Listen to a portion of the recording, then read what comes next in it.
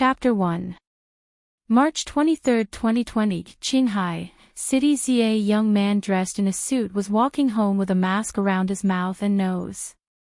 In his face, you could see both tiredness and a youthful vigor. His appearance was above average, not handsome, but somewhat pleasing to the eye. What was extraordinary about him was his eyes. His eyes were black just like everyone in the Republic, but if you stare at them, you would notice a strong and determined will, a will full with the drive to move forward. His name was Wang Wei. Wang Wei walked to his 3-bedroom apartment and put his mask properly on a hanger by the door. Just by entering the room, you could see that this was a somewhat luxurious apartment. This young man had achieved some success in his career at such a young age. Afterward, he took off his clothes, put on his slippers and got into the shower to wash off the tiredness of the day. "What a tired week," he proclaimed. "The director was driving us crazy." After a long shower, he began to prepare his dinner for the day. Today's menu involved miso soup with a couple of side dishes. Afterward, he turned on both the TV and his laptop. Just by looking at the first page of his screen, you could see that Wang Wei was an avid fan of online novels. On the TV, you could hear a beautiful reporter dressed in a standard woman suit talking with great exclamation, thus creating a sense of drama and tension to the audience. "Hello, everyone, I'm reporter Xinhua, bringing you international news. International space agencies across the world have discovered a cosmic phenomena that is spreading across multiple galaxies. As you can see in the sky behind me, there you can see something that resembles space cracks. We have invited Academician Chen from the Chinese Academic Institute of Science and Technology to make a statement." Afterward, an old man with white hair and beard appeared. Just by looking at him, you could notice a scholarly temperament about him. Wang Wei, who was cooking, stopped and looked at the TV. The first thing he noticed was the slight resemblance between Academician Chen and the reporter. Well, given the fact that they have the same surname, it would not be too far-fetched if they were family. Academician Chen took a mic and responded, "After analyzing the data, we theorized that an enormous amount of energy waves was making its way throughout the universe, thus affecting the gravity field of each galaxy to the point that the fabric of space itself was shaking." The academician went on to explain a bunch of scientific theory to back up his theory. You could see at a glimpse that he was very excited. His body exuded a vigor that was far beyond an old man in his 70s. Wang Wei watched the program with full concentration. He did not know why, but he had a hunch that something bad was going to happen. Do not think that this is just his feeling. Ever since he was young, he always had an extraordinary intuition. That intuition had saved his life many times and even greatly helped him in his career. Wang Wei was an orphan whose parents abandoned him since he was born. As such, he always lived in an orphanage ever since he could remember. Growing up without parents, he was forced to grow up early and matured way before his peers. At the orphanage, he became what you called a study tyrant and had the best grades of all the kids. The first time his intuition manifested was when he was 8 years old and being adopted. The director of the orphanage brought a couple dressed in a bunch of luxurious and high-brand clothes. They drove a car worth at least 2 million yuan. All the children were lined up one by one, dressed in the best outfit and tried to look as cute as possible. The couple checked each of them in order to pick the best. Finally, they chose Wang Wei as expected since he was the best among those children. However, the moment he was chosen, Wang Wei felt a terrible dread overflowing in his mind. The only thing in his mind at that moment was that if he went with that couple, his life would be more miserable than a street dog. He did not know how and why this feeling came, but he believed in it anyway. This was the first time that Wang Wei disobeyed the order of the director. Anyway, he refused to be adopted by the couple. In the end, 2 other boys and a girl were taken away by them. In fact, Wang Wei's intuition turned out to be right. In less than a month, a storm swept the national news that involving kidnapping children and selling them as sex slaves. While watching the news, Wang Wei recognized the couples that wanted to adopt him as one of the main suspects of this massive operation. Unfortunately, the director of the orphanage was fired after the incident. However, Wang Wei became aware of his intuition and relied on it. 2 years later, Wang Wei used his intuition to choose a new adopted parents. This couple were not well off like the previous one, but had the financial capability to raise a child. It turns out that Wang Wei's intuition was right off the bat again. In less than 5 years, his adopted father's company rose like a comet with assets worth billions of yuan. Sadly though, with his parents giving birth to a biological son and the increase of fortune of the family, many problems were intensified. However, this is not an influential part of this story, at least not yet. Another instance in which Wang Wei's intuition saved his life was when he was in high school. As one top study tyrant of his school and one with a prominent background, Wang Wei had attracted the eye of his school goddess. After she confessed her feelings and he accepted, one of her suitors could not accept his goddess being defiled by a nerd. So he decided to take matters into his own hand. He hired a bunch of thugs to beat Wang Wei when he was on his way to cram school. After school that day, Wang Wei was headed to cram school when a dreaded feeling overwhelmed his mind again.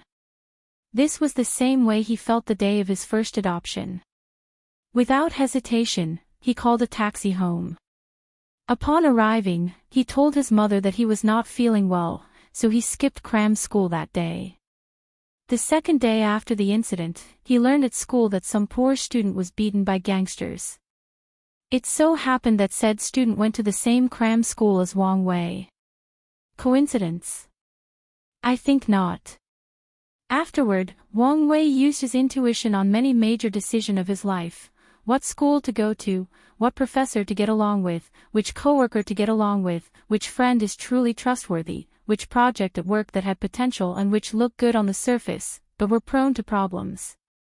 These decisions made him who was in just his late 20s heading into a promotion for deputy manager at a Fortune 500 company. Now back to the present. Wang Wei was watching the news with worry on his face. He pondered what action to take. At the same time, many places in the world were in chaos. The cracks in space that were small and visible in only some places began to expand exponentially. They look exactly like when the character Whitebeard from the anime One Piece used his devil fruit ability. As the cracks became more visible in the sky, panic and chaos spread across the globe. People began to wonder, is this the end of the world? Chapter 1.1 Suffering Makes the Heart Grow Stronger Part 1. Few months have passed since Wang Wei had a meeting with the upper management of the sect. Soon after the meeting, the Supreme Elders, which all had the cultivation level of Supreme Realm, quietly left their place of retreat. This was actually world-shaking news. In the last generation, for some reason, the path of Supreme was entirely cut off. No matter how powerful or heaven-defying a heaven chosen was in the last generation, no one could enter the realm of Supreme. This was the reason that Wang Wei's father was still in the realm of Saint. As for Wang Wei's generation, many of the heaven chosen have just been born and have not even started cultivating yet. And if they have, they are in a low-level realm. In fact, many of them have not even proven to the world they can gain the title of heaven chosen. The reason people already called them that is because once they were born, many heaven phenomena appeared just like Wang Wei. Furthermore, many people born with a special physique appear at the same time all over the world. Especially people with special bodies in the 3000 heaven physique list. This was a list certified by Heavenly Tao itself. What's even more shocking is that 2 of the top 3 physique already appeared. Throughout the history of the myriad Emperor plane, the appearance of one of the top 3 physiques was rare enough, let alone 2 appearing at the same time. As a precedent, once that happens, it can only mean one thing: the 3 top physiques will be born at the same time and a glorious time will be born. The fight for heaven will be a fierce one, heaven chosen will be everywhere like dogs. As such, the emperor created in this era will be a very powerful one. Coming back to the topic. The appearance of the Supreme Elders brought a shock to the world since they technically have not seen a Supreme Realm for close to 2 generations. Although the Supreme Elders tried to be as low-key as possible, when the Tao opening sect started searching for some rare and precious materials, the powerful groups of the world sent their spy agencies to acquire news. These sects did not find specifically what the Tao opening sect was doing, but they still got some news. Furthermore, when the Supreme Realm powerhouse of the Fox Demon clan moved the whole clan to a domain that belonged to the Tao opening sect, the whole world knew that something big was happening. After a few months of work, the polishing Tao Heart Pagoda was successfully refined. The only reason it took such a short time was due to the fact that many Supreme Realm powerhouses worked together as a team. And it turned into a quasi-emperor artifact. Wang Wei learned from the library that weapons in this world were divided into 7 ranks: profound, earth, heaven, saint, supreme, quasi-emperor, and emperor. In fact, there is another rank called immortal weapons. According to the information in the library, immortal weapons are more powerful than quasi-emperor, but far inferior to emperor weapons. After seeing this, Wang Wei went and asked his father about immortal weapons, but his father quickly shushed him and told him never to talk about these unless he reached a certain level. From what Wang Wei observed the past few years, anything related to immortal seemed to be a taboo or some sort of open secret that you have to reach a certain level of cultivation and status to know. In the end, Wang Wei had to sigh that the waters in this world were indeed deep. The reason that the polishing Tao Heart Pagoda reached the level of quasi-emperor instead of the supreme tier has to do with Wang Wei.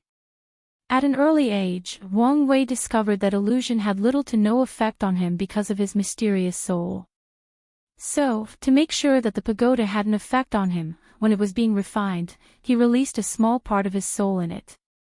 Thus, after passing the heavenly tribulation, the pagoda reached the level of quasi-emperor, which surprised many people. Today was the day that the pagoda opened. Wang Wei stood in front of it with an excited face. There was a little fat boy standing half a step behind him. This boy's name was Li Jun. He was Wang Wei's only true brother in the Tao opening sect. Li Jun's life in the Tao opening sect was somewhat of a tragedy. The polishing Tao Heart Pagoda was his only chance to change his future. So, he stood there with a look of determination on his little chubby face. Soon, the pagoda started working. Wang Wei, Li Jun, and many core disciples entered and started their journey. As for the inner and outer disciples, they have to wait for their turn. In the first layer of the pagoda, Wang Wei found himself in a vast and endless desert. His body looks and feels ordinary.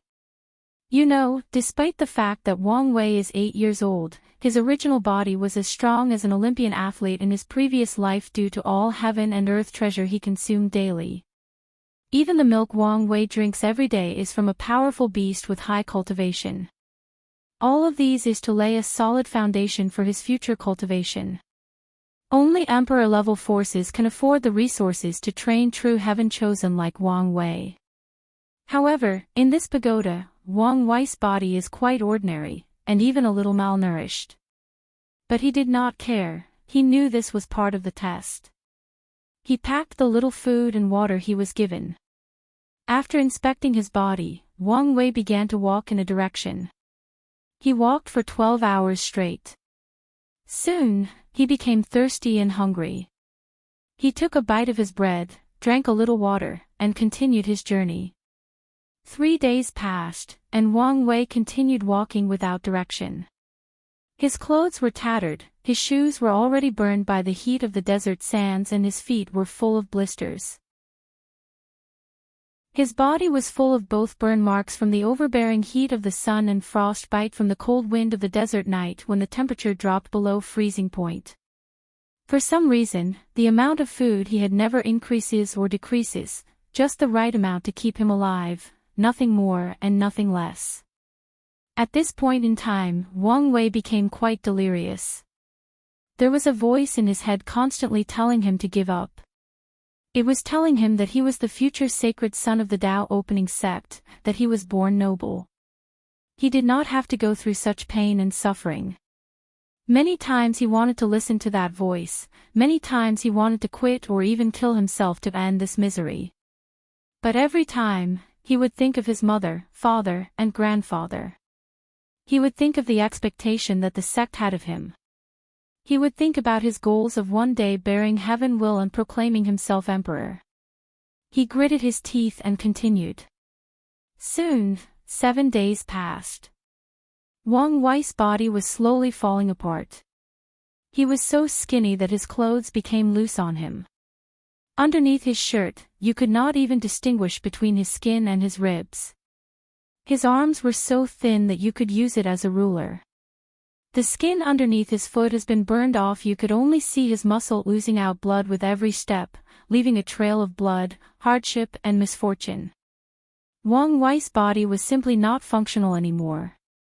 He was moving simply by his sheer will and determination. Despite all this, he continued his walk forward. Not even death itself could stop him. Meanwhile, outside of the pagoda, the elders and disciples were shocked. There was a formation that showed what was happening inside the pagoda for the rest of the people to watch. The result of many of the disciples were quite abysmal. Few were able to last more than a couple of hours. The best result so far was the rank first contemporary sacred son, which lasted 3 days.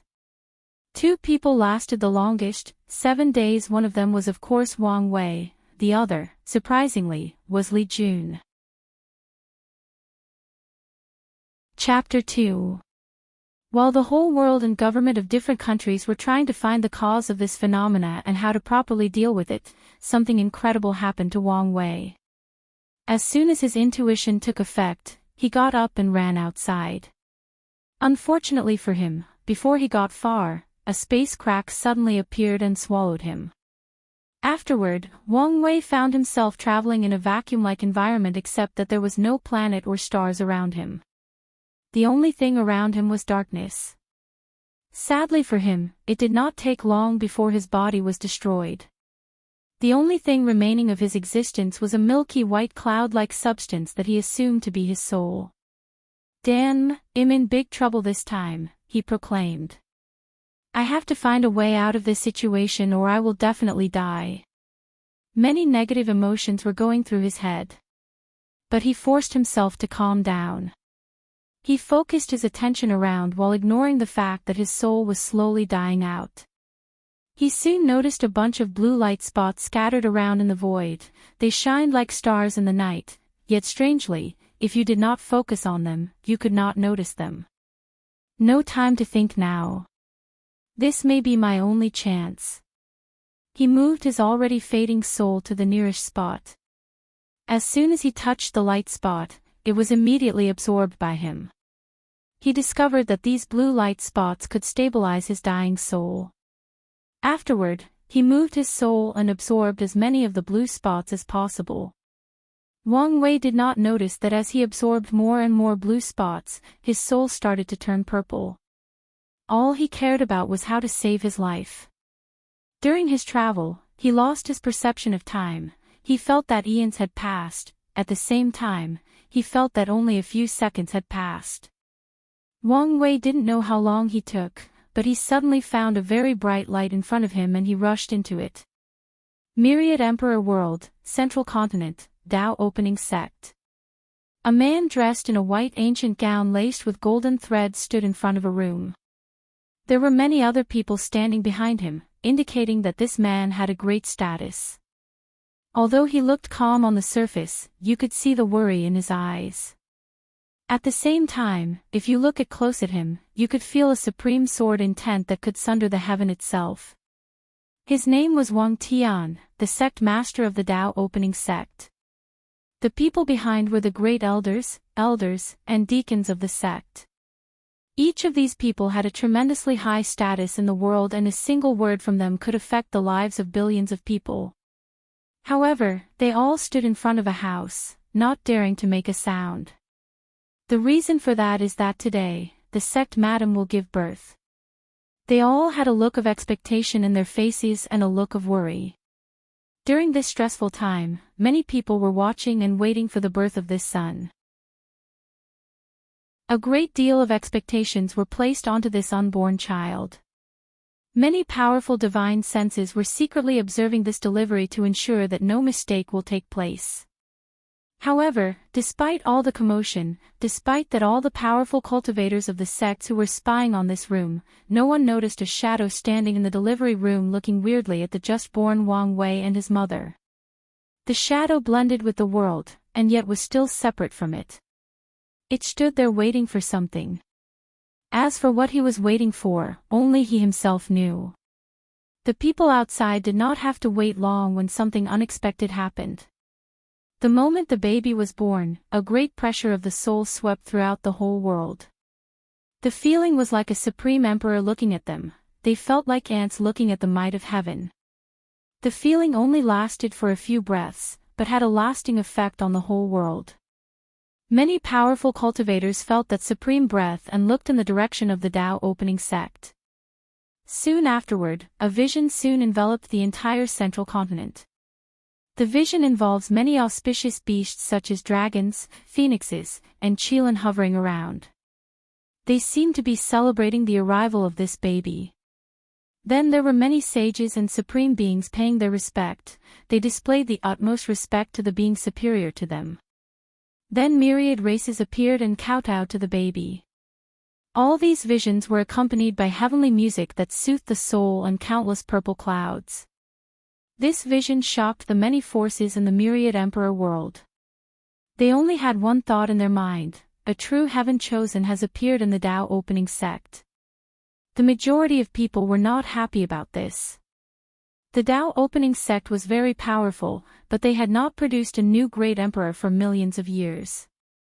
In this generation, they did not even have a proper heaven chosen that could compete for the heaven will, but now, things have changed.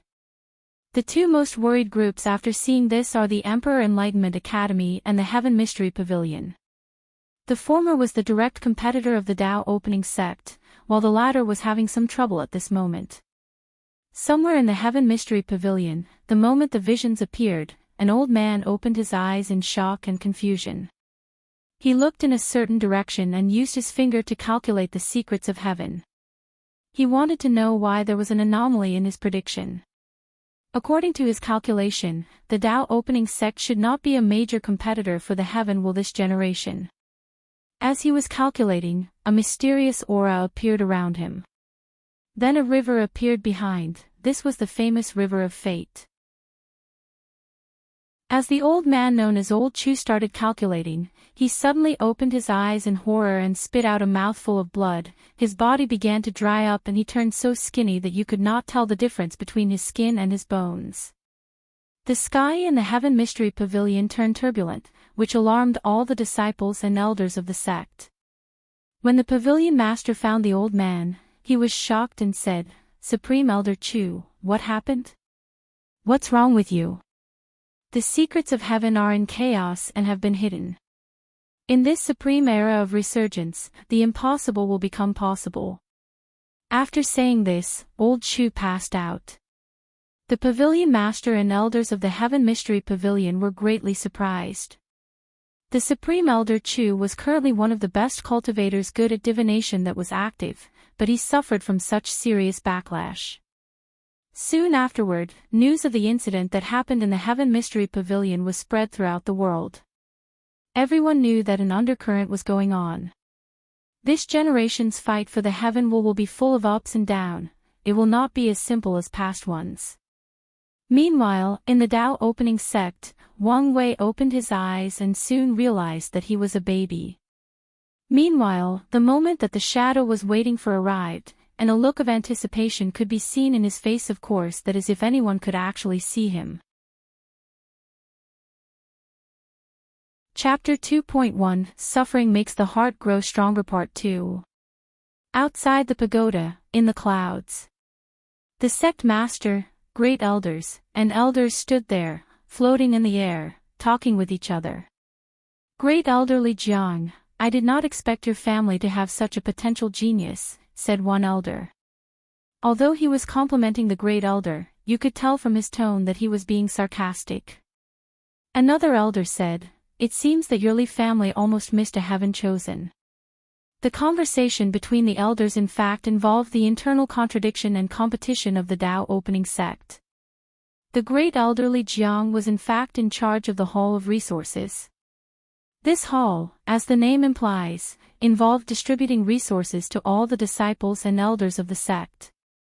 Whether it was the distribution of pills, talisman, weapons, or selecting a cultivating cave full of spiritual energy, they all fall in the jurisdiction of the Hall of Resources. The Li family was in charge of the Hall of Resources for this generation. As a matter of fact, the Tao opening sect is currently divided into 4 parts: the Wang, Yan, Li family, and the sectarian side. The Tao opening sect had 9 emperors, 4 from the Wang family, 2 from the Li family, 2 from the Yan family, and 1 from disciples recruited outside of the families. As a result, there are many contradictions and competition between the 4 parties. Li Jun is in fact the young master of the Li family, and great elder Li Jiang is actually his father.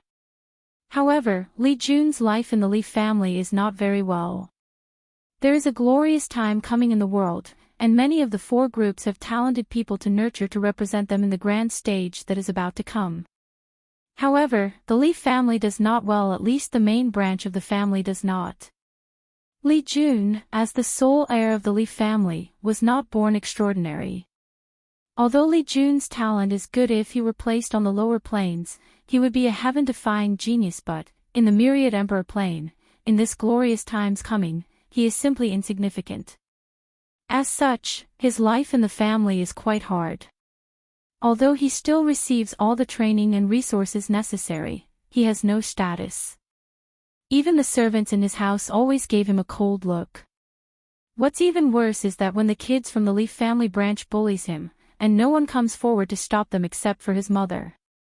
As such, Li Jun's evaluation in the family is someone that is not worth training. His life only got better after he started hanging out with Wang Wei. So, you could imagine the shock the elders had after seeing his performance in the pagoda. Great elder Li Jiang blushes with shame upon hearing the others' comments. How would he know his son has such a powerful will? Although he always feels bad for his son, as the patriarch of the family, he is trained from birth to put the well-being of the entire family before the need of the individual, even when it comes to his own blood. Of course, Li Jiang is not a completely heartless and terrible father. He tried his best, otherwise Li Jun would not have received as much resource as he did now. The noble families like the Li and Wang are ruthless, they do not raise anyone who has no value. Back to the pagoda. After 8 straight days, Li Jun's body collapsed in the desert and he was sent out the pagoda. His body was in fact in perfect shape, as the pagoda trials are just powerful illusions. But when Li Jun was sent out, he was still immersed in the trial. As soon as he got out, he started screaming, "Water, water, I need water." His father, who was in the cloud, instantly appeared before his son and fed him some water. Afterward, Li Jun passed out and was taken away by the great elder. Soon, many murmured of the disciple began to spread throughout the venue. Was that Li Jun who passed the trial? Yeah, that was him. But I thought he was a waste. Now, I just saw him perform better than the contemporary sacred sons. Shh, don't talk about these kinds of things if you want to mix in the sect. Conversations like these were happening everywhere in the sect. The people most affected by these rumors were the contemporary sacred sons. In the Tao opening sect, the disciples were divided into outer disciples, inner disciples, and core disciples. The top 10 core disciples were referred to as contemporary sacred son. They compete with each other and the winner will win the status of sacred son. What is a sacred son? The sacred son represents the future sect master of the Tao opening sect. It represents having most of the resources of the sect at your disposal. The sacred son's status is second only to the sect master and the great elders of different halls. The sacred son even has the right to mobilize the elders, which are all in the saint realm when necessary.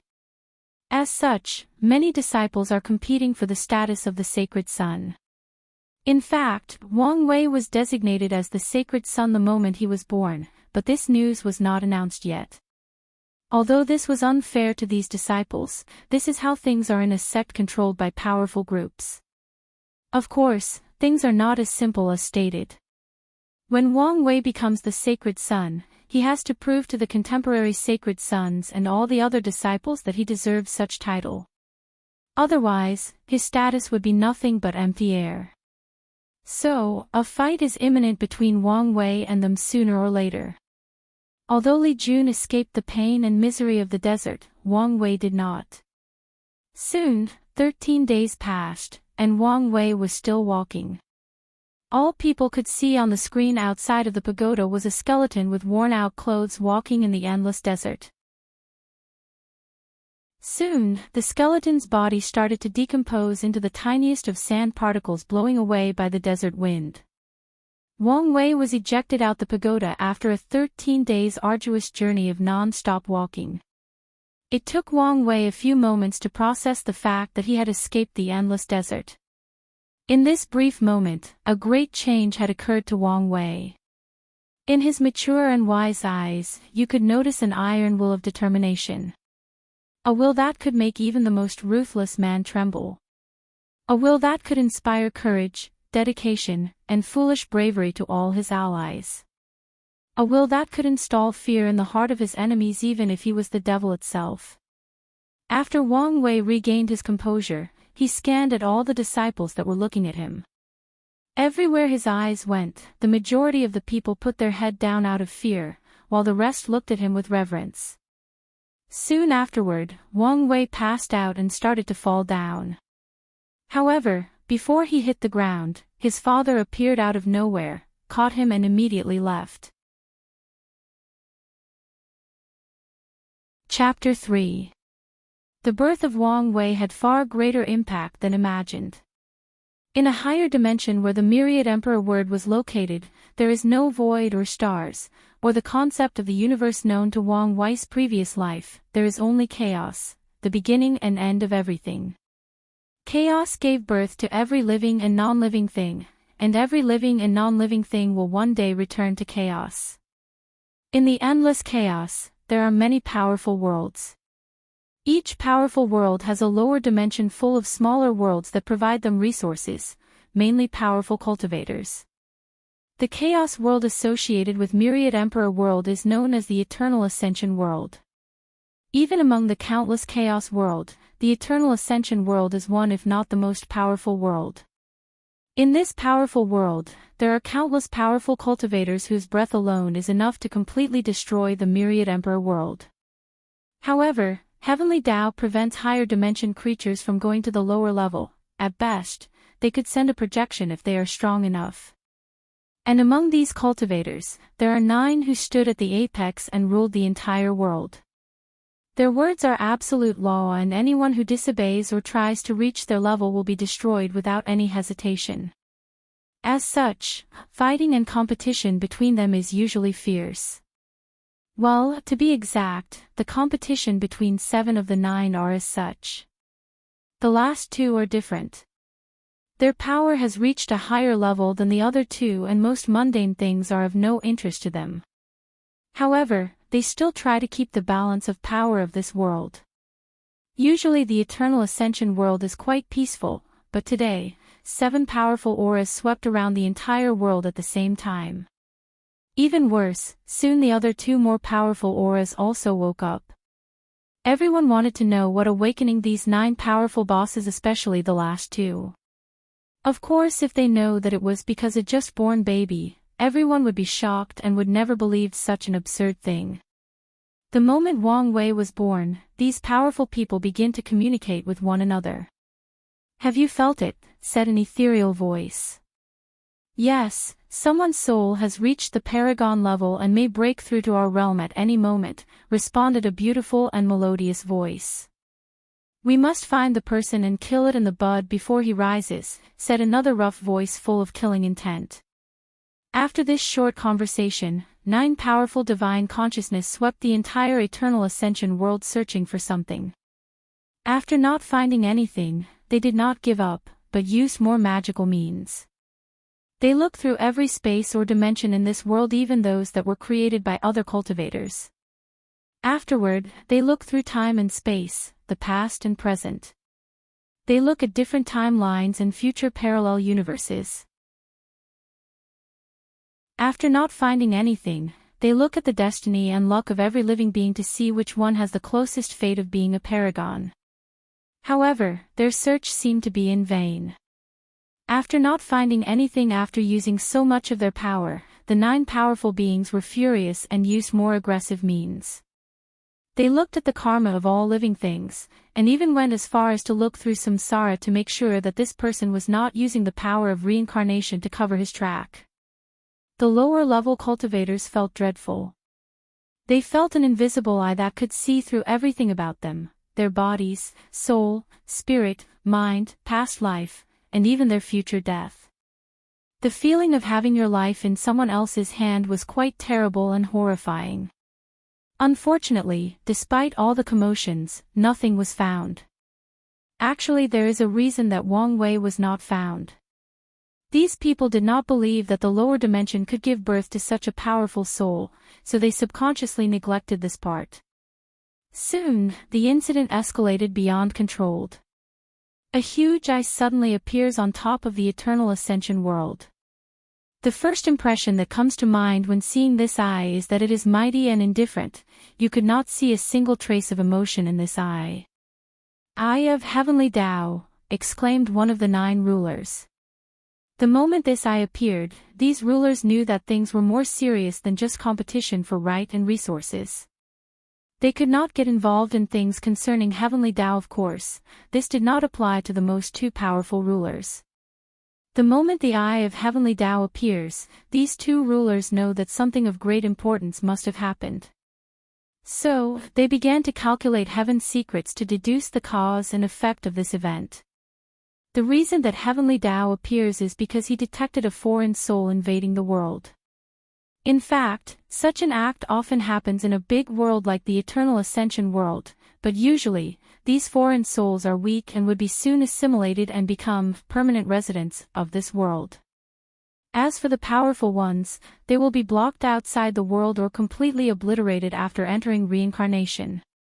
Now, the eye of Heavenly Tao notices a soul that managed to bypass its defense, and said soul has the potential to completely alter the fate and fundamental order of this world. As the supreme ruler in this world, Heavenly Tao has no emotion and no desire.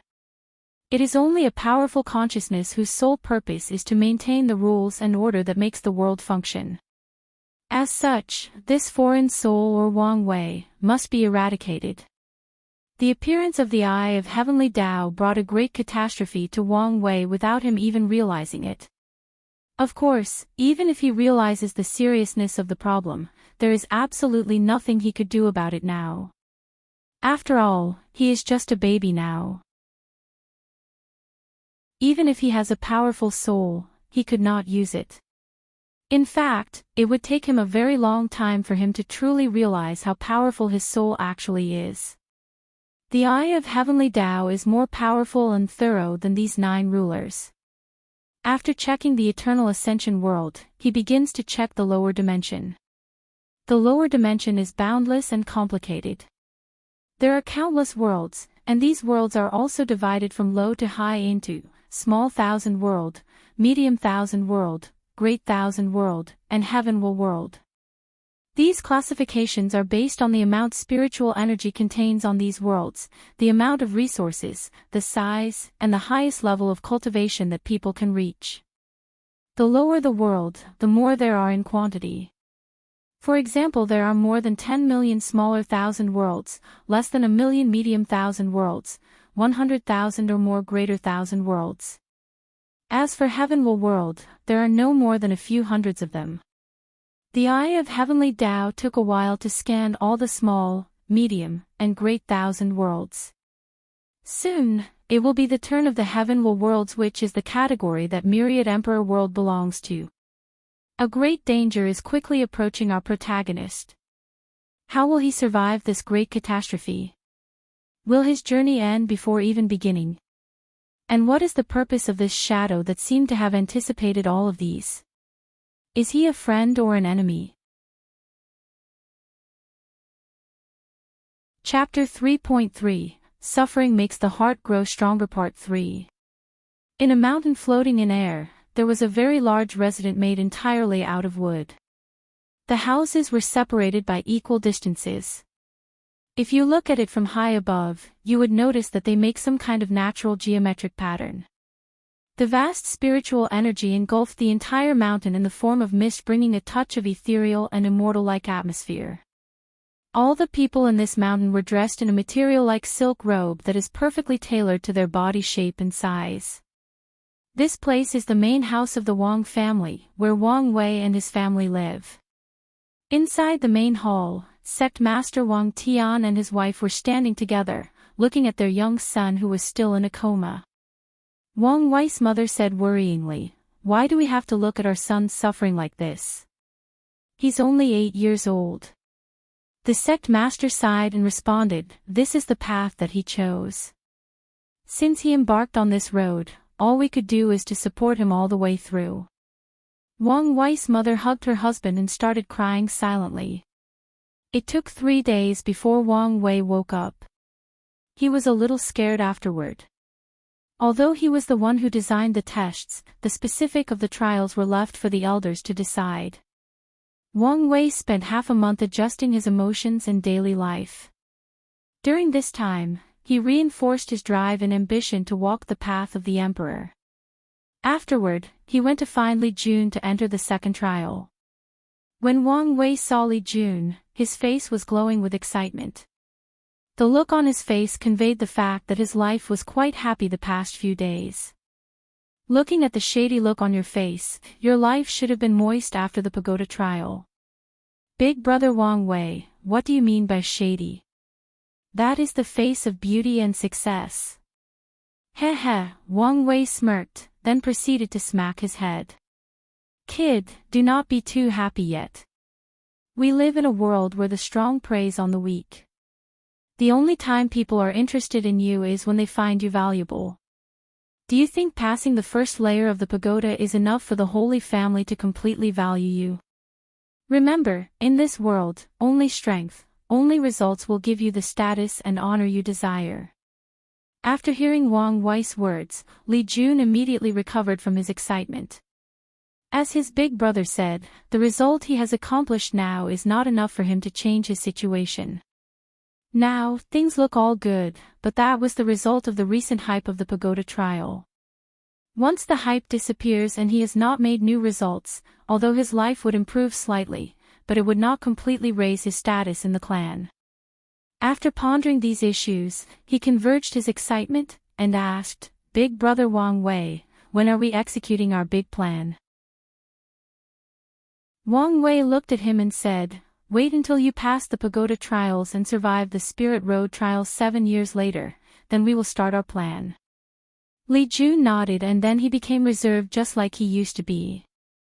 Noticing the change in temperament of his little brother, Wang Wei nodded in satisfaction while heading to the pagoda. As he walked toward his destination, Wang Wei started thinking about the day he met and became friends with Li Jun. At that time, he was 3 years old. He had just awakened a new ability. When he was 3 years old, Wang Wei discovered that his eyes could see an illusory dragon on top of people's head. The dragons were of different size and color. The colors being red, orange, yellow, gold, and purple. Even he himself had a purple dragon above his head. After awakening this ability, he searched in the library and learned that this was a manifestation of luck. In this world, luck is a real and observable thing. As such, the color of the dragon determines the level of luck someone has, with red being the worst and purple gold being the highest. In fact, not everyone has a dragon that represents luck. According to the knowledge he acquired, luck is divided into carp fish, snake, flood dragon, and true dragon. The majority of cultivators have the luck of a snake, as having the chance to cultivate itself is a manifestation of luck. In this vast world, there are trillions of mortals or ordinary people. Out of these people, probably only 1 out 100 billion can have the talent to cultivate. Among these people, the cultivator who can get the title of Heaven Chosen has at least a golden dragon of luck.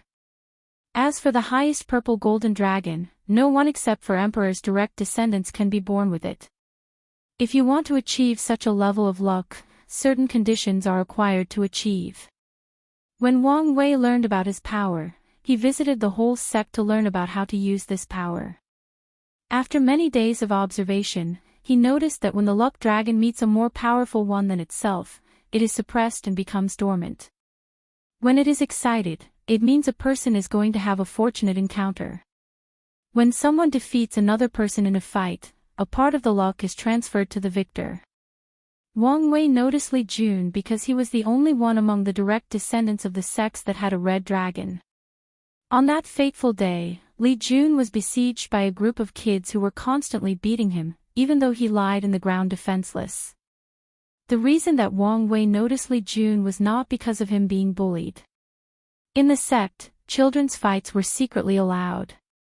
It was a way to develop the concept of strong prey on the weak at a very young age. In fact, Wang Wei himself beat a few children in order to establish his status as the boss. As a kid with the mind of an adult, Wang Wei can only secretly say that the process was quite enjoyable. The reason Wang Wei noticed Li Jun despite his red dragon luck was the determination he saw in his eyes and the fact that he did not fight back. You know, kids at their age had no cultivation or training in combat. And Li Jun, who was quite heavy at that time, had many advantages over these kids. So after the fight, Wang Wei approached him and asked him, "Why did you not fight back? What's the point of fighting back besides adding more unnecessary injuries to me?" After hearing Li Jun's word, Wang Wei immediately understood what he meant. Wang Wei had learned about Li Jun's situation and knew that his bullying had to do with his status in the clan. If he had a high status like Wang Wei, all he had to do was to beat a few kids to establish his dominance, then things would end. But, in his case, after beating the kids, they would gang up on him and beat him more severely in retaliation. As such, being passive, he would not anger them and receive less injury. This was not an easy thing for a 3-year-old kid to realize. After all, circumstances and the environment has a major influence on people's growth, especially children. After noticing that Li Jun was different from other kids, Wang Wei said, "Well, kid, I like your wisdom and bravery. Follow me and be my little brother. In this sect, no one dares to bully my little brother. Who are you calling a kid? Furthermore, as far as I am concerned, I am older than you. I should be the big brother. What an interesting kid. In that case, let's settle this like everyone in the world does. Whoever has the bigger fist is the big brother. Well, what you say makes sense." Afterward, they fought madly like kids, rolling in the dirty ground. In the end, Wang Wei had to rely on a few unsavory tricks to win. And Li Jun gracefully accepted his status as the little brother. Chapter 4. A great deal of danger was quickly approaching our protagonist even though he was not even aware of it. As the scanning of the eye of heavenly Tao approaches the myriad emperor world, a great change suddenly happened. The whole universe suddenly became quiet.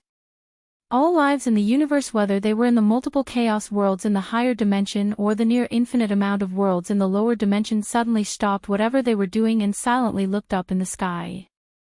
Trillions upon trillions of lives, who had different identities, different race, and different cultivation levels. When they raised their head, all they could see was a young man dressed in purple robes standing over them. To be precise, he seemed to be standing above the whole universe.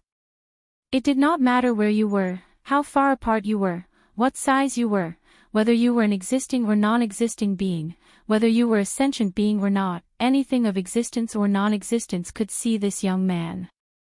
The inhabitants of the universe could not see the face of this man, but somehow they could see his temperament and both his eyes. The man gave the feeling that he was free and unfettered, that he was not bound by worldly tether, that his actions were bound solely by his desires. In other words, he could do whatever he pleased whenever he wanted. He was transcendent. He was detached. And then there were his eyes. In his eyes, you could see the fate of all living beings and things, their birth, growth, and destined destruction. It was a beautiful yet horrified cycle. When seeing those eyes, people would immediately ask themselves, does fate really exist?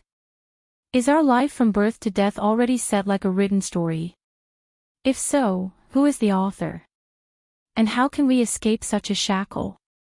Maybe this man knew the answer. Unfortunately, he was not here to answer our questions. Despite this, we are still happy to be in his mere presence. Right after the young man showed up, a gigantic eye also appeared on top of all living beings. Unlike the man who was a mystery to people, all living things instantly recognized this eye despite not having any prior knowledge of it. It was as if the cognitive knowledge of this being was instantly placed in their mind.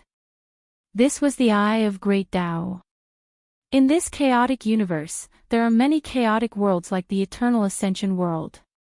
Each chaotic world has an Eye of Heavenly Tao to manage it and keep it in order. The collective chaotic worlds and its Eye of Heavenly Tao can be called the chaotic universe. Thus, the Eye of Great Tao is essentially the boss or ruler of the entire chaotic universe. There are two types of Eye of Great Tao, ones with emotion and the ones without. As for how the differences come about and what effect they each have, well, that's information that our protagonist will have to discover for himself in his journey. However, it seemed that the one that just appeared is without any emotions. Despite this, the moment the Eye of Great Tao looked at the man that seemed to be standing above him, it felt something that seemed to be buried deep in his memories, fear. It was not that the Eye of Heavenly Tao suddenly learned to have emotion. No, it was more like an instinct when a lower life form came face to face with a higher one. It was the same when ants met humans who could kill it with just one finger. Or when humans meet almighty gods that control their fate. Throughout its near infinite lifetime, the Eye of Great Tao could count less than 5 times in which it has felt this emotion. The detached young man only slightly looked at the gigantic eye and then ignored it. He opened his mouth and exclaimed, "Stop." This single word echoed throughout the chaotic universe. Afterward, a supreme will instantly traveled throughout the universe and executed this man order. Immediately afterward, time and space froze, and everything began to stand still. The cycle of life and death stopped evolving, all living things in this moment become eternal, being able to live forever frozen in that single moment. The shackles of fate were removed, or to be precise, changed ownership to this supreme will. The fate of all living things were no longer their own as it always was and always will be. All cause and effect, all karmic ties were cut, thus freeing all living beings from the consequences of their actions. All their sins and altruism were washed away, turning them into blank sheets. Yin and yang were no longer separated. All living things were free from the concept of good and evil, day and night, fire and water. They were no longer divided. Just this one sentence showed the terrifying power of this being. Among all beings, only 2 people or things were aware of things going around the universe. One being the Eye of Great Tao and the other, the shadow standing in Wang Wei's birth room. And to their horror, they were powerless and could only just watch it happen. Afterward, the free and unfettered young man rewrote the fundamental laws or Great Tao of the chaotic universe. Why did he do all that? Because of a baby that was just born in the myriad emperor world. The detached young man did all this to prevent the Eye of Heavenly Tao from noticing Wang Wei. He erased the memory of all living things, the memories of the powerful rulers of the Eternal Ascension world, and even the Eye of Heavenly Tao. Heck, even its boss, the Eye of Great Tao, was not spared. He rewind time to the moment he baby was born and give him a citizenship identity that was recognized by the world. The only being who was spared was the shadow, but even he could not truly fathom exactly what the Supreme Being had done because of the massive difference of their cultivation level. However, he could probably guess the gist of it and the identity of the Supreme Being. The shadow smiled and muttered to himself, "So, that's what happened. Now, so many things can be explained." The shadow looked at the eyes of the Supreme Being and said, "I am going to be the last winner." After doing all this, after accomplishing his task, the detached young man glanced meaningfully at the just-born baby, then at the shadow, smiled, and uttered, "The journey has begun, huh?" "But it also already ended," responded a sweet and ethereal voice with the same detachment of the young man. You easily could tell that it was a woman's voice. "How about making it a little more interesting this time around?" She giggled. "Do not be playful when it comes to matters of such importance," reprimanded the young man. The woman laughed without caring. Then she sneakily threw a very thin and undetectable white line in the chaotic universe. Of course the young man noticed her action, but he ignored it. Just as she said, some things are simply inevitable, the process may be different, but the ending will be the same. You could tell from their conversation that these two people were very close to each other from their manner of speaking. And also, of similar status. The two young and immortal-like people were living in a strange place. In this strange place that appeared all white, all existing concepts exist simultaneously or at the same time. You could see space, time, matter, energy, life, death, reality, dreams, fantasy, yin and yang, absolute beginning, absolute end, etc. All the concepts known and unknown to human cognition exist simultaneously in this strange place. Its name is Hongmeng. According to cultivators' understanding of the Tao, chaos existed before the birth of the universe. Chaos gave birth to all things. Then what was before chaos? What gave birth to chaos? The answer is Hongmeng. Hongmeng existed before chaos. Chapter 4.1 What price are you willing to pay for power? Part 4. While Yu Yan closed her eyes and waited for her fated death, Wang Wei's bright red sword stopped 1 millimeter away from her heart. No matter what Wang Wei did, he could not push the sword forward. This 1 millimeter represented a chasm that separated his last trace of humanity. It also represented his destined path. Cross that chasm and he will no longer be human, he will turn into a slave of power, a puppet of fate. Walk away from it, he still has a chance at redemption, a chance to try to place the control of his fate in his own hands. Wang Wei looked at his mother, then memories that were engraved deep in his memories flooded his mind. He remembered the reason that he started in this path of pursuing power. It was to protect his mother from the persecutions of the other clans. But now, years later, he has forgotten his original purpose. His desire for power slowly consumed him like blood flowing out of a person's cut artery. Then it suddenly dawned on Wang Wei that the most difficult thing about cultivating was not the process of reaching high realms. No, by his talent alone and with an abundance of resources from the sect, it was only a matter of time before he could cultivate to the supreme realm. The real difficulty of cultivating was how to remember his original purpose, his original heart. Cultivators live a very long life. The real trial that they have to face is how not to let the passing of time affect their heart, to retain their original intention in the face of the demon that is called time. Can you make sure that after 1,000,000 years, you are the same person? Can the people who knew you in the beginning still recognize who you are? Can you look yourself in the mirror and say without hesitation that you did nothing against your conscience? And if you did change, is it too late to rectify your mistakes? All these are the essence of having a strong and powerful Tao heart, and it took Wang Wei's almost killing his mother to truly understand these things. Yu Yan opened her eyes after a few moments without feeling any pain. The painful death that she waited for did not come. When she opened her eyes, she saw her son holding a sword very close to her heart without moving an inch. At the same time, she noticed tears flowing down his eyes, drenching his clothes wet. His eyes were no longer devoid of emotions. Instead, they were full of pain and struggle. They kept changing from pure ruthlessness to doting love. Yu Yan realizes that her son was in an internal battle of good and evil. Her son was in his last struggle to redeem himself. She did not say anything to him, her gentle smile remained on her face. She knew that this was a battle that her son had to face on his own. No matter the outcome, she will accept it. If her son succeeded, she will lead him to a path of redemption to repay all his negative karma. If he failed, she would die as a form of atonement to the world and her son. Wang Wei's struggle lasted more than 9 hours. Afterward, he dropped the sword in his hands on the floor. He looked at his mother full of gentleness, love, and guilt, then said, "Mo. Moth, mother." His voice was harsh and hoarse and he stuttered. This was due to the fact that he did not speak for many years. Tears kept coming out his eyes and he knelt on the ground in front of his mother. He continued, "Soar. Sorry for warehouse. What happened?"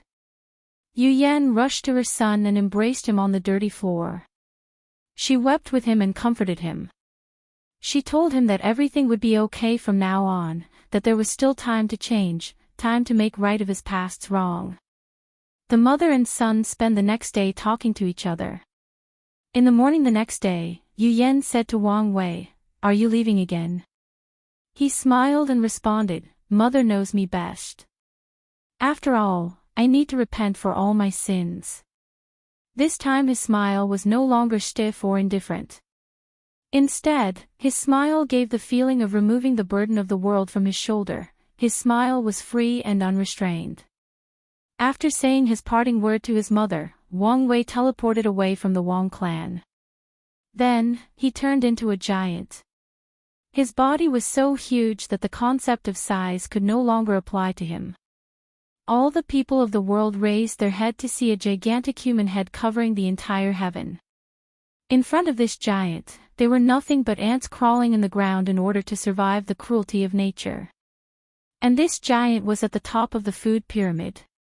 The people of the world immediately knelt on the ground and did not make a single sound. The world became extremely quiet. In fact, not just humans, all sentient and non-sentient beings acted this way. Even the wind stopped blowing so as not to make flowers move and make a single sound. The giant looked at all the beings in the world and proclaimed, "My name is Wang Wei, but many of you should know me by the title of Slaughter Devil." Upon hearing the giant's word, many people became terrified. Who did not know the slaughtered devil that killed the majority of the people in the world? All of them lived every day in fear, thinking that someday the devil would come to finish the rest of the job. Many people at the moment thought that their judgment day final came. Throughout the past 10 years, I have committed great sins to the people of the world, and as such, are fettered by karmic virtues. Since there is a cause, then there must be an effect. Today, I will repay the karma I owe to the people and to the world.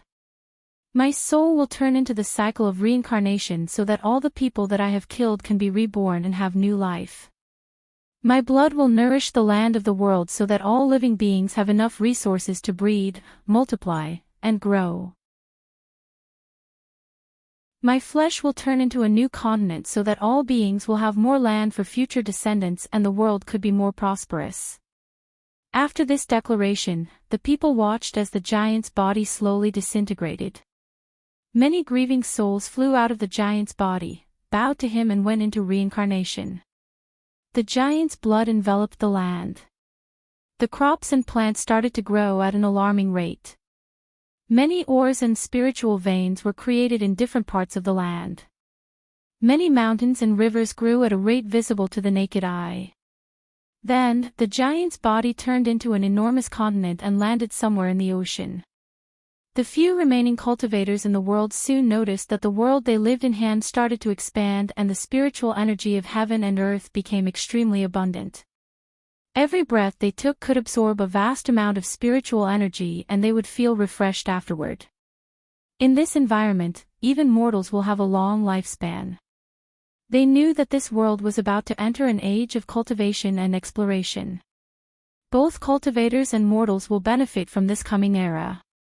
After doing all of this, Wang Wei was ejected out of the pagoda trial. In fact, Wang Wei did not have to do all the extra things at the end. After waking up at the last moment and preventing himself from killing his mother, he already passed the trial. So why did he do all the things he did? It was to install on him the idea of always paying karma. In this world of cultivation, karma is a real and accessible thing. Many cultivators have cultivated the Tao of karma, and some have even proclaimed themselves emperor using the Tao of karma. If one day he encountered one of such cultivators, he would be somewhat prepared. If he could also understand the Tao of karma, it would be even better. Chapter 5. The moment Wang Wei was born and the vision stopped, his father named Wang Tian rushed inside to see his son. There, he saw his wife holding a cute baby with clear, pure, and intelligent eyes. He walked over and held his wife with his newborn son. Although his wife had just given birth, there was no such thing as weakness. After all, she was a cultivator as strong as her husband. She happily hugged her baby with her husband while playing with him. "Husband, how about naming our son?" Wang Tian hesitated a while, then said, "I don't think that's a good idea. Maybe, we should call my father for him to name our son. But father-in-law has been cultivating in the Supreme Elder Cottage for many years and has not come out. Is it necessary to disturb him now?" Wang Tian pondered his wife's words and realized she was right. His father had been cultivating in retreat for hundreds of years, and only on some occasions he would communicate with his son. Just as Wang Tian decided to give his son a proper name, a powerful and domineering laugh echoed throughout the Tao opening sect. Soon, an elderly man walked in the birthing room. The man looked somewhat similar to Wang Tian, except way older and more overbearing. While the sect master gave the feeling of a sharp sword, his father gave the feeling a domineering tyrant. The first feeling when meeting him was like saying, "Bow to me, you will prosper, hinder me, you will perish." Sect Master Wang was surprised to see his father coming out of his seclusion. You know, his father was a supreme elder, and they rarely deal with things concerning the sect, unless it was of great importance.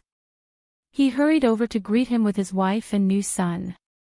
Sect Master Wang Tian's father happily greeted his son and his family, then held his grandson in his arms and started playing with him. Despite all the happy family interaction of the room, none of these people noticed the shadow that was still standing in the room. The shadow looked at the family and the just-born baby. He smiled, then disappeared as if he never existed in the first place. When he came, no one was aware of his existence. As such, he left the same way. Not even the blowing wind or the dust in the ground could leave a trace of his presence or existence. The Supreme Elder who was playing with his newborn grandson suddenly proclaimed out loud, "From now, you shall be known as Wang Wei, meaning Great King." In fact, this name was average, but it also contains the great expectation that not only the Wang family, but the whole Tao opening sect had for this baby. "Father, what brings you out of seclusion?" "Well, me and the old fellows in the back of the mountain were woken up by the visions created by my lovely grandson." Wang Tian immediately thought of some time and hurriedly asked, "Is there any decision?" "Yes, we have voted to make little Wang Wei the sacred son of the sect, and used all our resources to cultivate him so that he could fight for heaven will this generation." Both Wang Wei and his wife were immediately excited after hearing this news. They knew exactly what those words meant. Their sons will have access to all the resources and support of the sect. You know, a big sect like the Tao opening sect has countless resources. As such, there are many interest groups that control these resources. Although their Wang family is the strongest one among them, they could not control the whole sect by themselves and decide who all the resources went to.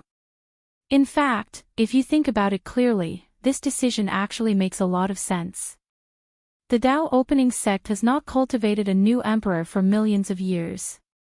Furthermore, there are rumors in the world that the maximum number of great emperors that a single force or group could have was 9. Afterward, Heavenly Tao would put a curse on said group to prevent the birth of a 10th emperor. As it turns out, the Tao opening sect has reached this maximum number. Afterward, no matter what the sect does, no matter what price they paid, it could not cultivate another emperor. Millions of years have passed since then. The Tao opening sect has helped many other emperors in their rise and accumulated countless resources and background, but they never had one of their own. Wang Wei's father was the person that came closest to break this curse. Unfortunately, he was unlucky. To be precise, his whole generation was unlucky. In a brief moment, these countless thoughts flashed in Wang Tian's head. Then, he thought of something else and worriedly asked his father. But, father, Wang Wei does not have a special physique. Although his soul is special, he would face a lot of setbacks. Both Wang Tian and his wife had already checked their son's body the moment he was born. So they knew that he had a very powerful and mysterious soul, but not a special physique. Wang Wei's grandfather responded nonchalantly, "Don't worry about this. I have already discussed with these old guys. They agree for Little Wei to cultivate the ancient desolate body refining scripture, to make up the gap with other heaven-chosen born with special physique." Hearing this, both Wang Tian and his wife were shocked. His wife hurriedly said, "But father-in-law, the ancient desolate body refining scripture is a very hard technique to cultivate. Few people can get started, let alone cultivate it to great accomplishment." Suddenly, a supreme pressure came out of Wang Wei's grandfather and he said in a cold and ruthless tone, "So what? The path of the emperor is ruthless, harsh, and full of despair. If Little Wei could not even get through this small difficulty, then it's a joke to talk about bearing heaven will." Both parents sighed helplessly. They knew that the Supreme Elder was right. They shut their mouth and never mentioned this topic again. They started enjoying their family life and look forward to the future. Suddenly, 8 years passed. In a mountain path, there was a child walking upward with a few people walking behind him. From their behavior, you easily distinguished the fact that they were servants. The young child was quite cute and lovable. The only thing odd about him were his eyes. His eyes were full of vicissitude, wisdom, and maturity that was beyond his age. This child was Wang Wei. All Wang Wei remembered after being swallowed by that white light was he was constantly spinning, then he was a baby with 3 giants looking at him. As he walked the mountain, Wang Wei started reminiscing about the past 8 years. After being born, he took just a couple of days to learn the language. Then from the conversation he heard from his father, mother, and maid, he learned about this world. Then after a few months, he started walking and talking properly. He thought by doing so, he would be a genius and be praised, but he thought too much. Although he was far ahead of his peers in the sect, all he got were a few non-worthy remarks, and that was it. Later, he learned that there were little sages born in this world. The moment that they were born, they could walk and talk. They knew many truths in this world and could enlighten others. His little achievement was not so rare. Later, Wang Wei plunged into the sect's library and learned about the world. Although, Wang Wei already knew that this was a world of cultivation, but he was still shocked and excited when he truly came in contact with it. Cultivation in this world is divided into 10 realms: body refining, divine sea, divine altar, supernatural, divine body, primordial spirit, void shatter, saint, and supreme. After arriving in the supreme realm, all the qualified heaven-chosen would battle it out. The winner will carry heaven's will, prove their Tao, and become a great emperor. As such, in every generation, there could only be one great emperor.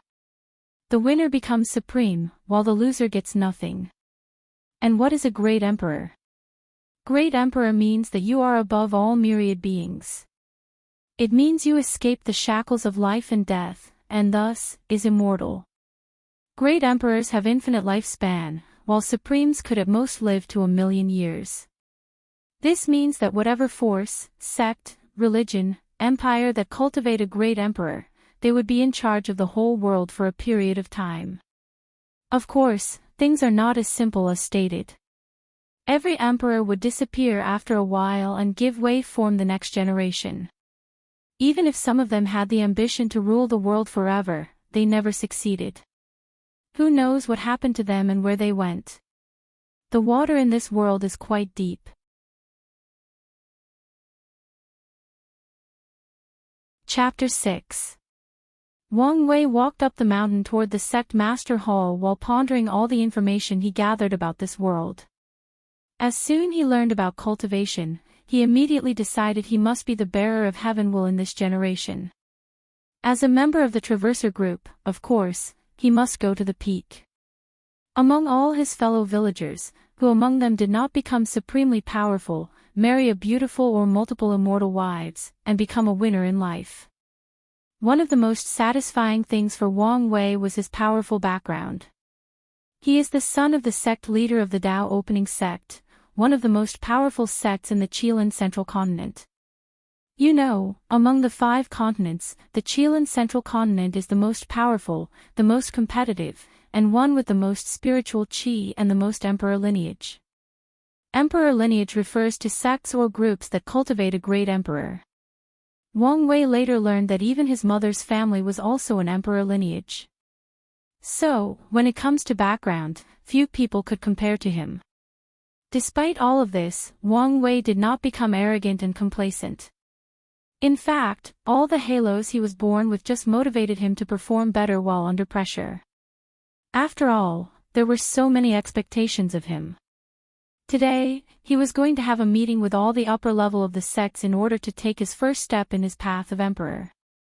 When Wang Wei arrived in the meeting hall, many people were here waiting for him, including his father. Wang Wei looked at the elders, then his father. At this moment, his father was not the lovey-dovey father he was used to seeing at home, but a powerful cultivator who dominated a great sect. He was quite domineering, Wang Wei quietly admired. When Wang Wei arrived, everyone concentrated on him and the atmosphere in the room became quite tense. Although these people did not release any forms of aura, it was quite scary to be stared at by them. After all the people in the room have powerful cultivation levels and have great status in the world. Can any ordinary person withstand being stared at by them? In fact, Wang Wei noticed that there were quite a few powerful divine consciousness paying attention to this meeting. Most likely to be his grandfather and the supreme elders in the cottage in the back of the main mountain. In fact, because of his powerful soul, Wang Wei had many weird and extraordinary talents. One of which is to be able to notice divine consciousness despite not having started cultivating. Wang Wei's powerful soul was one of his greatest and main reliance to proclaim himself emperor. However, he knew that this alone was not enough. However, despite the little test of the elders, Wang Wei was quite calm. In his past life, he had trained himself to maintain a poker face when meeting with his boss. "Young master, why did you call all of us for this meeting?" said the great elder of the formation hall. The reason he spoke first was that he was the closest to Wang Wei during the past 8 years. Not just him, but the great elders of Refining Hall, Alchemy Hall, and Talisman Hall. Wang Wei had spent the majority of his time studying with them, so they were quite close. Wang Wei started studying these professions mainly to accomplish a great plan that would be extremely important in laying his foundation for his future. So, he became quite close with the people of these halls. After walking in the room, Wang Wei bowed and said, "Hello, sect master, great elders and elders. I have called you today to ask for help." After saying that, Wang Wei paused a moment, adjusted his state, pondered his words carefully and continued. After spending many years reading stories about the legendary deeds of countless great emperors, I started to ask myself what is the main trait necessary for one to become a great emperor. After hearing Wang Wei's words, the people listening to him were surprised. To them, the young master was a snotty-nosed brat that did not even reach the appropriate age to start cultivating. And yet, he was talking about the greatest realm that a cultivator could reach in their lives. Although they felt absurd, they did not interrupt him and let him continue. Then, Wang Wei's only voice echoed in the hall. Does it require great talent to be an emperor? No, there have been many emperors with mediocre talent that defeated many heaven-chosens and succeeded the throne. If not talent, then maybe resources. No, there have been quite a few emperors that were loose cultivators. By relying just on themselves, they acquired countless resources and took the throne from others with much more abundant background than them. Powerful cultivating scriptures and Tao technique. Still no, many emperors have relied on ordinary scriptures and technique. Then, by their own effort, elevated these scriptures into emperor-level scriptures. Maybe hard work is the key. What a joke. Without hard work and dedication, no cultivator would ever reach sainthood in their life, let alone bear heaven will. Cultivating is like sailing a boat. Without going forward, then you are going backward. Then the answer is possibly luck. But luck is illusory and destined by heaven. We cultivators cannot yet affect the ways of heaven. So what is the answer? In my opinion, the answer to this question is an unbreakable Tao heart. Having a firm Tao heart means that no matter what defeat, despair, and pain you encounter, you could still move forward. A firm Tao heart means that no matter the obstacle, you have a mind to pursue the great truth of the Tao. Cultivating is like sailing in a sea of bitterness. The body is the boat, the soul is the sail, the cultivation is the wind, but the Tao heart is the compass that leads to the other shore. Cultivating is a path of defying heaven. Without a grand and encompassing Tao heart, how can one bear heaven will and proclaim themselves emperor? After finishing his speech, a grand and mighty aura came out of Wang Wei's body. Behind him, you could see a gigantic figure that vaguely resembled him looking down at myriad beings bowing to him. He was powerful and majestic. Unfortunately, the figure was quite illusory and soon faded away. The people in the room and the ones secretly watching saw that figure were shocked. Then, they were very excited. They knew what that shadowy figure meant. This was the sign of a young emperor. Although Wang Wei had not fully condensed this figure yet, the fact that he had the potential was more than enough. What is a young emperor? That is someone that displayed the quality and abilities of the great emperor before they reached the realm. The title of young emperor cannot be given to just anyone. You know, the majority of great emperors did not have this title when they were young. And those who did, once they prove the Tao and bear heaven will, they will become legends among emperors. You know, among great emperors, there are differences between weak and strong. Of course, being a young emperor does not necessarily mean that you will become an emperor. It just means that you will be one of the main contenders, that's all. As such, for the Tao opening sect, the young emperor talent displayed by Wang Wei gave them a lot of confidence. After all, they were betting a lot for this generation heaven's will. Chapter 7. After being shocked with the illusory image behind Wang Wei, the room became quiet. The people pondered the young master's word. Many of them have spent countless years cultivating, yet they could not grasp such profound truth, yet an 8-year-old with no cultivation realized something they spend their whole life pursuing.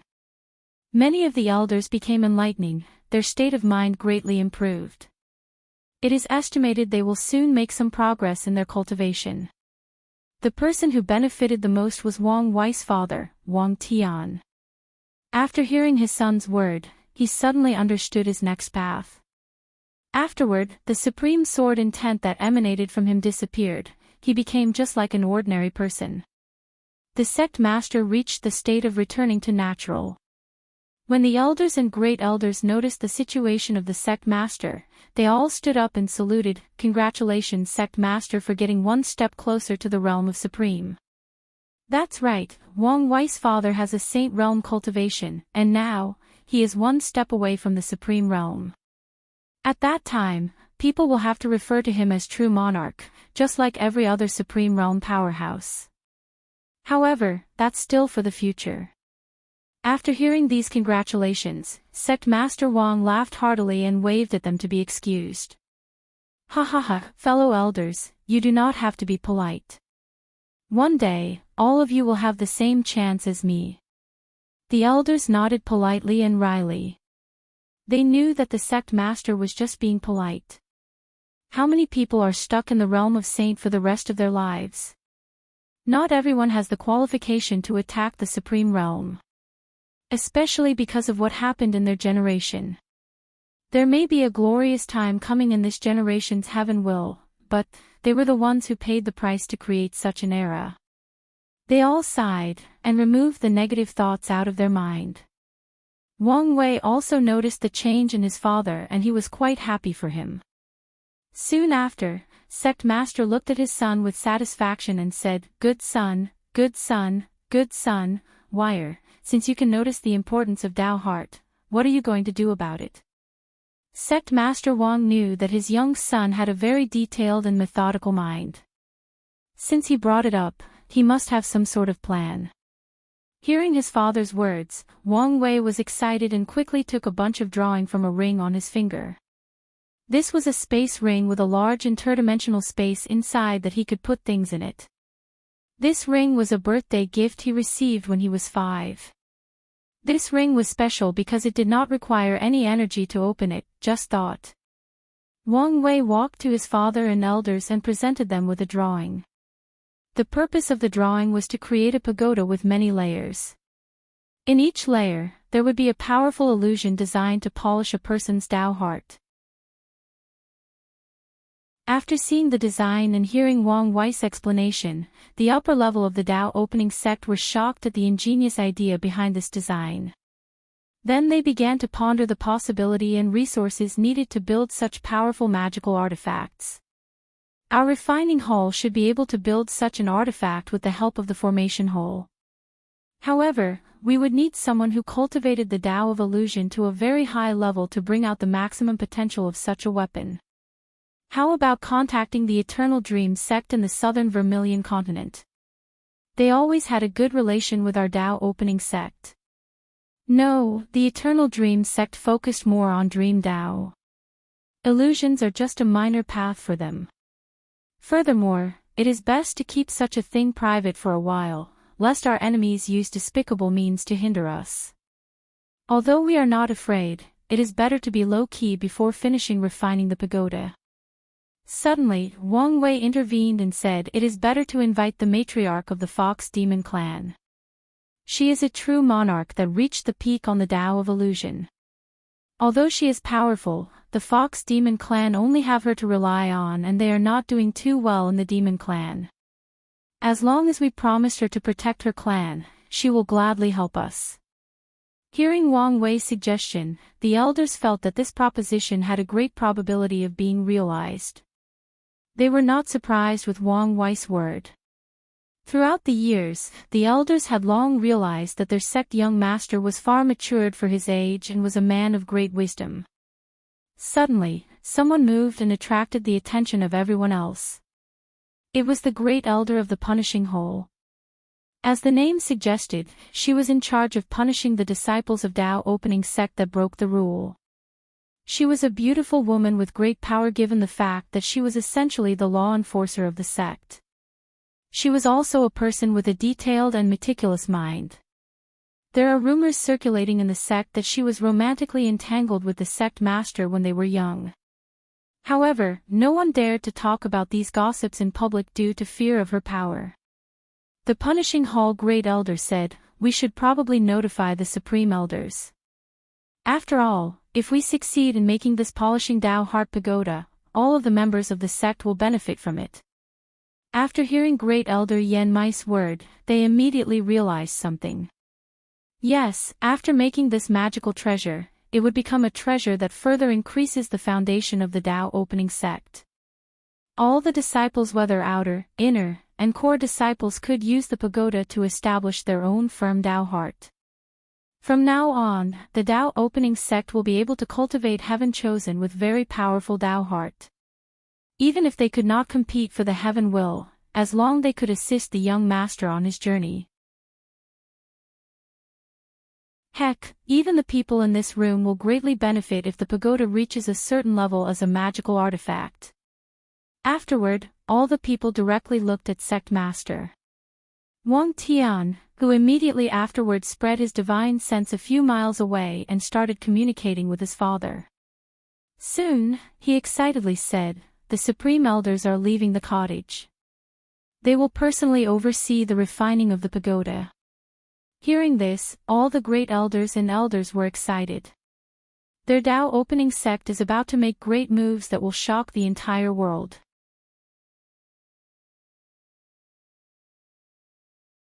Chapter 8. Few months have passed since Wang Wei had a meeting with the upper management of the sect.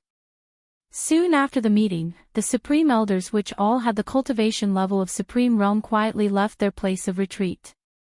This was actually world-shaking news. In the last generation, for some reason, the path of Supreme was entirely cut off. No matter how powerful or heaven-defying a heaven chosen was in the last generation, no one could enter the realm of Supreme. This was the reason that Wang Wei's father was still in the realm of Saint. As for Wang Wei's generation, many of the heaven chosen have just been born and have not even started cultivating yet. And if they have, they are in a low-level realm. In fact, many of them have not even proven to the world they can gain the title of heaven chosen.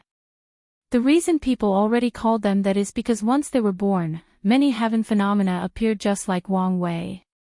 Furthermore, many people born with a special physique appear at the same time all over the world.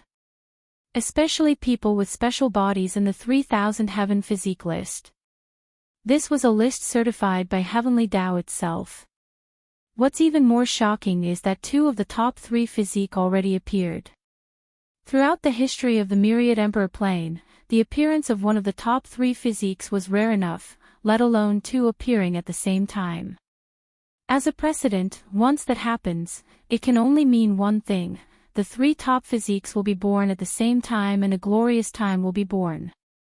The fight for heaven will be a fierce one. Heaven chosen will be everywhere like dogs. As such, the emperor created in this era will be a very powerful one. Coming back to the topic. The appearance of the Supreme Elders brought a shock to the world, since they technically have not seen a Supreme Realm for close to 2 generations. Although the Supreme Elders tried to be as low-key as possible, when the Tao opening sect started searching for some rare and precious materials, the powerful groups of the world sent their spy agencies to acquire news. These sects did not find specifically what the Tao opening sect was doing, but they still got some news. Furthermore, when the Supreme Realm powerhouse of the Fox Demon clan moved the whole clan to a domain that belonged to the Tao opening sect, the whole world knew that something big was happening. After a few months of work, the polishing Tao Heart Pagoda was successfully refined. The only reason it took such a short time was due to the fact that many Supreme Realm powerhouses worked together as a team. And it turned into a quasi-emperor artifact. Wang Wei learned from the library that weapons in this world were divided into 7 ranks: profound, earth, heaven, saint, supreme, quasi-emperor, and emperor. In fact, there is another rank called immortal weapons. According to the information in the library, immortal weapons are more powerful than quasi-emperor, but far inferior to emperor weapons. After seeing this, Wang Wei went and asked his father about immortal weapons, but his father quickly shushed him and told him never to talk about these unless he reached a certain level. From what Wang Wei observed the past few years, anything related to immortal seemed to be a taboo or some sort of open secret that you have to reach a certain level of cultivation and status to know. In the end, Wang Wei had to sigh that the waters in this world were indeed deep. The reason that the polishing Tao Heart Pagoda reached the level of quasi-emperor instead of the supreme tier has to do with Wang Wei. At an early age, Wang Wei discovered that illusion had little to no effect on him because of his mysterious soul. So, to make sure that the pagoda had an effect on him, when it was being refined, he released a small part of his soul in it. Thus, after passing the heavenly tribulation, the pagoda reached the level of quasi-emperor, which surprised many people. Today was the day that the pagoda opened. Wang Wei stood in front of it with an excited face. there was a little fat boy standing half a step behind him. This boy's name was Li Jun. He was Wang Wei's only true brother in the Tao opening sect. Li Jun's life in the Tao opening sect was somewhat of a tragedy. The polishing Tao heart pagoda was his only chance to change his future. So, he stood there with a look of determination on his little chubby face. Soon, the pagoda started working. Wang Wei, Li Jun, and many core disciples entered and started their journey. As for the inner and outer disciples, they have to wait for their turn. In the first layer of the pagoda, Wang Wei found himself in a vast and endless desert. His body looks and feels ordinary. You know, despite the fact that Wang Wei is 8 years old, his original body was as strong as an Olympian athlete in his previous life due to all heaven and earth treasure he consumed daily. Even the milk Wang Wei drinks every day is from a powerful beast with high cultivation. All of these is to lay a solid foundation for his future cultivation. Only emperor-level forces can afford the resources to train true heaven-chosen like Wang Wei. However, in this pagoda, Wang Wei's body is quite ordinary, and even a little malnourished. But he did not care, he knew this was part of the test. He packed the little food and water he was given. After inspecting his body, Wang Wei began to walk in a direction. He walked for 12 hours straight. Soon, he became thirsty and hungry. He took a bite of his bread, drank a little water, and continued his journey. 3 days passed, and Wang Wei continued walking without direction. His clothes were tattered, his shoes were already burned by the heat of the desert sands and his feet were full of blisters. His body was full of both burn marks from the overbearing heat of the sun and frostbite from the cold wind of the desert night when the temperature dropped below freezing point. For some reason, the amount of food he had never increases or decreases, just the right amount to keep him alive, nothing more and nothing less. At this point in time, Wang Wei became quite delirious. There was a voice in his head constantly telling him to give up. It was telling him that he was the future sacred son of the Tao opening sect, that he was born noble. He did not have to go through such pain and suffering. Many times he wanted to listen to that voice, many times he wanted to quit or even kill himself to end this misery. But every time, he would think of his mother, father, and grandfather. He would think of the expectation that the sect had of him. He would think about his goals of one day bearing heaven will and proclaiming himself emperor. He gritted his teeth and continued. Soon, 7 days passed. Wang Wei's body was slowly falling apart. He was so skinny that his clothes became loose on him. Underneath his shirt, you could not even distinguish between his skin and his ribs. His arms were so thin that you could use it as a ruler. The skin underneath his foot has been burned off. You could only see his muscle oozing out blood with every step, leaving a trail of blood, hardship and misfortune. Wang Wei's body was simply not functional anymore. He was moving simply by his sheer will and determination. Despite all this, he continued his walk forward. Not even death itself could stop him. Meanwhile, outside of the pagoda, the elders and disciples were shocked. There was a formation that showed what was happening inside the pagoda for the rest of the people to watch. The result of many of the disciples were quite abysmal. Few were able to last more than a couple of hours.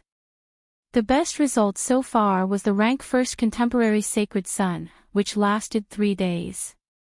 2 people lasted the longest, 7 days. One of them was of course Wang Wei, the other, surprisingly, was Li Jun.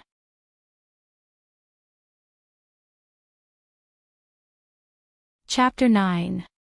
Outside the pagoda, in the clouds. The sect master, great elders, and elders stood there, floating in the air, talking with each other. Great elder Li Jiang, I did not expect your family to have such a potential genius, said one elder. Although he was complimenting the great elder, you could tell from his tone that he was being sarcastic. Another elder said, it seems that your Li family almost missed a heaven chosen. The conversation between the elders in fact involved the internal contradiction and competition of the Tao opening sect. The great elder Li Jiang was in fact in charge of the Hall of Resources. This hall, as the name implies, involved distributing resources to all the disciples and elders of the sect. Whether it was the distribution of pills, talisman, weapons, or selecting a cultivating cave full of spiritual energy, they all fall in the jurisdiction of the Hall of Resources. The Li family was in charge of the Hall of Resources for this generation. As a matter of fact, the Tao opening sect is currently divided into 4 parts: the Wang, Yan, Li family, and the sectarian side. The Tao opening sect had 9 emperors, 4 from the Wang family, 2 from the Li family, 2 from the Yan family, and 1 from disciples recruited outside of the families. As a result, there are many contradictions and competition between the 4 parties. Li Jun is in fact the young master of the Li family, and great elder Li Jiang is actually his father. However, Li Jun's life in the Li family is not very well. There is a glorious time coming in the world, and many of the 4 groups have talented people to nurture to represent them in the grand stage that is about to come. However, the Li family does not well, at least the main branch of the family does not. Li Jun, as the sole heir of the Li family, was not born extraordinary. Although Li Jun's talent is good if he were placed on the lower planes, he would be a heaven-defying genius, but, in the myriad emperor plane, in this glorious times coming, he is simply insignificant. As such, his life in the family is quite hard.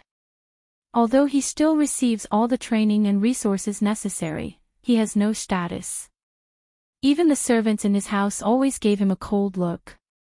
What's even worse is that when the kids from the Li family branch bullies him, and no one comes forward to stop them except for his mother. As such, Li Jun's evaluation in the family is someone that is not worth training. His life only got better after he started hanging out with Wang Wei. So, you could imagine the shock the elders had after seeing his performance in the pagoda. Great elder Li Jiang blushes with shame upon hearing the others' comments. How would he know his son has such a powerful will?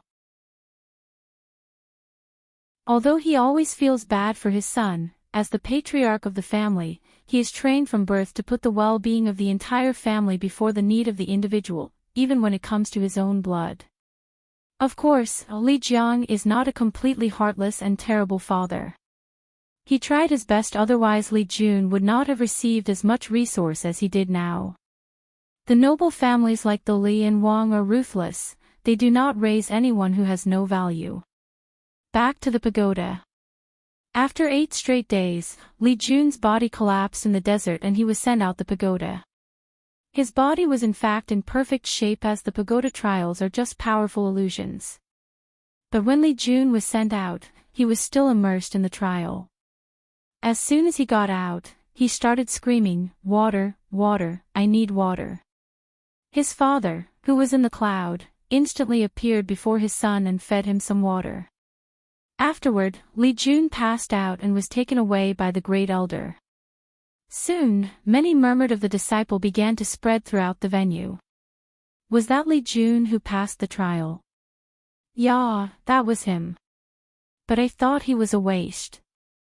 Now, I just saw him perform better than the contemporary sacred sons. Don't talk about these kinds of things if you want to mix in the sect. Conversations like these were happening everywhere in the sect. The people most affected by these rumors were the contemporary sacred sons. In the Tao opening sect, the disciples were divided into outer disciples, inner disciples, and core disciples. The top 10 core disciples were referred to as contemporary sacred son. They compete with each other and the winner will win the status of sacred son. What is a sacred son?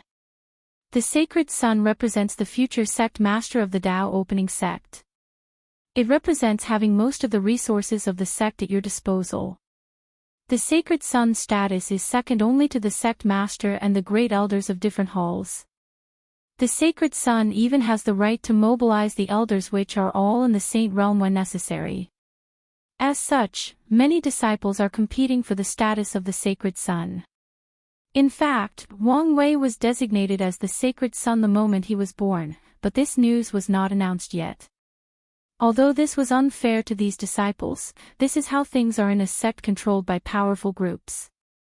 Of course, things are not as simple as stated. When Wang Wei becomes the sacred son, he has to prove to the contemporary sacred sons and all the other disciples that he deserves such title. Otherwise, his status would be nothing but empty air. So, a fight is imminent between Wang Wei and them sooner or later. Although Li Jun escaped the pain and misery of the desert, Wang Wei did not. Soon, 13 days passed, and Wang Wei was still walking. All people could see on the screen outside of the pagoda was a skeleton with worn-out clothes walking in the endless desert. Soon, the skeleton's body started to decompose into the tiniest of sand particles blowing away by the desert wind. Wang Wei was ejected out the pagoda after a 13 days arduous journey of non-stop walking. It took Wang Wei a few moments to process the fact that he had escaped the endless desert. In this brief moment, a great change had occurred to Wang Wei. In his mature and wise eyes, you could notice an iron will of determination. A will that could make even the most ruthless man tremble. A will that could inspire courage, dedication, and foolish bravery to all his allies. A will that could install fear in the heart of his enemies even if he was the devil itself. After Wang Wei regained his composure, he scanned at all the disciples that were looking at him. Everywhere his eyes went, the majority of the people put their head down out of fear, while the rest looked at him with reverence. Soon afterward, Wang Wei passed out and started to fall down. However, before he hit the ground, his father appeared out of nowhere, caught him and immediately left.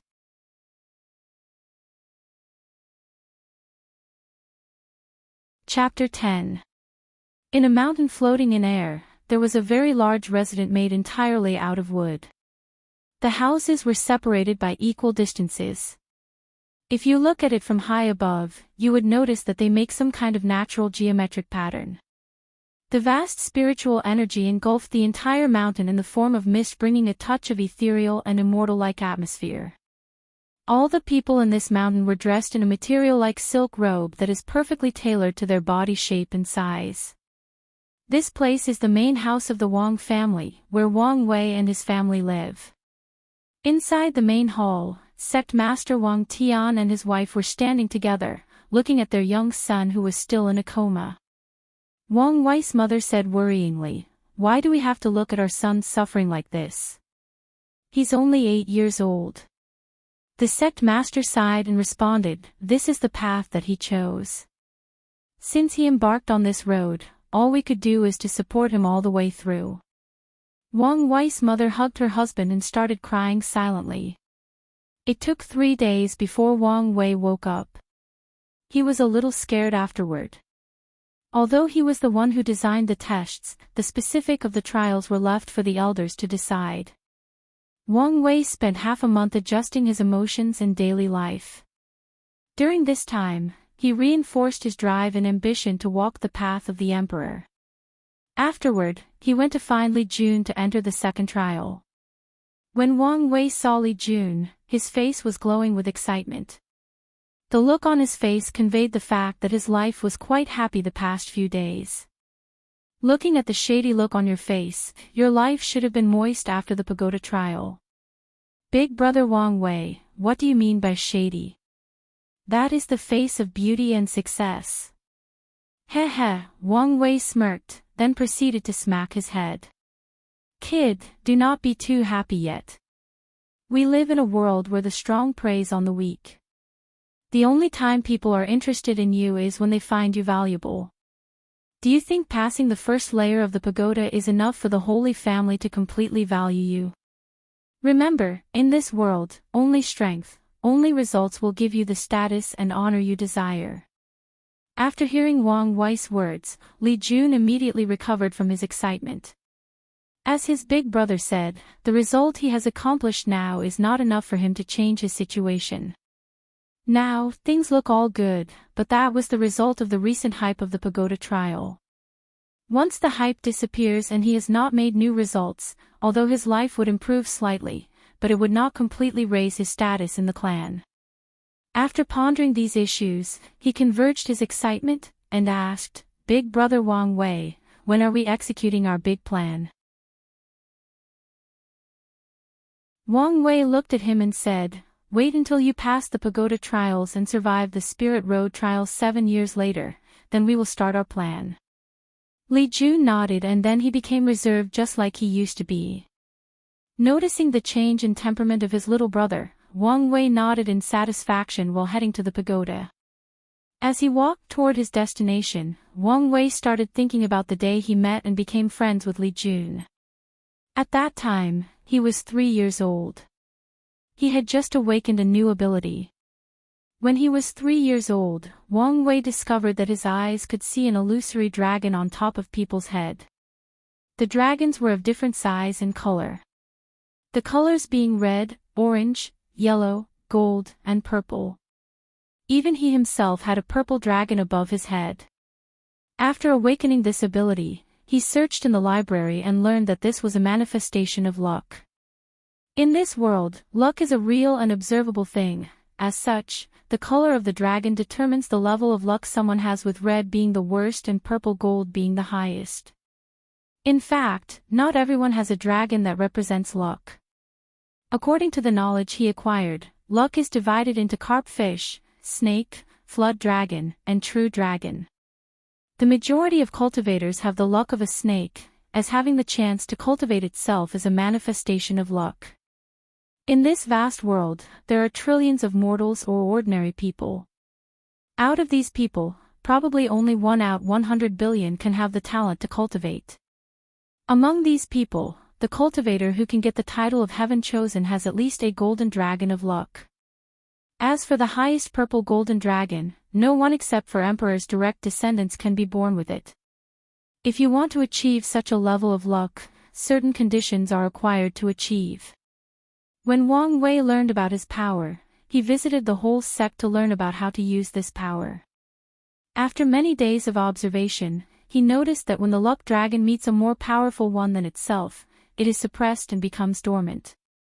When it is excited, it means a person is going to have a fortunate encounter. When someone defeats another person in a fight, a part of the luck is transferred to the victor. Wang Wei noticed Li Jun because he was the only one among the direct descendants of the sects that had a red dragon.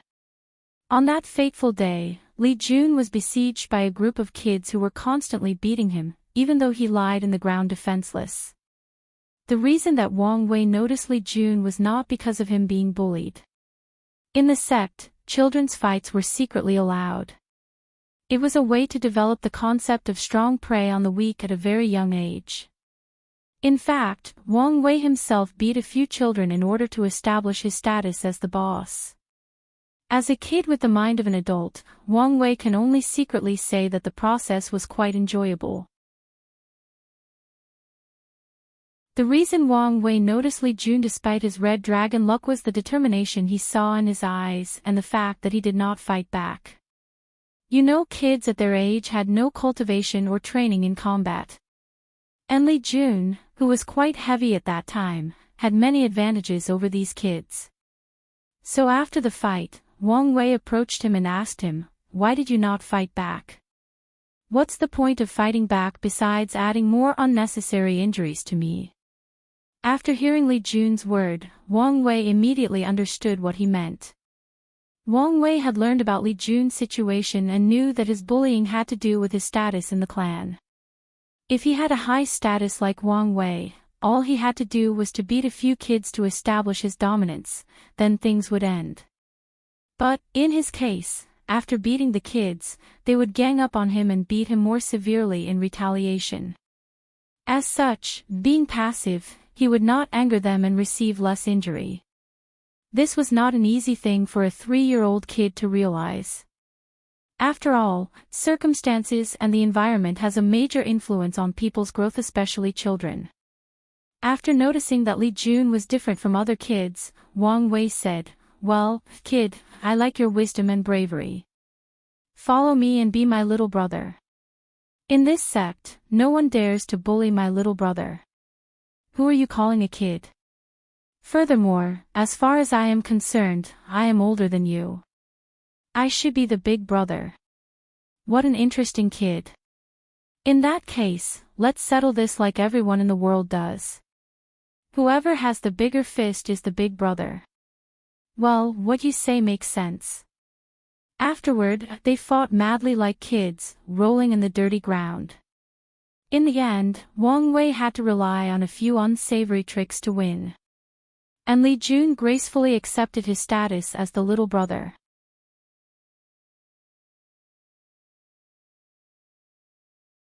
Chapter 11. Soon, Wang Wei and Li Jun appear in front of the pagoda. There were many disciples already standing there participating in the second trial.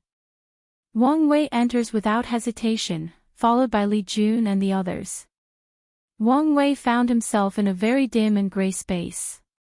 The earth underneath his feet lacked vitality, the air he breathed became stale. He stood there alone. He tried to talk. Although he could hear sound coming out of his mouth, there was no noise after his voice traveled less than a meter from him. The whole space exudes a bland, desolate, and lonely atmosphere. Wang Wei knew that this trial tested a person's ability to bear loneliness. After checking the environment, Wang Wei sat on the floor and started to meditate. In an instant, 9 days passed by. Wang Wei started to behave radically. In the past few days, he was alone in this deserted place without anyone to talk to or without seeing anything beside this desolate earth. After a while, Wang Wei began to panic. In this eternal silence, he heard the beating of his heart, he heard the sound of his blood flowing through every vein of his body, the contraction and relaxation of his muscle. He even heard the elasticity of his skin bouncing on the muscles underneath. After hearing all these phenomena that almost made him go crazy, Wang Wei decided to sing out loud to pass the time. Soon, 5 years passed. Wang Wei sang a song every day before going to bed. In this desolate place, only sleep can give some sort of comfort. Unfortunately, sleep soon became Wang Wei's nightmare. The past few days, Wang Wei became afraid of sleeping. He feared that once he slept, he would never wake up again. That the embrace of death would slowly envelop him, setting him on a journey of eternal sleep. So, he never sleeps again. As time passed, his state started to deteriorate. His voice was gone due to long-term abuse, he never slept due to fear. Another 10 years passed. Wang Wei was on the verge of madness. After spending more than 15 years in this place, he had enough. His clothes were all broken, his hair disheveled, and there were countless bruises on his body, particularly his arms. A few months ago, Wang Wei started disfiguring his body in order to feel his existence, in order to feel alive, in order to feel something. Every time he felt lost and lonely, or wanted to take away his own life to end his suffering, he would plunge his long nail on his body until blood gushed out. He knew that this was not a long-term solution, but that was the only way he could think of at the time. Meanwhile, outside the pagoda. Although 15 years had passed in the pagoda, only a few hours had passed by outside. All the people outside watched the testers slowly being driven to madness. People started to wonder whether these tests were too cruel.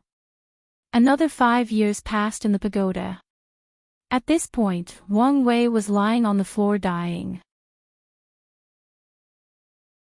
It has been more than 15 years since he had a good sleep. His bodhi's function had deteriorated beyond repair.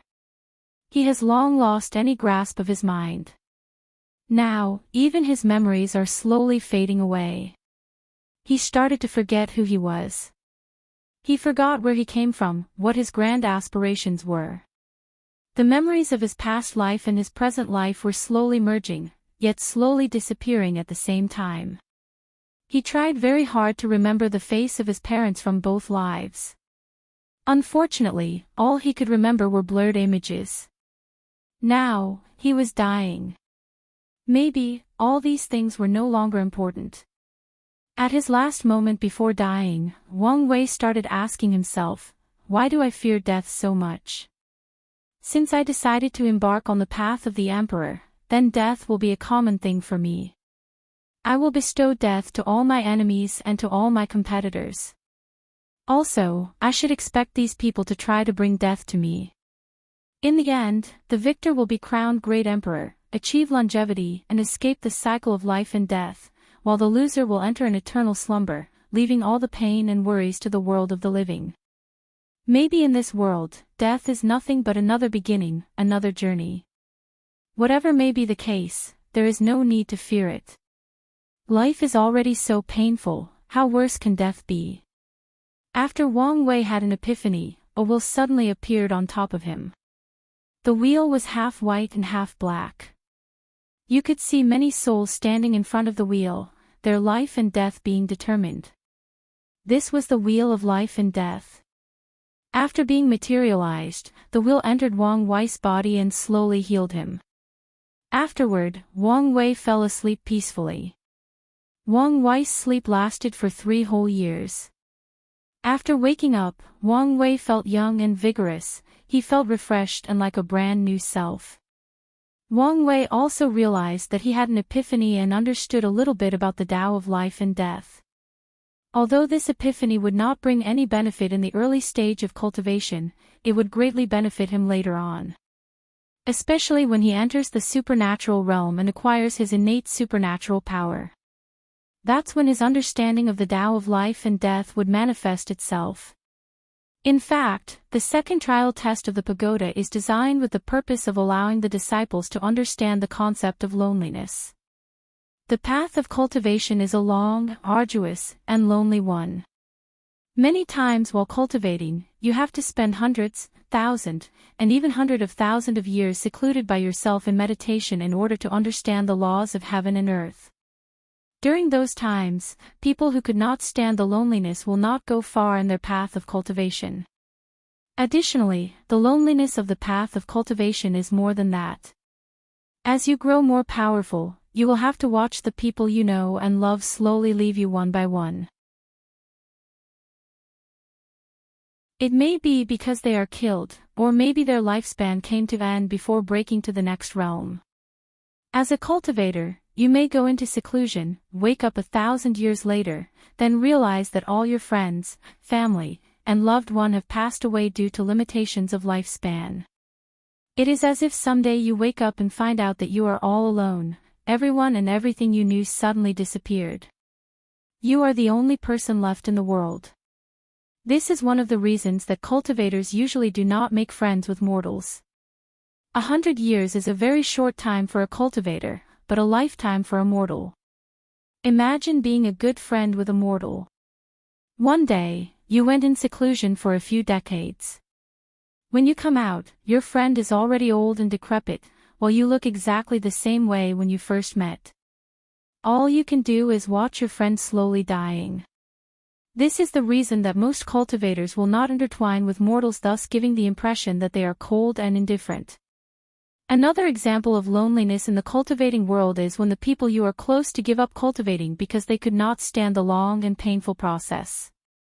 While you are slowly moving forward on your own path, your friend or relative has already given up. Now you are walking forward alone on your own. After Wang Wei woke up from his long sleep, he realized the true purpose of the trial. So, he started meditating every night, trying to reach a realm of replacing sleep with meditation. In the morning, he would review all the knowledge he had previously learned. He further fine-tuned the plan he had prepared for after the Spirit Road trial. The second trial of the pagoda involves both illusion and time domain. He wanted to use this to his advantage. After spending exactly 100 years in the pagoda, the trial ended and the remaining people were sent outside.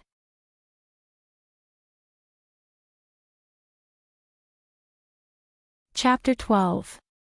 Wang Wei was sent out of the pagoda with all the other disciples. Each of them had benefited a lot after this trial.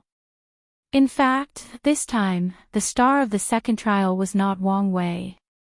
It was actually Li Jun. All the core disciples have already started cultivated, so they are already used to the concept of loneliness. When they retreat in seclusion, although they will not spend hundreds of years, retreating for a few decades is quite common.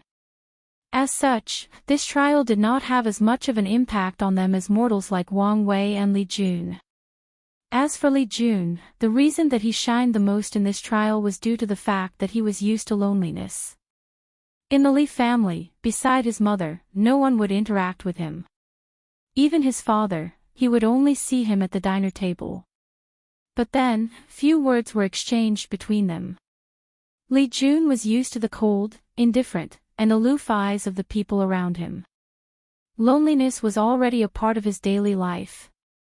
So, in this trial, after a few years adapting to the environment, he soon adjusted his emotion and tried to make the most of the time he had. Li Jun knew that the plan that his brother had made for both of them was the only chance to fundamentally change his destiny. However, this plan requires a tremendous amount of resources. With the status of his big brother, the elders of the sect were willing to spend it on Wang Wei, but they were not willing to do it for him. It was his brother who insisted that he needed a powerful general to support him in the fight for heaven will. As such, the elders agreed to invest resources on him. However, many people were dissatisfied. They could not complain about his big brother, but they could place their dissatisfaction on him. As such, Li Jun knew that the pagoda trial was his only way to prove to the sect that he was worth the resources that they would invest on him. So, the better his performance on the trials are, the better and more secure his future will be. After adjusting their mind and spirit for a few days, Wang Wei, Li Jun, and the other disciples returned to the pagoda for the third trial. The third trial can be considered one of the harshest trials of the pagoda. The purpose of this trial is simple and quite straightforward, that is pain. In this trial, the testers will experience all kind of torture both to the body and the soul, and they simply have to endure it. Wang Wei was at loss on how to design this test at first, but then, he simply modeled it after the Chinese 18 hell from his past life. After entering the pagoda, Wang Wei found himself bound by chains surrounded by a bunch of demons. On top of his head, there was a plaque with the word, Chamber of Tongue Ripping. Soon, Wang Wei learned the hard way what the meaning of these words represent. These devils used all kinds of means to cut out Wang Wei's tongue. Whether to attach chains to his tongue and pull it, or simply cutting it with a knife, or using this machine that slowly twists his tongue until it becomes deformed and unrecognizable. They went as far as burning his own tongue. What made Wang Wei more tragic is the fact that this torture never goes beyond his limits. As soon he could not bear the pain and was about to pass out, they would stop, then a new tongue would grow out so that the pain continued. It was as if they were slowly pushing his threshold of pain to a higher level. What's even worse, this torture also some spiritual aspect. Every time his tongue is ripped out, Wang Wei feels that he lost his ability to express himself out loud. Not just physically, but that he lost his determination to express his ideas, his philosophy, his views, and even his aspiration. All these were slowly being taken from him. As such, Wang Wei began to fight back. He cursed at these demons at every chance he got. Even if his tongue is no longer there, he still curses them inaudibly. No one could take his voice away from him. In the second layer of hell, the Chamber of Scissors, Wang Wei experienced the pain of having all his fingers being cut one by one. He felt a part of himself was forever taken away, that without being whole, he will never amount to anything in life. However, he refused to believe such a thing. Only he himself determined his own worth. In the third layer of hell, the Chamber of Iron Cycads, Wang Wei experienced being hung by iron trees. The trees would penetrate his body, then impale all the organs they come in contact with. His screams echoed throughout the chamber for hours without end. In the fourth layer of hell, the Chamber of Mirrors of Retribution, Wang Wei was shown his true self through a mirror. In this mirror, he saw that he was a powerful emperor, but, in order to sit in that throne, he was willing to do absolutely anything. He killed millions upon millions of people. He sacrificed the sect that raised him. and even his parents could not escape his greed for power. Thousands of worlds were destroyed and myriad races became extinct due to his mad thirst for power. In the fifth layer of hell, the chamber of steam, Wang Wei experienced being steam alive in a steamer. He watched as his insides were slowly liquefied by heat and steam. In the sixth layer of hell, the forest of copper column, Wang Wei was placed on a burning copper column and experienced the pain of his skin burning off. In that layer, he could smell the burn-off scent of his skin. It smelled like overcooked street meat. In the seventh layer of hell, the mountain of knives, Wang Wei was forced to walk barefooted uphill a mountain full of sharp and pointy knives. Every step he took, his foot would be impaled, blood oozing out leaving a trail behind. He gritted his teeth and marched forward until he reached the top of the mountain. Then, he had to return the same way he came. He repeated the process 9 times before leaving. In the 8th layer of hell, the hill of ice, Wang Wei was left naked in a freezing hill. His body started shivering, his speech was slurred, his breathing became shallow. His skin became bright red, his consciousness was slowly fading, his body function dropped below the level of normal function. He laid on the floor in the fetal position trying to find some warmth and comfort. Even his ideas or memories of warmth and comfort were slowly fading away. As such, he tried to think about only happy thoughts, only happy memories with his loved one to pass through this trial. In the 9th layer of hell, the cauldron of boiling oil, Wang Wei experienced how it feels to be cooked alive with fried oil in a large cauldron. He even saw the demon in charge of this level secretly put some seasoning in the cauldron. What's even worse was that this process did not happen only once, but repeatedly. Throughout all these levels of torture, the only audible sound was the agonizing scream of Wang Wei that echoed through the chambers, conveying the unimaginable pain and suffering he had to endure. Unfortunately for him, he had only passed half of the torture in the 18th level of hell.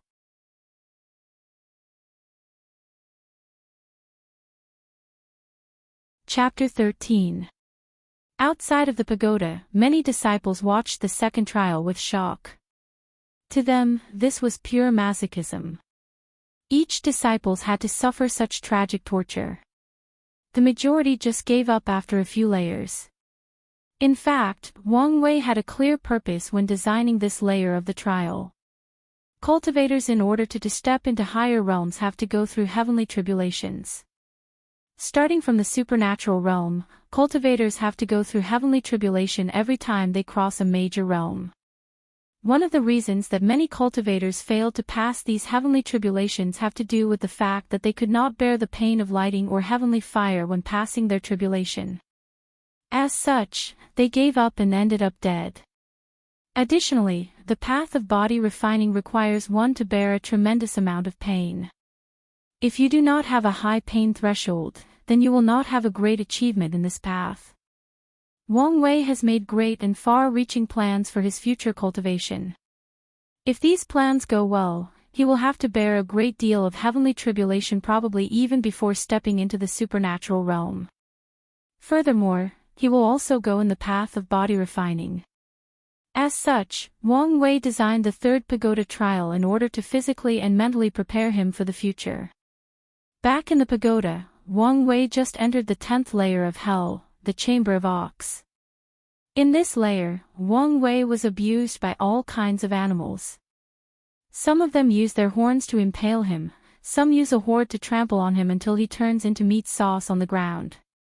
Some animals slowly ate his skin, then crawled inside his body to munch on his internal organs like some kind of expansive deluxe meal.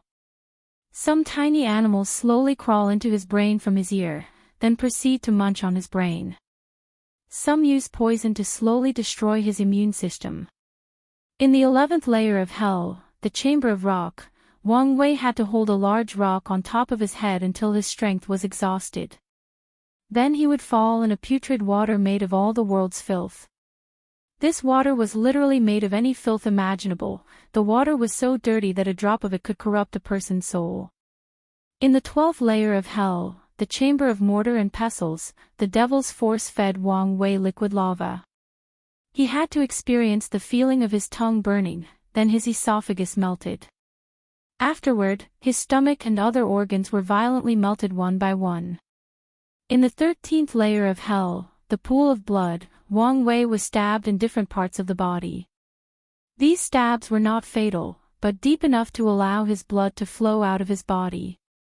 Then Wang Wei watched his life slowly fade away from him as more blood flew out of his body. This torture might not have been the most painful, but it was the most horrible. He had to watch his life slowly fading, yet, he laid in the pool of blood helplessly, and in despair. After this layer, Wang Wei vowed to never feel this despair and helplessness again. His desire to prove the Tao and proclaim himself emperor was further increased. He must transcend life and death. In the 14th layer of hell, the town of suicide, Wang Wei was constantly lashed with a whip. However, this was not a simple whip, but one that directly affected the soul. The soul is an illusory yet real thing in the world of cultivators. The soul is 100 times more fragile and sensitive than the physical body. As such, the pain to the soul can magnify 100 to 1,000 times of the body. In the 15th layer of hell, the chamber of dismemberment, Wang Wei experienced being hacked into pieces. Have you ever wondered what it feels like when your head is separated from your body? How about just your torso? Or how about all 4 of your limbs? How about watching it happening to none other than yourself? Well, Wang Wei finally knew the answer to these questions. At this point of the trial, Wang Wei had acquired a high threshold of pain. Recently, he learned a trick to reduce his pain. He managed to learn to control his body to the point of cutting his pain receptors in his body, thus reaching a state of not feeling any physical pain. However, this trick only applied to physical pain, not spiritual or soul-related pain. However, Wang Wei was not discouraged because of such minor inconvenience. As such, he took action to fix the problem. Instead of just experiencing pain, he started to ponder on the concept of pain. He hoped that he could be enlightened in the Tao of pain so that he could awaken an innate talent related to pain in the supernatural realm. One day, he would make his enemies experience 100-fold or more the pain he had experienced in this trial. In the 16th layer of hell, Mountain of Flames, Wang Wei was sent inside a hollow mountain. Then, the mountain would be slowly filled with lava. The terrible thing about this layer was the fact that the lava did not directly burn and kill him. No, it slowly cooked him. Then, the lava solidified and encased Wang Wei inside, thus killing him due to asphyxiation. Wang Wei had to experience the pain of not having air to breathe. His lungs screamed trying to inhale the tiniest amount of oxygen to sustain itself. Without enough oxygen, his heart stopped beating, then a chain reaction occurred inside his body that led to the failure of all his other organs. Normally, after such an ordeal, a person will immediately die after a few minutes. But no. In this trial, Wang Wei stayed in this state for hours if not days. In that state, he could not even scream even if he wanted to. In the 17th layer of hell, the yard of stone mill, Wang Wei was placed on a stone mill, then slowly grinded like a blender until he turned into a bloody, savory and slurry milkshake. All his skin, muscle, organs, and bones were grinded into slushy. This process repeated itself many times over.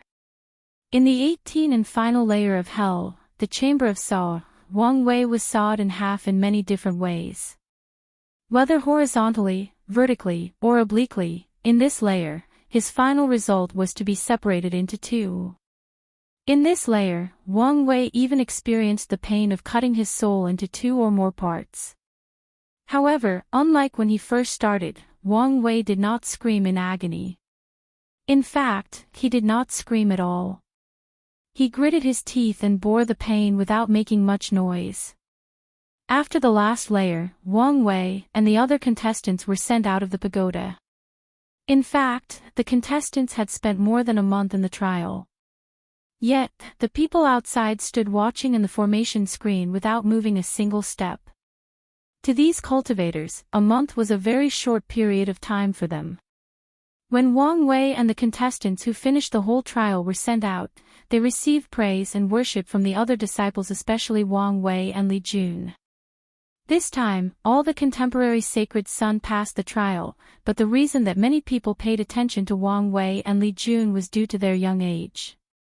Many people of similar age from the different families in the sect were allowed to take the trial, but only Wang Wei and Li Jun managed to finish and pass it.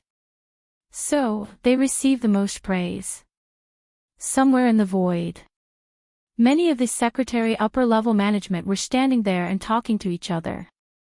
The great elder of the recruiting hall said, "Sect Master, I think we need to use this pagoda trial as a test to recruit disciples from now on." That's a great idea.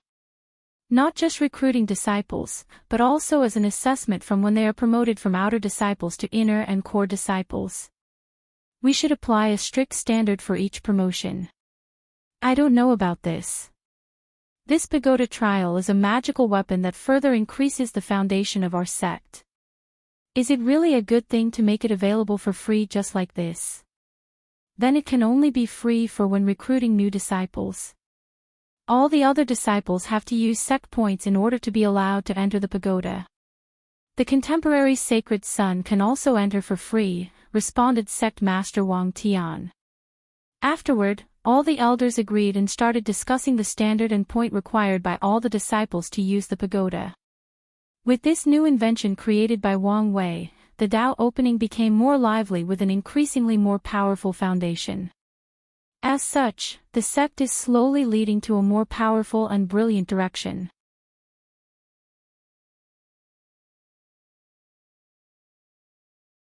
Chapter 14. Wang Wei and the other contestants spend half a month to adjust themselves before they return for the fourth trial of the pagoda.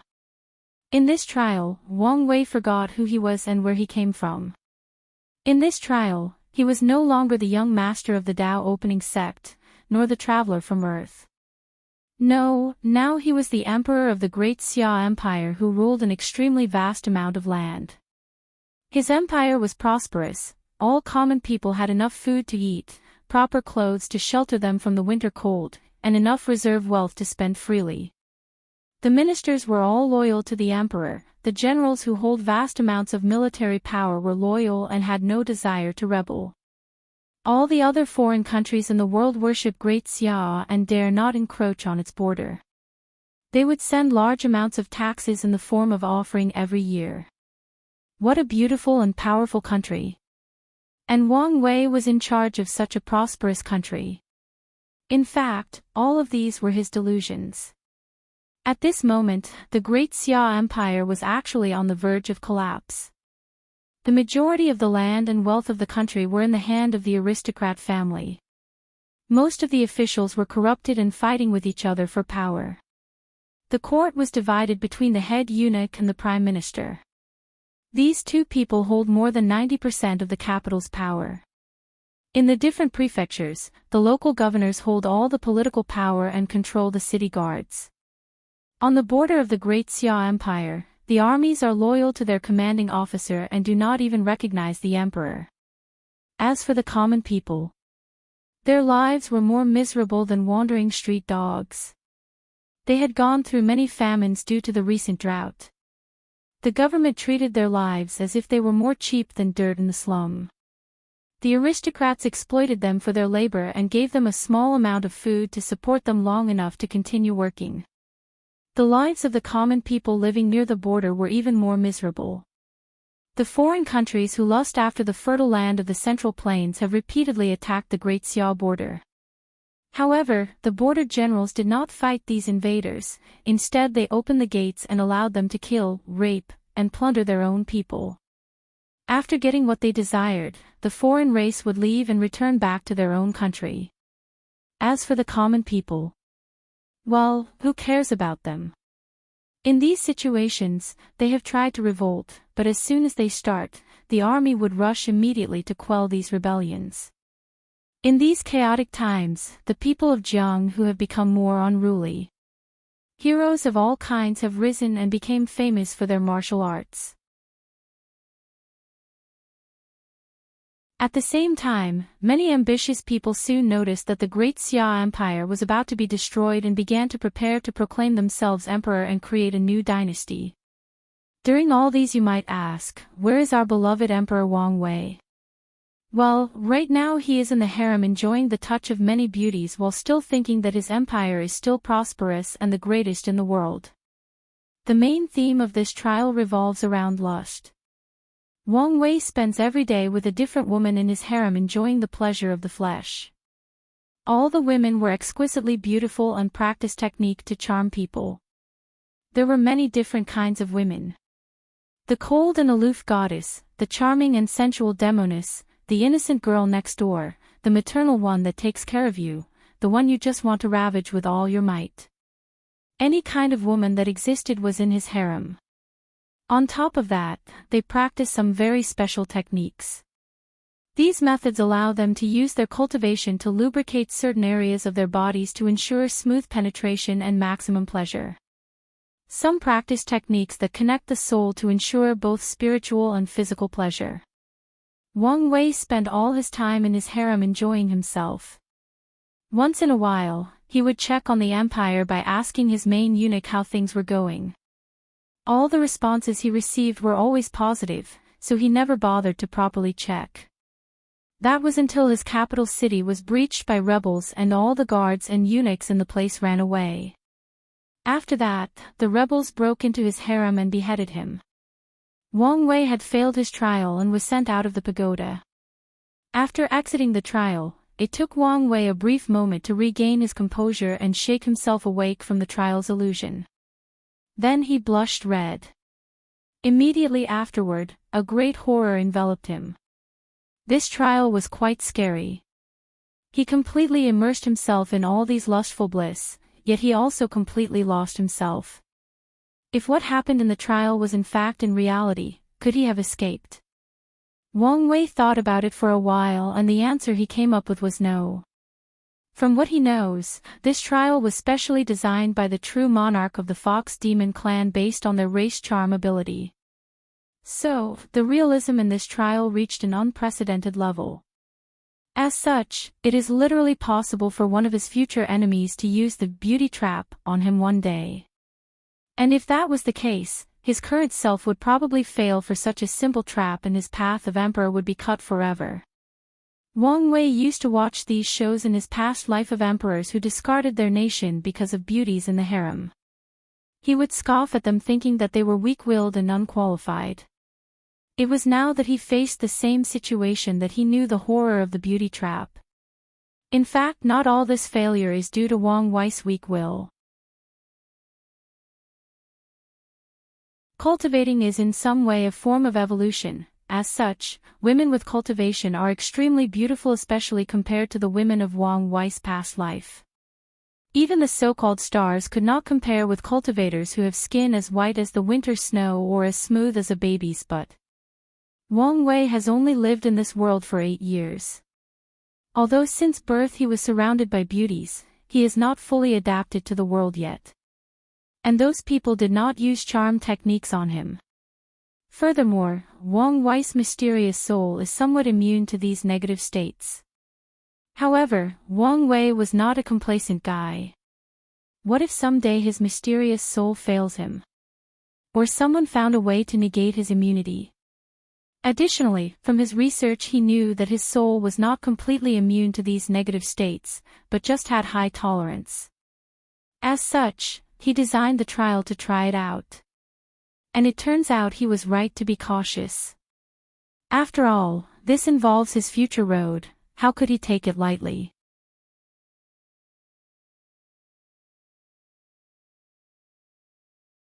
Chapter 15. After Wang Wei failed the fourth pagoda trial, he was not discouraged, instead he used this failure as a form of motivation. After he got home, he ordered all the female servants around him to learn charm techniques and use it on him 24/7. He spent a whole month with a bunch of beautiful women winking at him at every turn and calling him, young master, with voices sweet enough to melt him like cotton candy. This entire month was both heaven and hell, seeing all the beauties at his disposal, yet he could only watch. And it was not just because he was only 8 years old. After a month of secret training, he returned to the trial. On his way there, he asked his head mate about what happened in the sect during this past month. Then he learned that a great deal of commotion had happened because of the fourth trial. According to his head maid, many people failed the test like him, but they just endured longer than him. Afterward, many people were infatuated with the girls in the trial and went there not to temper with their Tao heart, but to enjoy the pleasure of the flesh. Afterward, the elders were furious and sent out grave punishment to those who acted like this. They dictate a rule that a person's record in the trial should increase each time they enter the pagoda, otherwise they would be severely punished. Another news was that the sect decided to heavily award the Fox Demon clan for helping them realize that such a huge defect existed in their training of the sect's disciples. After learning the ups and downs of the sect this past month, Wang Wei sighed and entered the fourth trial of the pagoda for the second time. The setting of the trial remained the same as last time, but this time it was different. Wang Wei did not lose himself in the bliss of the harem. He attended court meetings regularly and used his wisdom to start controlling the court. He used the foundation of the country to establish a secret guard to monitor not only the court, but also the whole world. He secretly raised a powerful army that is loyal only to him. Wang Wei spent less and less time in the harem. Unfortunately for him, this trial was not that simple. After the nation started to get back on track, Wang Wei believed that he could take a break and pay more attention to his harem. After a while, things just started to snowball out of control. He started to pay more and more attention to his harem.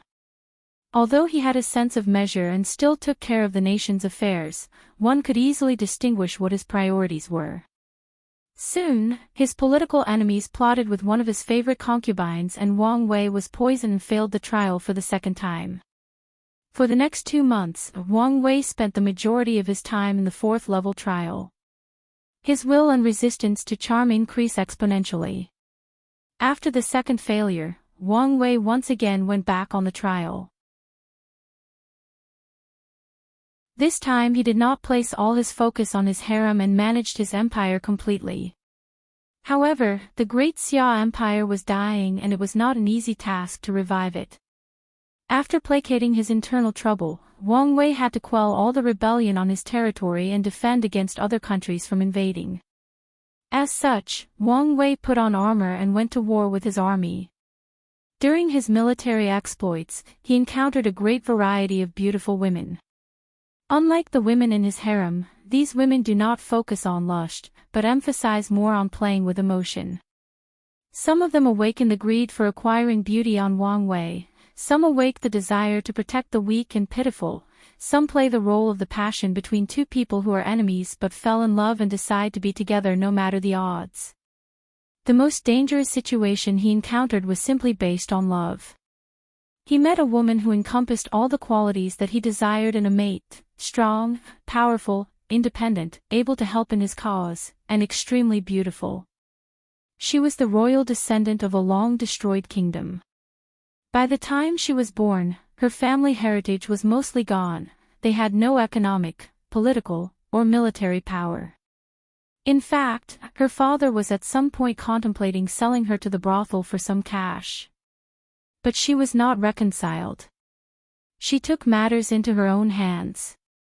She studied her family's inherited martial arts and became quite powerful. She established brothels all over the Great Xia Empire as a way to get money, but more importantly as a way to gather information. She secretly trained many powerful female warriors that are loyal only to her. She was what one would call a living legend. Wang Wei and her met when he was running away after being assassinated. He felt in love with her when she was nursing him back to health. Afterward, he placed all his attention on her and forgot his empire. He wished he could live in seclusion with her forever, to stay away from the secular world and all its trouble. Unfortunately, this trial was not a place for a lovey-dovey love affair. The women soon betrayed him by stabbing his heart from the back. Then she went on to blame his death on one of his enemies, then took over his army in the name of taking revenge for the emperor. She slowly took over the foundation that Wang Wei left over and went on many expeditions to quell the world. She established her own empire and named it Great Wei Empire to honor her dead husband. As for what happened to Wang Wei after his death, he turned into the form of a ghost and watched how the love of his life slowly built an empire on the ashes of his former one. However, Wang Wei soon noticed something wrong with his trial. After his failure due to love obsession, he soon re-entered the trial and reached the part where he met his former lover, but the person he met was completely different from the first person. Although the background and story was similar, the face and temperament were completely different.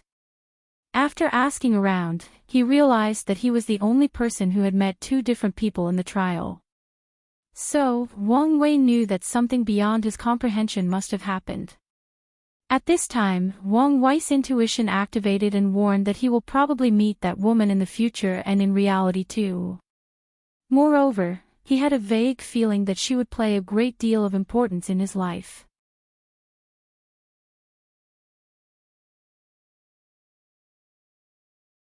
Chapter 16. In fact, there is a reason for Wang Wei to spend a whole 2 months on this trial, and it was not because of his failure due to betrayal of his love of his life. After the first failure, he immediately went back on the trial and this time, things went quite smoothly. Upon entering, Wang Wei sent a decree to the harem to forbid anyone from using charm technique, otherwise they would suffer the consequences. And Wang Wei did just that. Anyone of his beautiful harem who tried to use charm technique on him would have their head beheaded directly by him. After stabilizing the internal trouble of the empire, he went on an expedition with his army. When encountering all these women who played with emotion, he would ignore them or offer them to his loyal officer for their merit to the empire. As for the ones who actually help him, he would offer them land, money, or nobility title as a way to repay the karma he had forged with them. When encountering his ideal woman again, he played her the same way she played him. After she tried to kill him, he executed her instead, then took over her foundation in the name of taking revenge for her. When the empire was stabilized, he crowned her the empress and had her buried in the royal tomb. He then dedicated a day for the whole nation to mourn for their empress and her sacrifice for the empire. After this part of the trial, Wang Wei learned a great deal of things. After spending so much time in these political games in the court, Wang Wei learned how to hide his emotion on his face and how to remain calm in the face of any situation. After meeting so many women designed to play with his emotion, Wang Wei learned to distinguish emotions based on micro-expression, especially the eyes and mouth, and went as far as developing a skill to notice the subtle soul fluctuation of a person to determine their emotion. Wang Wei benefited a great deal from this trial, but still did not pass yet. The reason for that was that there was a second part to this trial. One day, Wang Wei went to seclusion in order to break through to a higher level of martial art. While he was meditating, suddenly a pink cloud of gas rapidly enveloped the whole room without giving him the time to respond. The pink cloud gas entered his body and immediately began to work. He was suddenly aroused, all his other emotions were suppressed while leaving an unimaginable amount of desire and lust. All he could think about was how to vent all his energy. Soon, a great number of beauties of his harem entered his seclusion room. They were all without a single garment on them, thus revealing the temptation of their beauty, youth, and vigor. As soon as those women entered his room, a message was sent to Wang Wei's mind: if you touch even one of these women, your primordial yang will be sucked up and you will die a very miserable death. When he heard what entailed the second part of this trial, Wang Wei only had time to think, "Damn, I'm finished," before he lost consciousness and his body dried up like a 1,000-years-old mummy, thus was evicted out of the pagoda for failing the trial. After being ejected out of the pagoda, Wang Wei took a moment to adjust his mind and think deeply. He was a little shocked this time because this was not part of his design when he created the pagoda. Someone else must have the idea of adding this part in the trial. Wang Wei was not angry due to the fact that someone modified his trial. As a matter of fact, he was quite excited. He was not omnipotent, so it's normal to overlook certain things when making plans. Just like he overlooked the importance of aphrodisiacs. In his past life, aphrodisiacs were not scientifically proven, nor could the efficiency reach such an abnormal level. So, when Wang Wei was making plans for his future, he overlooked them. You know, Wang Wei had already made plans for poison for his future, but he still overlooked aphrodisiacs. This is the advantage of having a strong background. Not only can you have a large amount of resources, but also having people that are wise enough to make up for your own shortcomings. As a result, you will suffer less during your career or goals. Wang Wei expects that the future trial will not be as smooth as expected and many surprises await him. But he was quite excited for this. What's the point of knowing everything? Although Wang Wei is the kind of person who likes to be prepared, he also enjoys the excitement of the unknown. The reason he likes to be prepared is so that he could have a variety of ways to cope with situations when the unexpected happened. Wang Wei spent more than 2 months in the second part of the fourth pagoda trial.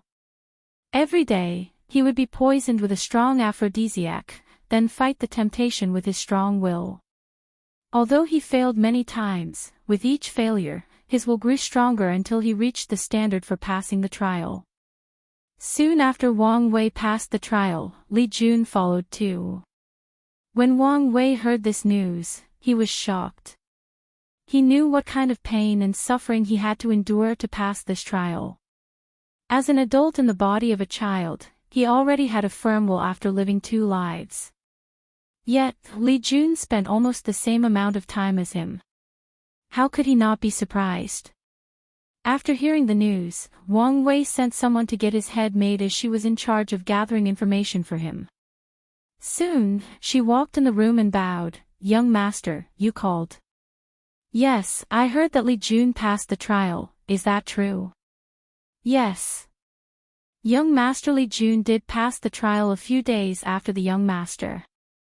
Wang Wei's brow frowned and looked pensive. It's not that Wang Wei is jealous or arrogant, but that Li Jun's rate of passing this trial was too quick. Wang Wei began to wonder whether his little brother was like a protagonist and had acquired some encounter that would soon make him rise. He said, "Do you have any information?" The head maid responded, "According to the information I received, young Master Li Jun acquired a large amount of aphrodisiac pills and swallowed them all at once, then locked himself in his room by himself to resist. When Great Elder Li Jiang found him, he was lying on the floor with blood all over his body with a single breath left. The Great Elder had to use a saint-level rejuvenate pill to save his life." After hearing his maid's explanation, Wang Wei understood how Li Jun managed to pass the trial so quickly. Li Jun knew that this trial was his way to change his destiny, so in order to pass the trial quickly, he placed himself in the line between life and death to temper his will. Every cultivator knows that there is a great horror between life and death. If one passes this horror, they will get great benefit. If they do not pass, they will die. Many people know this, but how many people are willing to put their life in danger? But it seems that this fact does not apply to Li Jun. This guy is truly crazy. In order to pass this test, he even played with his life. However, the results were astonishing. With this gamble, Li Jun's will was greatly tempered and he managed to pass the trial so quickly. Furthermore, Li Jun's cutthroat determination will elevate the sect's evaluation of him. Didn't you see that the Great Elder was willing to use a saint-level pill to save him? Li Jun is just a mortal that has not started cultivating yet. Any high-grade profound pill would still heal him, and just an earth pill was enough to guarantee that his foundation was not damaged. But the Great Elder still used a saint-level pill to heal his injuries. Pills are divided the same way as weapons: profound, earth, heaven, saint, supreme, quasi-emperor, and emperor. Saint pills are extremely rare, especially the rejuvenate pill. The higher the level of the pill, the more energy that it has and the higher the cultivation required to take it. If someone of lower cultivation were to take a saint pill, the likely outcome is to bust out and die. But the rejuvenate pill was special, the energy in it was tame and could slowly release. As such, even a mortal like Li Jun could still take it. This feature dramatically increases the value of this pill.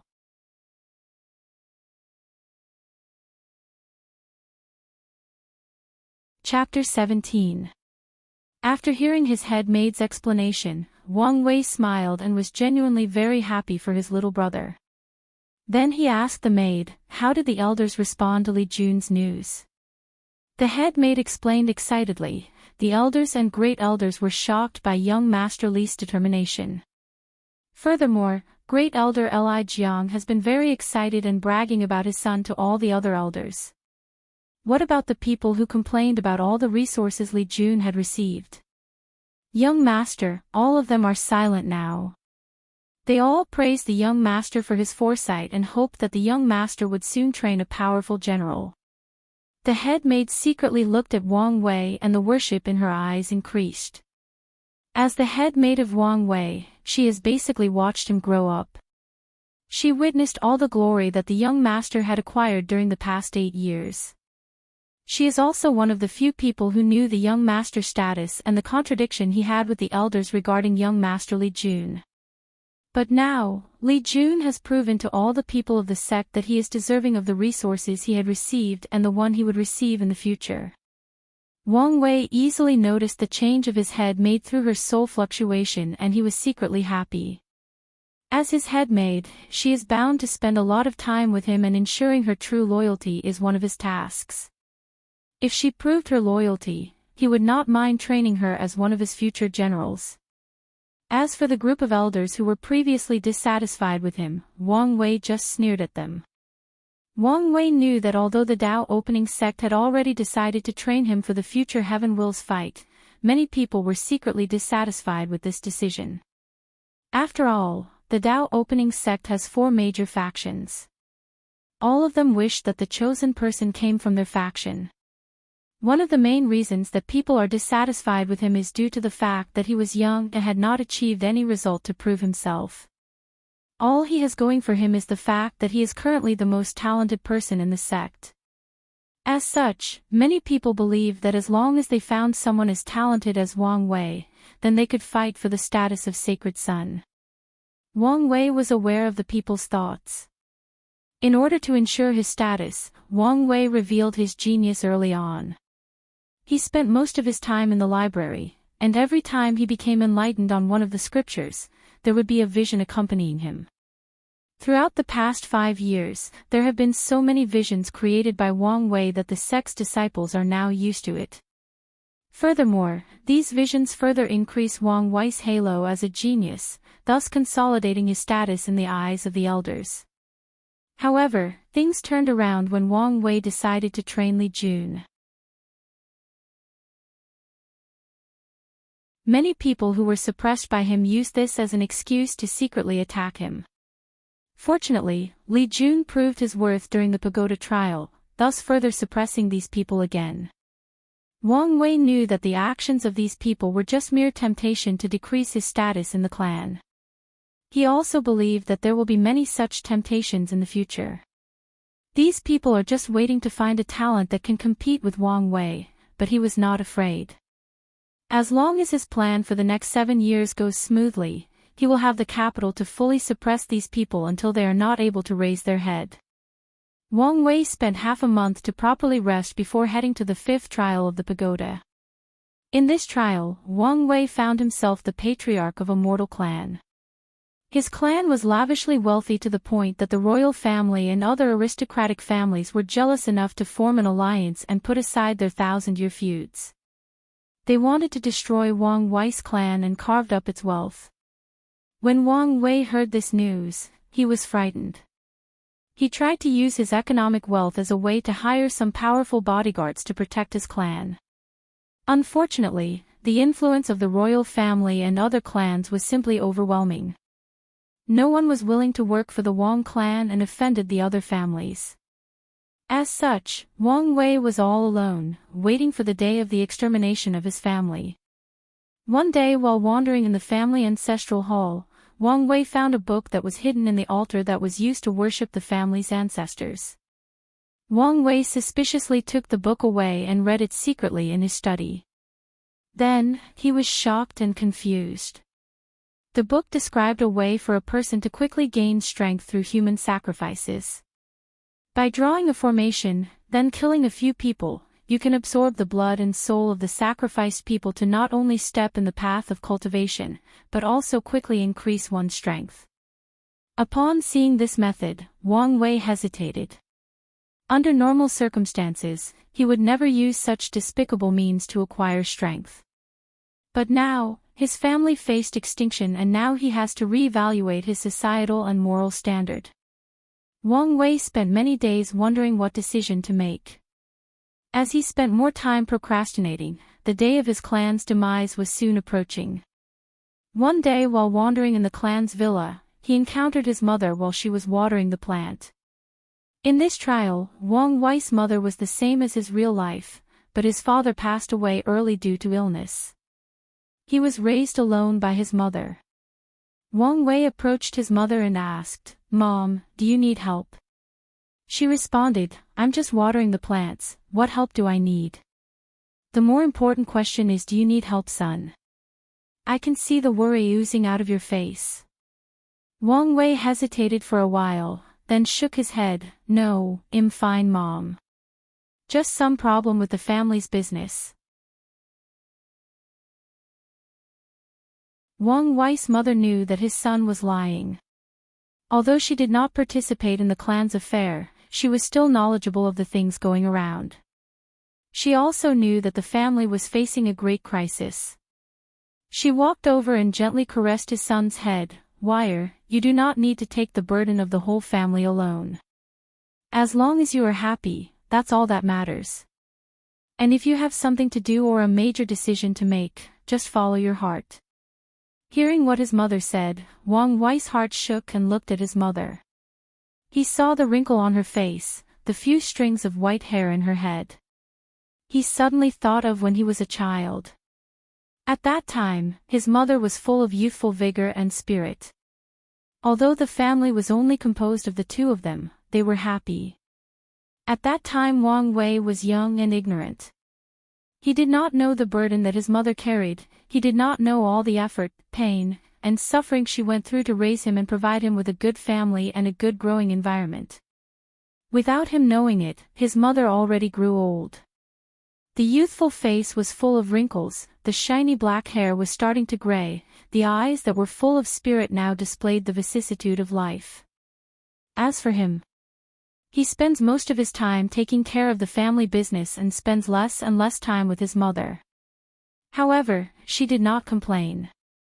On the contrary, she silently supported him and motivated him to move forward. Wang Wei thought of the advice of his mother. Follow his heart.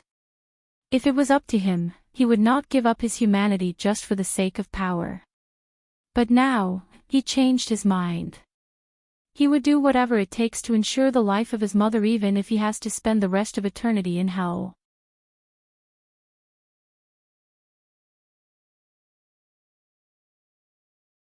Chapter 18.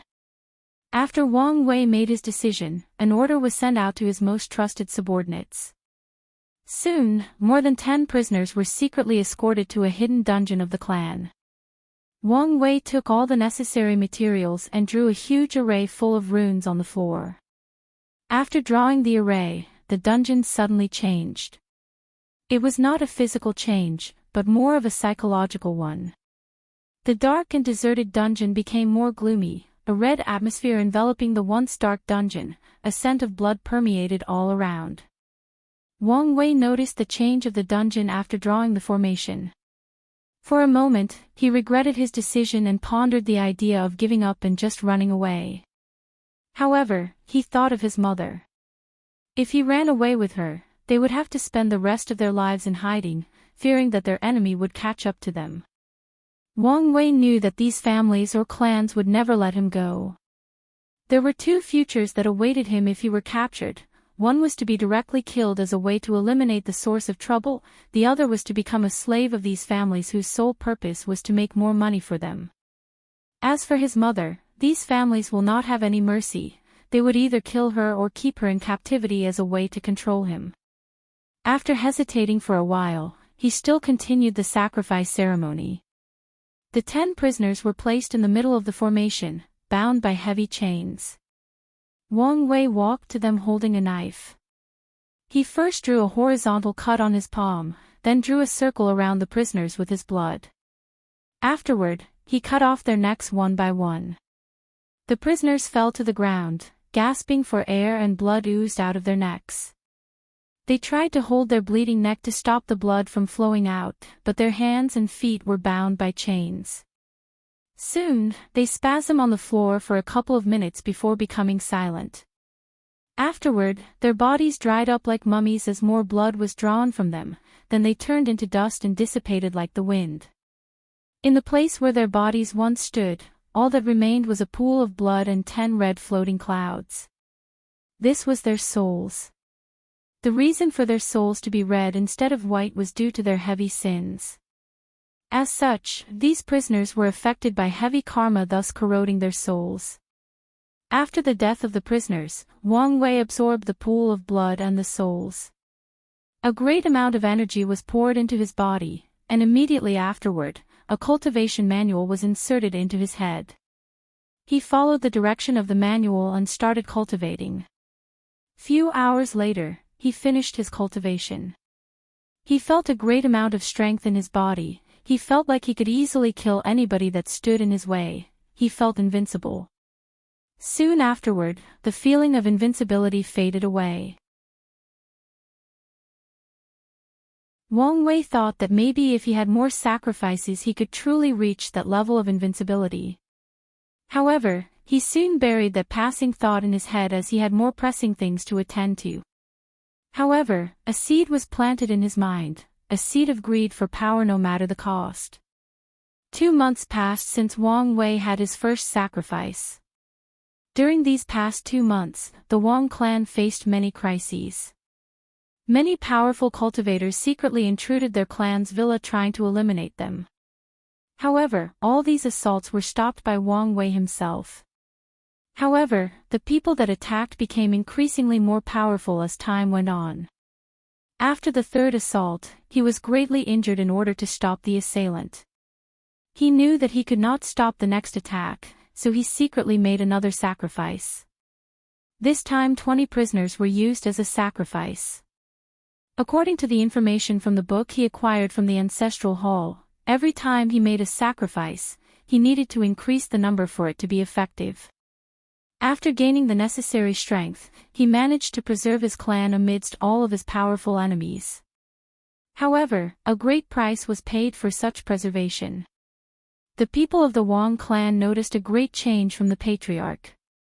He became more gloomy, he was more irritable, and he would severely punish anyone who made the slightest mistake.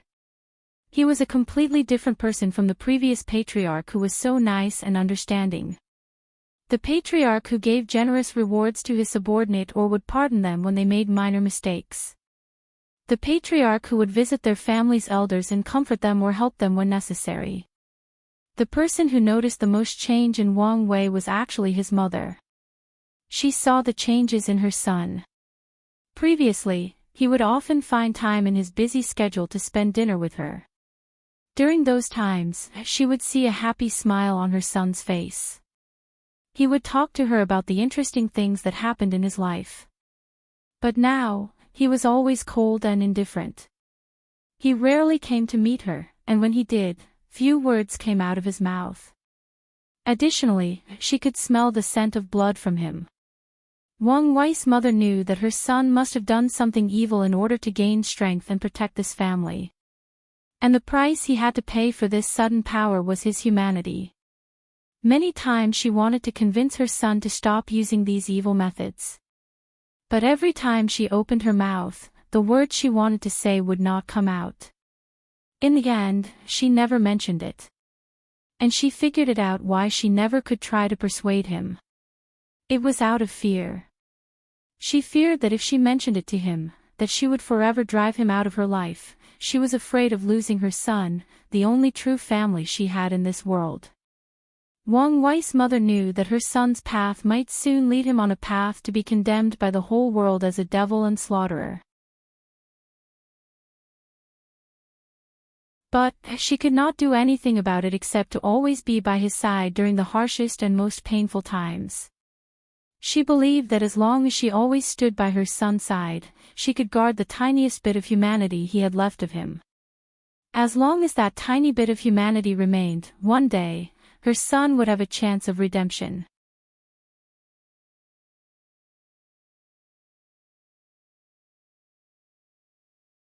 Chapter 19. After Wang Wei got a taste of power, things soon escalated beyond his control. His enemies noticed the ever-decreasing number of prisoners and bandits around the neighborhood. After investigating, they discovered that the disappearance of these people have something to do with the Wang family.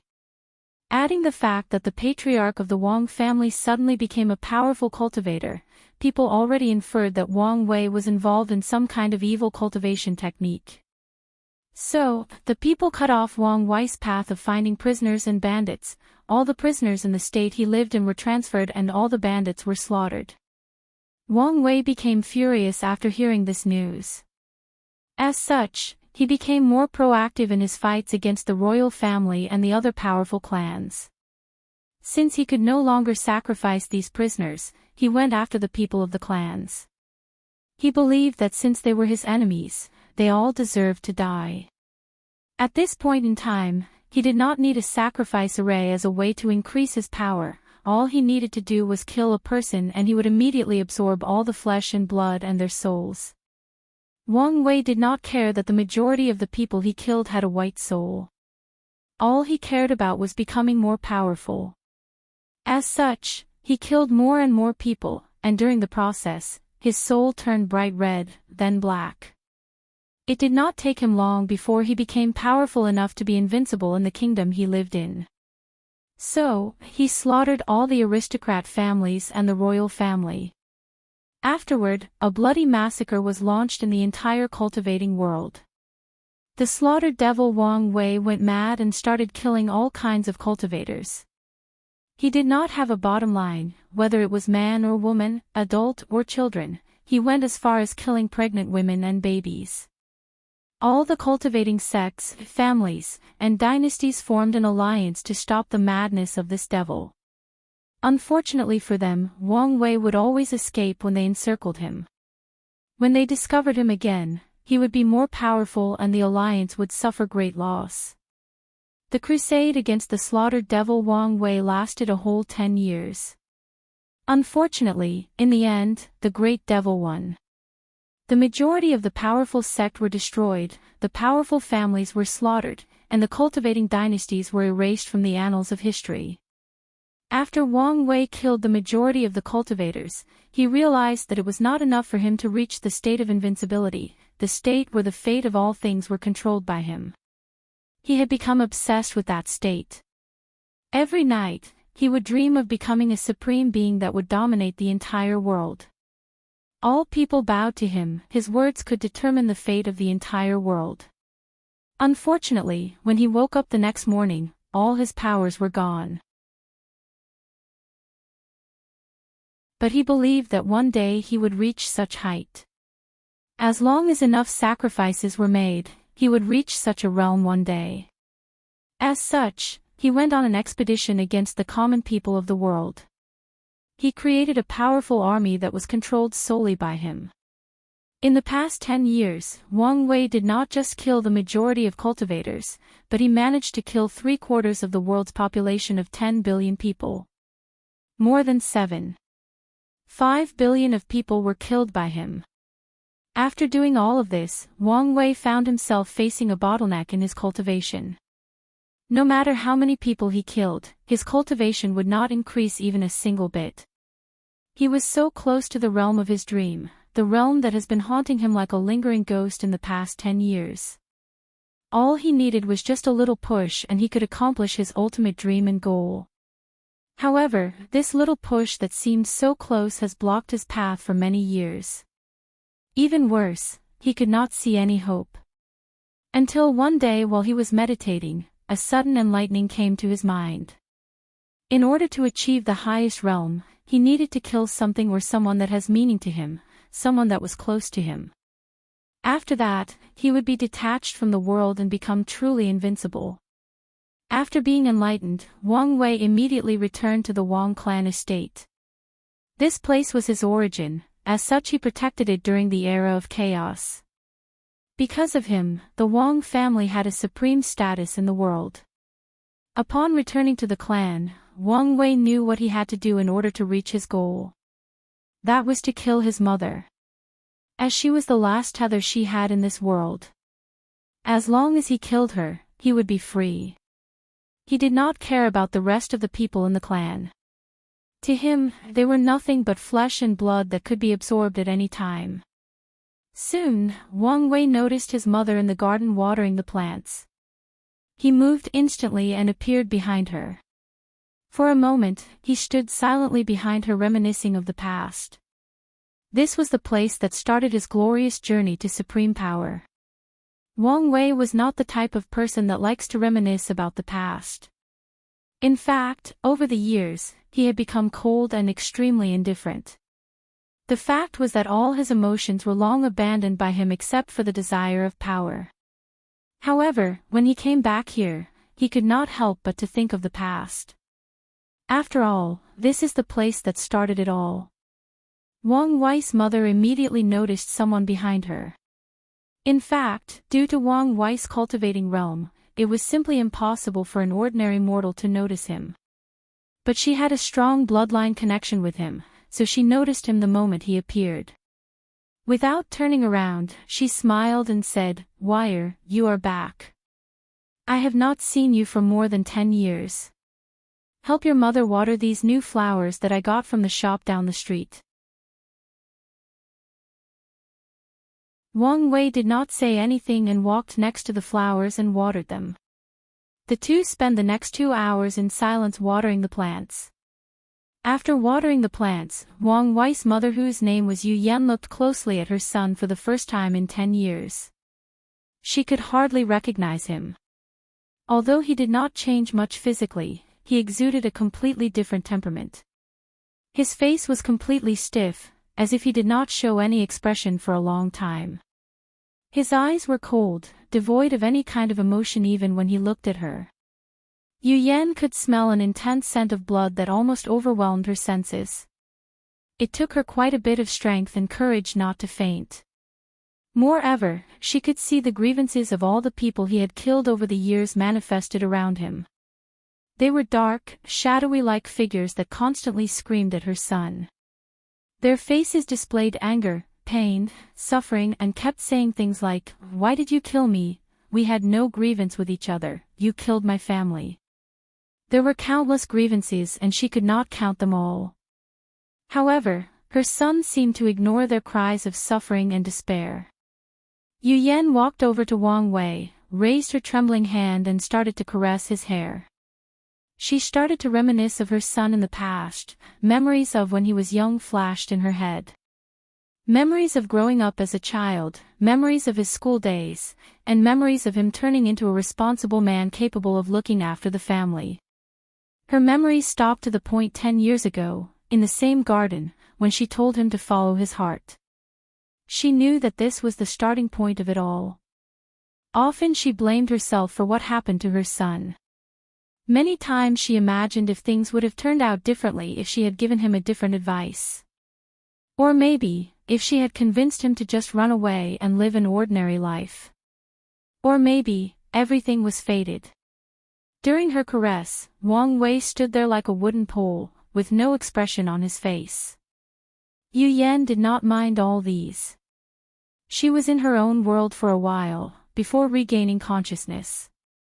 She looked at Wang Wei in the eyes, smiled brightly and said, "You can do it, son. I knew this would happen someday.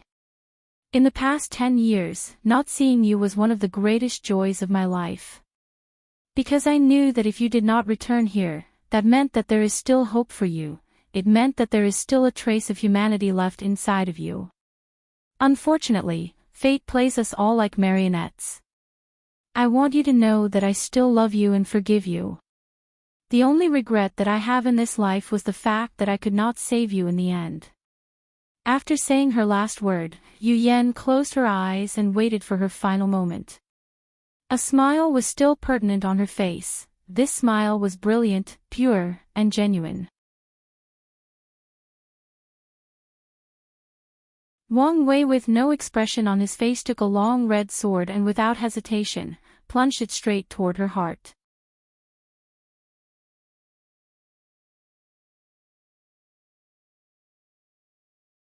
Chapter 20. While Yu Yan closed her eyes and waited for her fated death, Wang Wei's bright red sword stopped 1 millimeter away from her heart. No matter what Wang Wei did, he could not push the sword forward. This 1 millimeter represented a chasm that separated his last trace of humanity. It also represented his destined path. Cross that chasm and he will no longer be human, he will turn into a slave of power, a puppet of fate. Walk away from it, he still has a chance at redemption, a chance to try to place the control of his fate in his own hands. Wang Wei looked at his mother, then memories that were engraved deep in his memories flooded his mind. He remembered the reason that he started in this path of pursuing power. It was to protect his mother from the persecutions of the other clans. But now, years later, he has forgotten his original purpose. His desire for power slowly consumed him like blood flowing out of a person's cut artery. Then it suddenly dawned on Wang Wei that the most difficult thing about cultivating was not the process of reaching high realms. No, by his talent alone and with an abundance of resources from the sect, it was only a matter of time before he could cultivate to the supreme realm. The real difficulty of cultivating was how to remember his original purpose, his original heart. Cultivators live a very long life. The real trial that they have to face is how not to let the passing of time affect their heart, to retain their original intention in the face of the demon that is called time. Can you make sure that after 1,000,000 years, you are the same person? Can the people who knew you in the beginning still recognize who you are? Can you look yourself in the mirror and say without hesitation that you did nothing against your conscience? And if you did change, is it too late to rectify your mistakes? All these are the essence of having a strong and powerful Tao heart, and it took Wang Wei's almost killing his mother to truly understand these things. Yu Yan opened her eyes after a few moments without feeling any pain. The painful death that she waited for did not come. When she opened her eyes, she saw her son holding a sword very close to her heart without moving an inch. At the same time, she noticed tears flowing down his eyes, drenching his clothes wet. His eyes were no longer devoid of emotions. Instead, they were full of pain and struggle. They kept changing from pure ruthlessness to doting love. Yu Yan realizes that her son was in an internal battle of good and evil. Her son was in his last struggle to redeem himself. She did not say anything to him. Her gentle smile remained on her face. She knew that this was a battle that her son had to face on his own. No matter the outcome, she will accept it. If her son succeeded, she will lead him to a path of redemption to repay all his negative karma. If he failed, she would die as a form of atonement to the world and her son.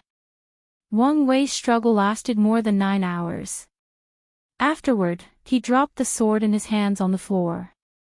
He looked at his mother full of gentleness, love, and guilt, then said, "Mo. Moth, mother." His voice was harsh and hoarse and he stuttered. This was due to the fact that he did not speak for many years. Tears kept coming out his eyes and he knelt on the ground in front of his mother. He continued, "Soar. Sorry for warehouse. What happened?" Yu Yan rushed to her son and embraced him on the dirty floor. She wept with him and comforted him. She told him that everything would be okay from now on, that there was still time to change, time to make right of his past's wrong. The mother and son spent the next day talking to each other. In the morning the next day, Yu Yan said to Wang Wei, "Are you leaving again?" He smiled and responded, "Mother knows me best. After all, I need to repent for all my sins." This time his smile was no longer stiff or indifferent.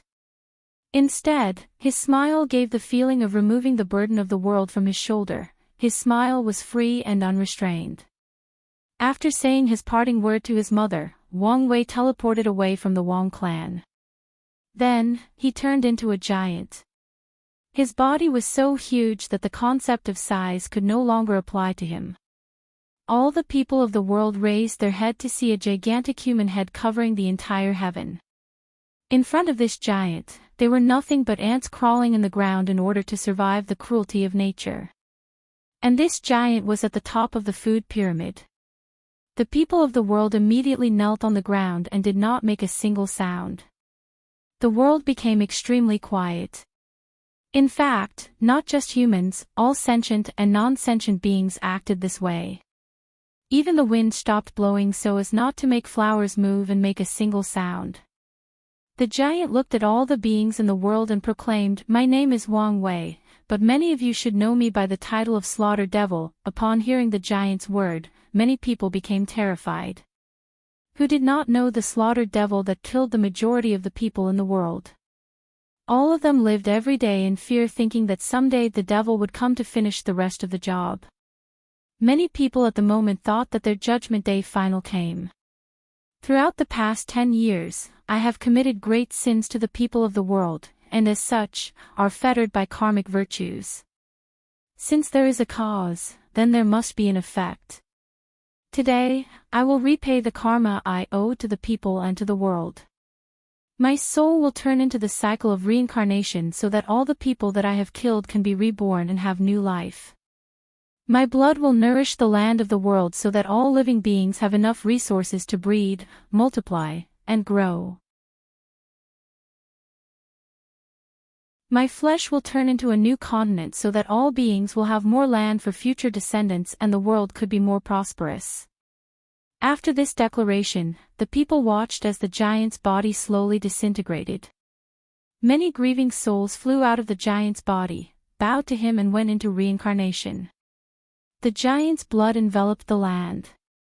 The crops and plants started to grow at an alarming rate. Many ores and spiritual veins were created in different parts of the land. Many mountains and rivers grew at a rate visible to the naked eye. Then, the giant's body turned into an enormous continent and landed somewhere in the ocean. The few remaining cultivators in the world soon noticed that the world they lived in hand started to expand and the spiritual energy of heaven and earth became extremely abundant. Every breath they took could absorb a vast amount of spiritual energy and they would feel refreshed afterward.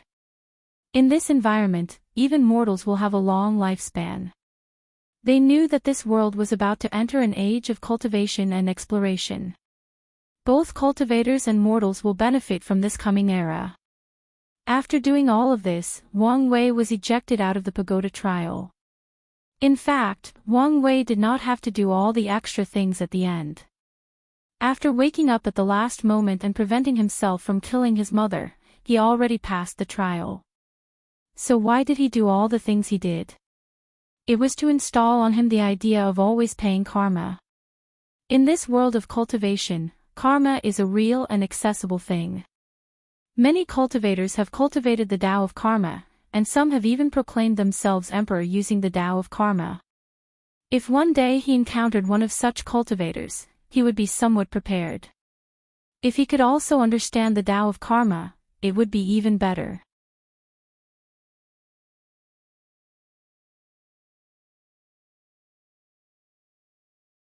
Chapter 21. After Wang Wei was ejected out of the pagoda trial, he stood there pondering for a few moments. In the past few months, he had already passed 5 trials, but 2 of them had the most influence on him. This first of which was when he was shown his true self in the chamber of mirrors of retributions. The second one was this trial of greed for power. Both of them invoked the same message: what price are you willing to achieve your goals? Wang Wei was a confident man. He believed that with his methodical plans, he had more than 80% chance of proving the Tao and becoming a great emperor. But he could not answer with any certainty whether he would change throughout his journey to the top, whether he could still maintain his original heart.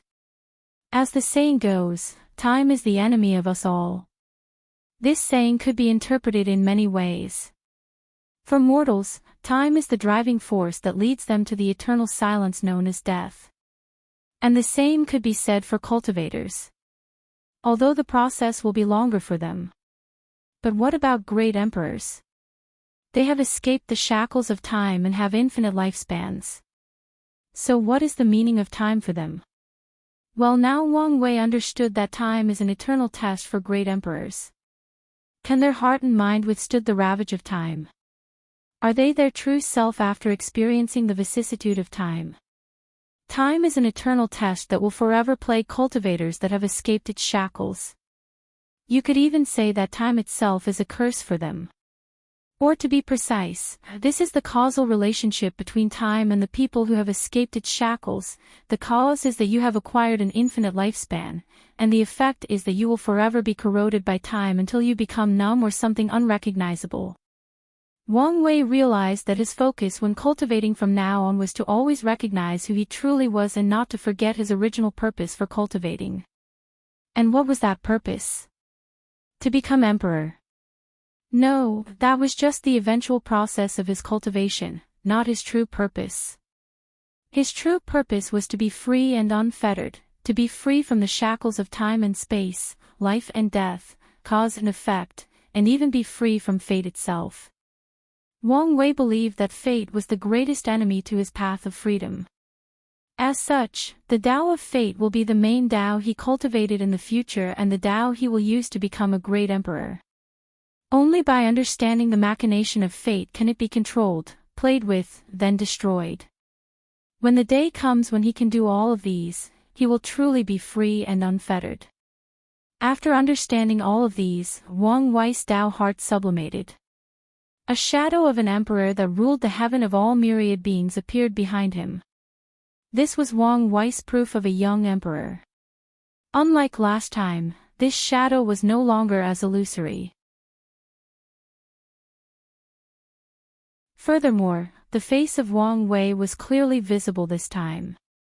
As soon as the shadow appeared, a grand and powerful aura enveloped the disciples and elders who were watching the fifth trial outside.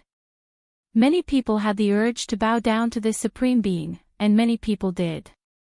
Some disciples with weak cultivation levels or weak will kneeled in the ground and dare not look at Wang Wei. As for the rest of the people, although they did not kneel on the floor, the awe they had for Wang Wei as the young sect master was exponentially increased. The young emperor's shadow of Wang Wei lasted longer than the first time, but soon, it also faded away. It seems that he had not reached the point worthy to bear the title of young emperor. After the sublimation of his Tao heart and the dissipation of the young emperor's shadow, Wang Wei left the pagoda with his head made. After Wang Wei left, the disciples started discussing what just happened. Do any of you know what was that shadow behind the young sect master? I do not know, but it was awesome. I feel like I was watched by a great emperor and wanted to bow my head. Stop talking nonsense, how do you know what a great emperor looked like? But you were right, I also wanted to kowtow to the young sect master. It seems that our Tao opening sect will have a great emperor this generation. These disciples were quite excited about the possibility of having a great emperor born in their sect. As the saying goes, when someone becomes enlightening, even his chicken and dogs will ascend to heaven with him. If the young sect master became great emperor, even the tiniest handout from him will greatly benefit any of them. Although most of the disciples were chatting happily, not everyone was as excited as them. This was especially true for the 10 contemporary sacred sons. Other disciples may not know what the shadow behind Wang Wei was, but they knew what it represented. This was proof of young emperor talent. As soon as they saw this shadow, they became pale. As contemporary sacred son, all of them were people with great ideals and ambitions. They all wanted to sit at the position of sect master one day. Although the people of the sect referred to Wang Wei as young sect master, to them, this title was just a form of respect to address the son of the current sect master. According to the rules of the Tao opening sect, the descendants of a sect master are not allowed to directly inherit the position. The descendants need to prove themselves by acquiring the title of Sacred Son through fair competition. The contemporary Sacred Sons knew that Wang Wei was a talented individual and that the sect might groom him to compete for the heaven will, but they thought that was something to worry about years from now. They believed that no matter how talented Wang Wei was, he still needed time to grow up to their level. Then, they could use this time to further the gap between him and them. As such, they had a high chance of becoming sect master before Wang Wei's talent took off. But now, Wang Wei's talent as a young emperor completely shattered most of their dreams. With this talent, it will not be long before they have to compete with Wang Wei for the honor of Sacred Son. Of course they knew that young emperor does not mean invincible. Throughout the ages, there have been many heaven chosens who fought and won against young emperors. Now the question is whether among them, there exists such a heaven chosen. In fact, not all young emperors manage to become great emperors. The path of the emperor is a long and arduous one, nothing can be set in stone as 100% certainty.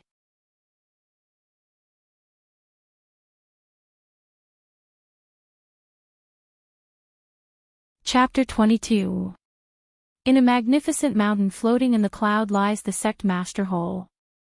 The spiritual energy in this mountain is the most abundant of the Tao opening sect. This was the formal residence of the sect master and where most of the meeting of the sect took place. In fact, the whole Tao opening sect is made up of a group of mountains. They start from the ground all the way to the clouds. The closer to the ground, the less spiritual energy a mountain contains. The mountains in the ground is where the outer disciples and the handymen are located. The mountains of the outer disciples are connected to the mountains of the inner disciples by multiple enormous chains. These chains allowed people to easily walk on them. As for the core disciples' mountain and other areas of the sect, you have to be able to fly to reach there. This is the reason that Wang Wei is always accompanied by his head maid. Her job was not only to take care of him, but also to fly with him to different areas of the sect. The highest mountain of the Tao opening sect is known as Tianwei Peak. This is the location of the sect master hall and currently a meeting is taking place. The great elders and elders of different halls sat in different positions with sect master Wang in the middle. Most of them had a look of shock and excitement on their faces. They had just returned from witnessing the 5th pagoda trial and saw the shadow of the young emperor from Wang Wei. One of the elders said excitedly, "This time the shadow of young emperor lasted longer than the last time. This means that the young sect master is not too far from truly becoming a young emperor. Things are not as simple as you say. Becoming a young emperor is not so easy." The great elder of the Enlightenment Hall asked in a deep voice, "Do you think that the young sect master could become a young emperor after he passed all 9 trials of the pagoda?" Many people quiet down after hearing this question and ponder for a while. Some people secretly look at the great elder. The Enlightenment Hall is the hall in charge of teaching and educating disciples. From the outer disciples to the core disciples, they were in charge of explaining cultivation sculptures and techniques. They were even in charge of preaching the Tao to the core disciples and the contemporary Sacred Son. More importantly, the great elder of Enlightenment Hall belongs to the sectarian faction of the Tao opening sect. Of all the people in the hall, he is probably the least enthusiastic of the talent of Wang Wei, as he is also the head of the group that is secretly opposing the rise of the young sect master. So, when he asks this question, many people start to ponder his motive. After a brief silence, Great Elder Yan Mei of the Punishing Hall responded, "It is unlikely for that to happen. However, once the trials are finished, the young sect master will probably be one step closer. All he will need is just a little push." After hearing her answer, many people nodded their heads and agreed.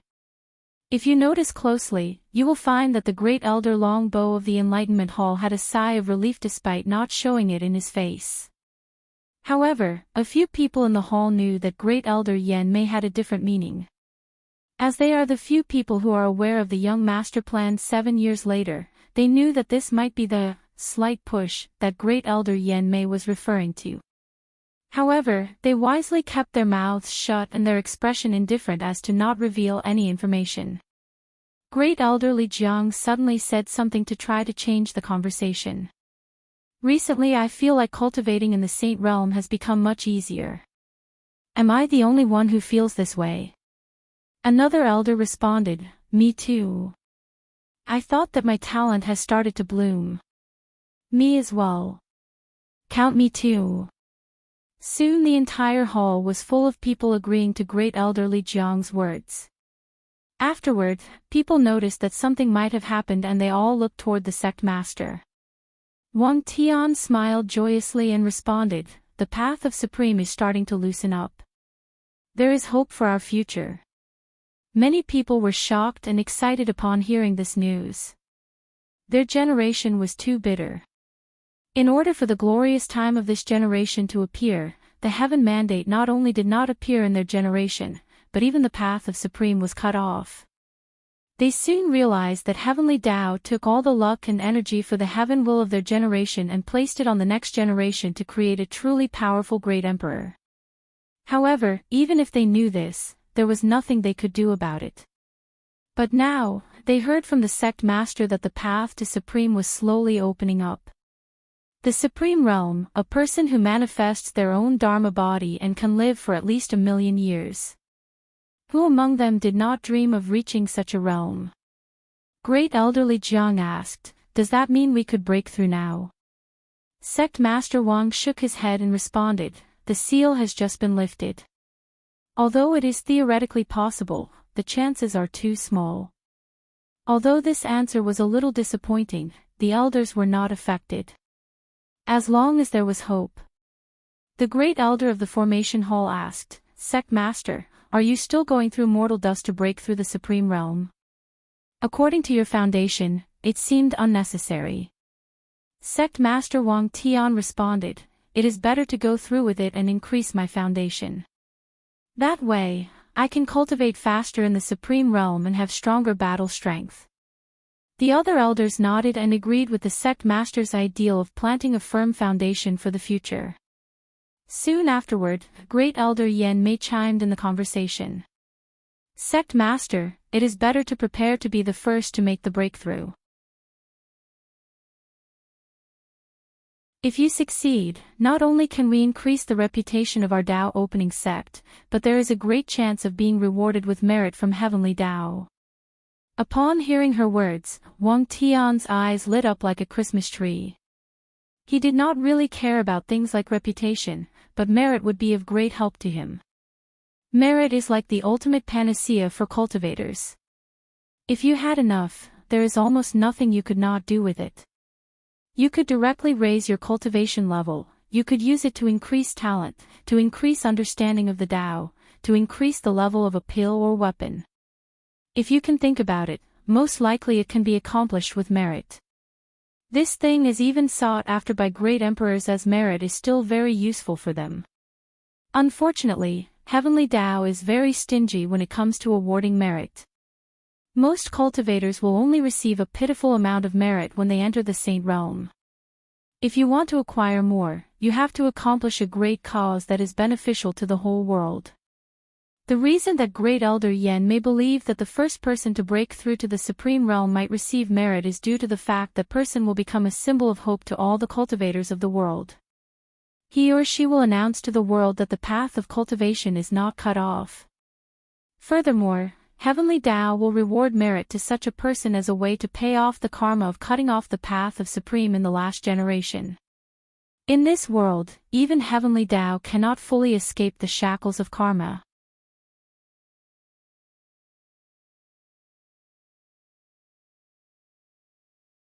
Chapter 23. Sect Master Wang Tian ponders the meaning behind Great Elder Yen Mei's word. He realizes that she is probably right about receiving merit for being the first person to break through to Supreme.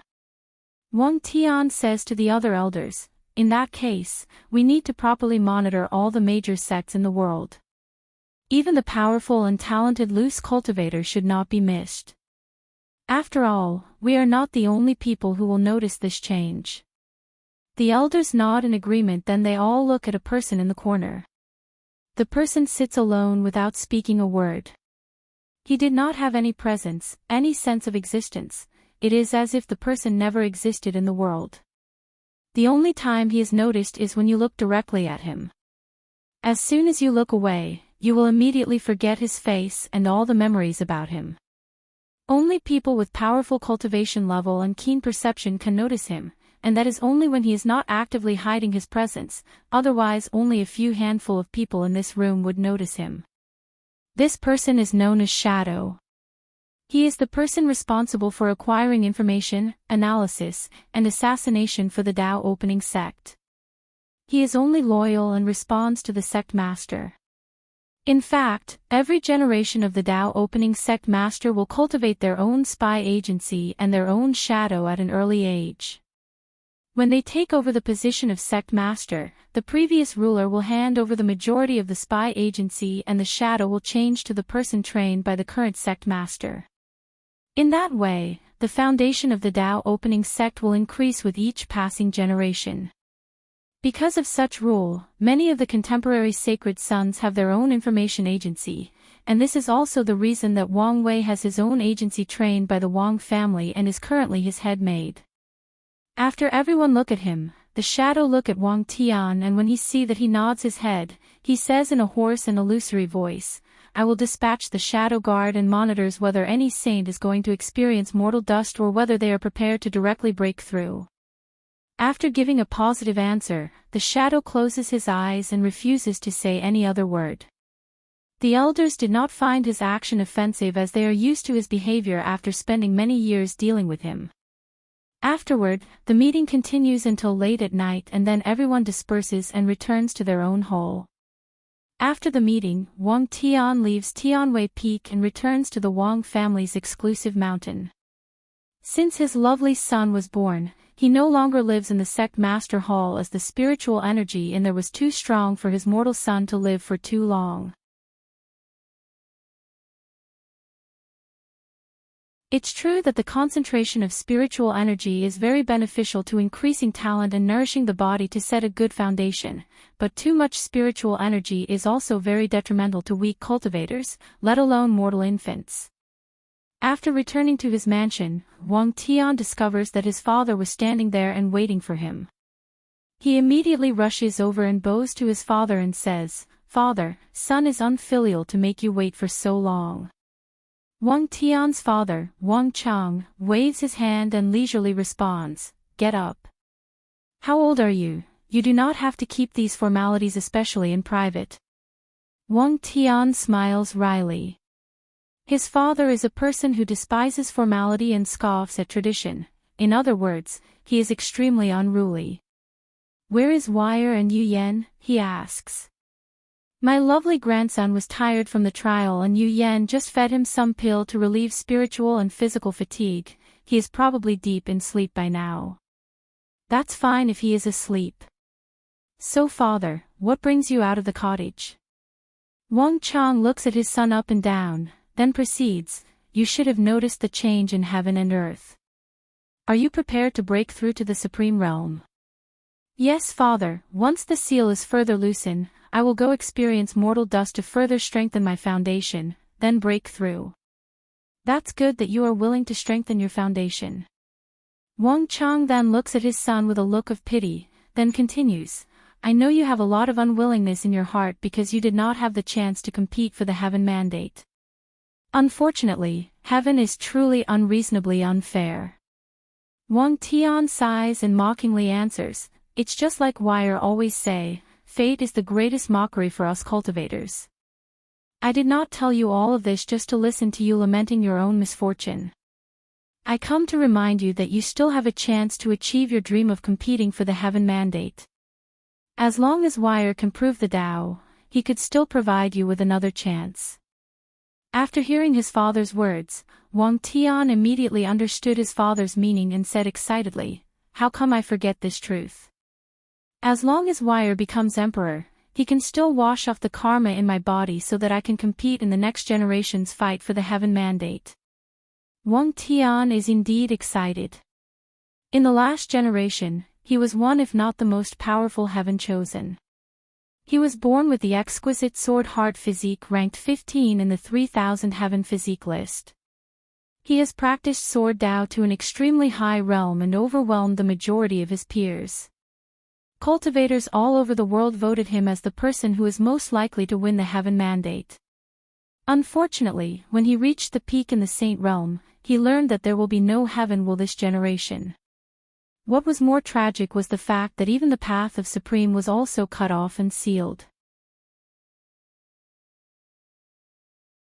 Their generation wailed in agony and screamed that heaven was unfair. According to the rule of heavenly Tao, no person from the previous generation can compete for the heaven mandate in the next generation. As such, the goals and dreams of many people were completely shattered. There is only one way to go around this rule: wash away your karma. In order to wash away karma, there are only two ways. One is to seal a person in bloodstones or time stones and allow them to sleep for millions of years and live through countless generations. Then, they can wake up, free from karmic ties and participate in the fight for the heaven's will. In fact, many sects have many heaven chosens from the previous era that are currently still sealed and awaiting awakening, and the Tao opening SEC is of no exception. The other way to wash away karma is to have a great emperor to directly take action. This method is direct and immediately effective. However, such a method will result in the emperor suffering from karmic backlash. As such, if an emperor is not powerful or if you are not really close to them, they will not use such methods lightly. After taking a deep breath and calming himself down, Wang Tian says to his father, "Father, not just me, even you have a chance at a second attempt." Upon hearing this, Wang Chang's face remains calm and answers with a look of sadness, "It's true. Unfortunately, after my defeat to Yang Qin, no I mean Emperor Nine Sons, my Tao heart was affected and my will to fight was long lost. There is no future for me as an emperor. Furthermore, it won't be long before my lifespan will approach its end and I have to be sealed with bloodstone and become a foundation that protects the sect from future trouble." After Wang Chang's words, a profound sadness envelopes the room. Wang Tian knew that his father had suffered a great mental blow during his fight for heaven will 3 generations ago. Furthermore, his father's age was long past the limit of 1,000,000 years for the supreme realm. Of course, due to how powerful his cultivation method is, his lifespan was way longer than ordinary supreme realm powerhouse. However, he will have to face the issue of lifespan sooner or later.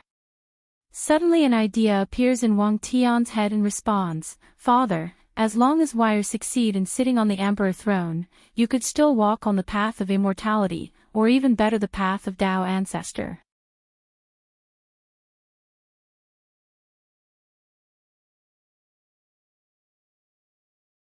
Chapter 24. After hearing his son mention the path of immortality, a look of yearning appears in Wang Chang's face, followed by a great deal of disdain. However, the idea of continuing in the path of Tao ancestor is quite appealing to him. This path, although not as powerful or influential as the path of emperor, has much better potential than the path of immortality. Wang Chang said to his son, "Okay. No need to think about these things for now. Wire still has a long way to go." After saying this, Wang Chang chatted with his son for a while before returning to his cottage. Wang Tian did notice that his father was in a much better mood when he left. He becomes more joyful at the fact that his word had a good effect on his father. Wang Tian knows that a cultivator's state of mind and Tao heart is of great importance to them, especially in the higher realms. Ever since his father has failed his competition for the heaven will, he has been quite reticent and lost a lot of his previous confidence. Things got better when Wang Wei was born, but the effect was also minimal. Now, he has rekindled the fire of hope for his father, just like his father just did for him. After pondering for a while, Wang Tian ran home to reunite with his wife and son. Far away from the Tao opening sect, in the heaven-blessed domain, the Emperor Enlightening Academy. The myriad emperor world is divided into 5 continents. Each continent is further divided into countless domains. The Emperor Enlightening Academy is located southeast of the Tao Opening Sect. This academy is one of the most powerful forces in the world, second only to the Tao Opening Sect. In fact, when it comes to foundation, it might even surpass the Tao Opening Sect. As the name suggests, the Emperor Enlightening Academy is designed for the sole purpose of training great emperors. Throughout its long history, it has trained a total of 8 great emperors, only one short of the Tao Opening Sect. As a result of this, these two great powers have been competing for countless years. However, what sets the Emperor Enlightening Academy apart is the fact that their doors are open to any heaven chosen even if you already belong to another group or faction. Because of said philosophy, the Emperor Enlightening Academy has helped a great deal of emperors during their rise. So, these emperors would more or less return the favor after their ascension. As such, despite the fact they have only truly trained 8 emperors, they have received the favor of countless emperors throughout their inception. Right now, a meeting between the teachers and headmaster of the academy is taking place. Unlike the Tao Opening Sect, which is located in the mountains, the Emperor Enlightening Academy is actually a gigantic city that covers the entire Heaven Bliss domain. The headmaster of the Emperor Enlightening Academy is actually an old man with long white hair, trim white beard, and sage-like temperament. He is dressed in all white ancient garments. All the teachers in the hall had a great deal of respect for him. This respect comes from not only his powerful cultivation, but also the fact that he is an educator, a sage that brings knowledge and wisdom to the masses. The headmaster, whose name is Bai Han, starts the meeting. He asks, "Have we found our target this time?" Another teacher responds, "After paying a substantial price to the Heaven Mystery Pavilion, we have determined that the target has been born in a lower plane and has also located said plane. Should we send someone to pick him up?" After pondering for a while, Headmaster Bai Han responds, "No need for that for now. Send a true monarch teacher to secretly protect him. Growing up in the lower realm can temper him and also prevents other sects from noticing him. Additionally, the teacher protecting him can be responsible for his first enlightenment and set a solid foundation for him and cultivate his feeling toward our Emperor Enlightening Academy. Headmaster, we also need to send him an identity token," reminds another teacher. "Yes, without an identity token, he will not be recognized by Heavenly Tao of the Myriad Emperor world and will not be able to participate in the fight for Heaven will. According to the laws of Heaven, people not born in the Myriad Emperor world could not participate in the fight to prove the Tao, unless a very precious identity token is given. This is similar to the citizenship that Wang Wei received when he was born." Another teacher excitedly says, "I cannot believe that our Emperor Enlightening Academy is about to acquire a heaven chosen with the absolute chaos physique, the rank number 1 in the 3000 heaven physique list. We will finally nurture our 9th emperor and catch up to the Tao Opening Sect. Yes, this generation's heaven mandate will belong to us." I agree with this. Soon many teachers started to discuss their exciting future. Seeing that the majority of people in this room start to become arrogant and proud, Headmaster Bai Han frowns and says in disapproval tone, "Do not be proud and happy too quickly. Don't forget, this is a glorious time where the number 2 physique, heavy axe physique, and the number 3, 7 desire 6 emotion physique has appeared. Furthermore, there is still the anomaly that appears in the Tao Opening Sect. From the information we have received, the young sect master of the Tao Opening Sect has the posture of a young emperor. In the western White Tiger continent, there is a child born with the power of reincarnation. Many of the people with physique in the top 10 of the 3000 heaven physique have been born. This is not the ancient time when being born with the top 3 physique is guaranteed to win the heaven mandate.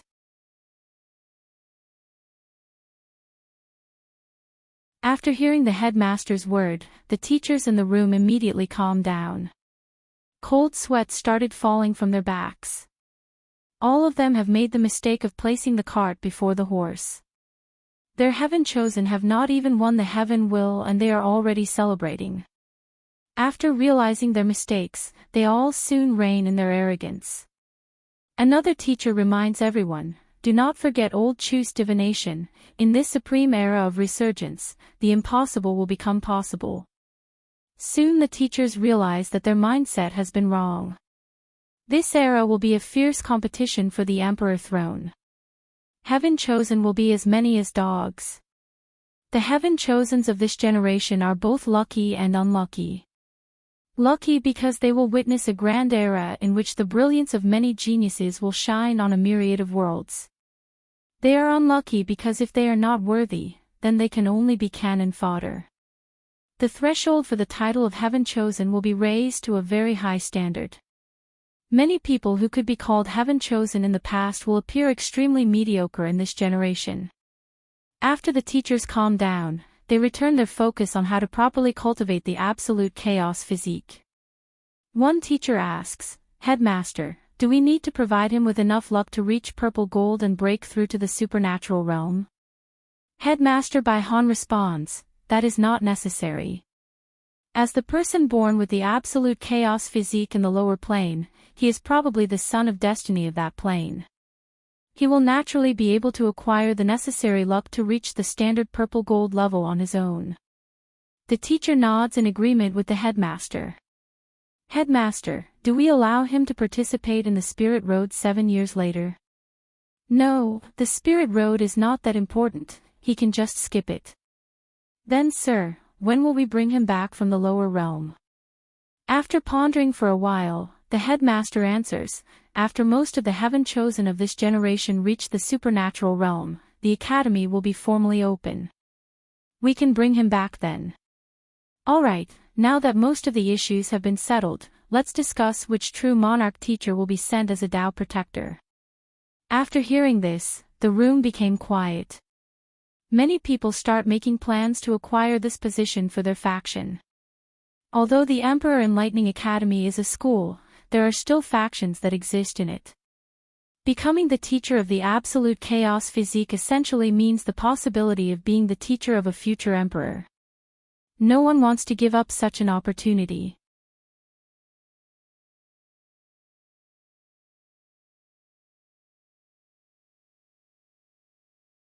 Chapter 25.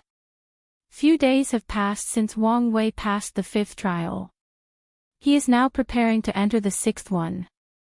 While flying in the air accompanied by his head maid, Wang Wei asks her for the latest information that he needs to know and analyze. She responds, according to the information we received, the Enlightening Emperor Academy has secretly been moving around lately. Do you know the reason? Asks Wang Wei. We do not know for sure, but there are rumors that they have found the absolute chaos physique, but we could not verify if this information is true or not. The Academy has even launched a massive cleanup after the news leak. Many of our hidden spies were killed. Wang Wei ponders for a while. The rumors are most likely true given how severe the Academy reacted after the news leak. He suddenly asks, what about the other 2 top physiques? According to our information, the number 2 physique, the heavy axe body, is the crown prince of the Great Zhou Imperial Dynasty. As for the number 3 physique, the 7 emotion 6 desire body, we only know that it is a girl, and she was found in the Eastern Azure Dragon continent. As for what force has acquired her, there is currently no information. Wang Wei smells the incoming storm from the whereabouts and actions of the number 2 and 3 physique. Usually, a sect will normally start to brag to the world about their heaven chosen as a way to form momentum for them. However, the Enlightening Emperor Academy and the Power faction in the Eastern Azure Dragon continent chose the opposite and became quite low-key. This is actually quite unusual. This can only mean that they are preparing for the right time when all other heaven chosen's momentum reach a peak period, then use them as a stepping stone for their own people. After thinking about this, Wang Wei's sense of urgency rises quickly. He needs to advance his plans so that he will not become the stepping stone for someone else. After chatting with his handmaid for a while, Wang Wei soon reaches the place where the pagoda trial takes place. Then, without hesitation, he entered. In this trial, Wang Wei finds himself being a very powerful cultivator. he is also the sect master of one of the most powerful sects of the world. His every word can dictate the life of countless people. Under his leadership, his sect reached the most prosperous height since its creation. While everything seems to be going well for him, an enemy of Wang Wei's sneak attacks him while he is leading the sect's disciples to a secret realm. The worst part about this is the fact his enemy did not kill him, but abolished his cultivation level, then shatters his Tao.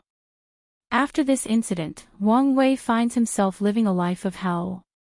He becomes a crippling beggar. He had no home to live and had to beg in the street to live.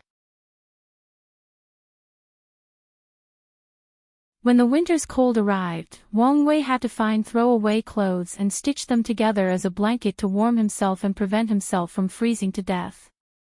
When the autumn's rain washed away the world, a few temples had provided shelters to a group of beggars and Wang Wei was lucky enough to be one of them. The worst part of this experience for Wang Wei was not the constant changing mood of Mother Nature, but the never-ending hunger and the constant humiliation. Every day, Wang Wei had to go forage for food in the city. Since he is a beggar, he lives in the slum, the poor area infested with crime. The people living in the slum barely had enough food to feed themselves, let alone help others. Once in a while, some good Samaritans would feel bad for Wang Wei and provide him with enough food to barely keep alive. On some good day, some rich merchant or nobles would pass by the slums and give the beggars some food. However, they usually do it with a look of arrogance in their face and will usually throw the food in the ground and watch with pleasure as the beggars fight over such little food. In order to survive, Wang Wei is usually one of the beggars fighting for food. Due to the fact that he used to be a powerful cultivator, he is still much stronger than an ordinary person, let alone a malnourished beggar. In fact, the act of these nobles and rich merchants throwing food in the ground are actually quite benign. Usually, they will vent their anger on the beggars by severely beating and insulting them, they spit at them, throw rotten eggs and feces at them, or even directly murder them. Wang Wei has tried a few times to fight back. The result is always him being severely injured and almost dying. The nobles and merchants never suffer any consequences for their action. This situation becomes worse for Wang Wei as some cultivators recognize him as the former sect master of the Tao opening sect. They all took pleasure humiliating one of the most powerful cultivators in the world. Things continue as such for many years until one season, a great famine envelopes the kingdom where Wang Wei is currently located. Due to the famine, the nobles hoard the majority of the food, while the rich merchants raise the price to make profit. The majority of the poor people in the slums starve to death, while the number of beggars drop exponentially. During this period, Wang Wei has not eaten any food for more than 2 weeks. The only reason that he has lasted for so long was due to his former powerful body. On a particular summer's night, Wang Wei lies on the floor with an excruciating pain in his stomach. His throat is dry and his vision becomes blurry. He realizes that he was about to die of starvation. Then a man appears before him.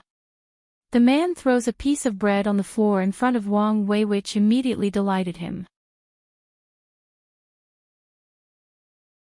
However, his joy did not last long as the man actually urinated on the bread, then looked at him with a mocking smile and watched with an expectant joy for him to reach out and eat the piece of bread. Wang Wei looks at the bread, then swallows his saliva with a look of desire. Then, he raises his head and looks at the man with his blurred vision. Afterward, he closed his eyes and rested. His pride will never allow him to reach such low bottom. He would rather starve to death than eat such a disgusting thing to survive. Who was he? One of the most powerful cultivators in the world. The sect master of one of the most powerful sects in the world. How can he do such a thing as eating bread filled with urine? He would rather die than suffer such humiliation. Soon afterward, Wang Wei's wish was granted to him. He starved to death and was immediately exiled out of the pagoda. Wang Wei thought that his act of placing his pride over his life would be the key that allowed him to pass the trial. But in fact, after exiting the trial, he actually fails to pass the 6th trial.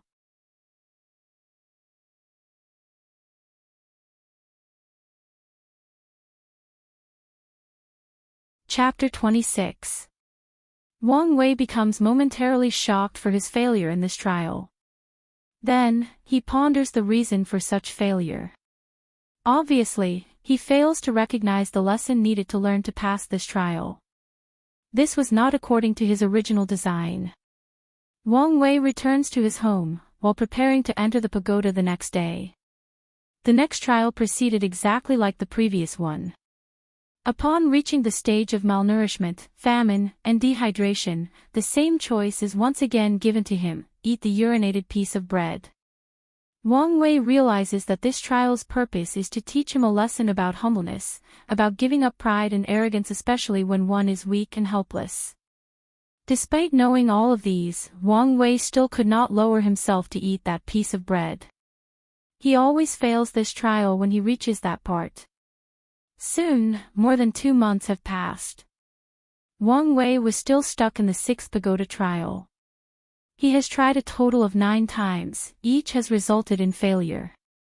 As a result of this, many disciples including Li Jun have already started the 7th trial.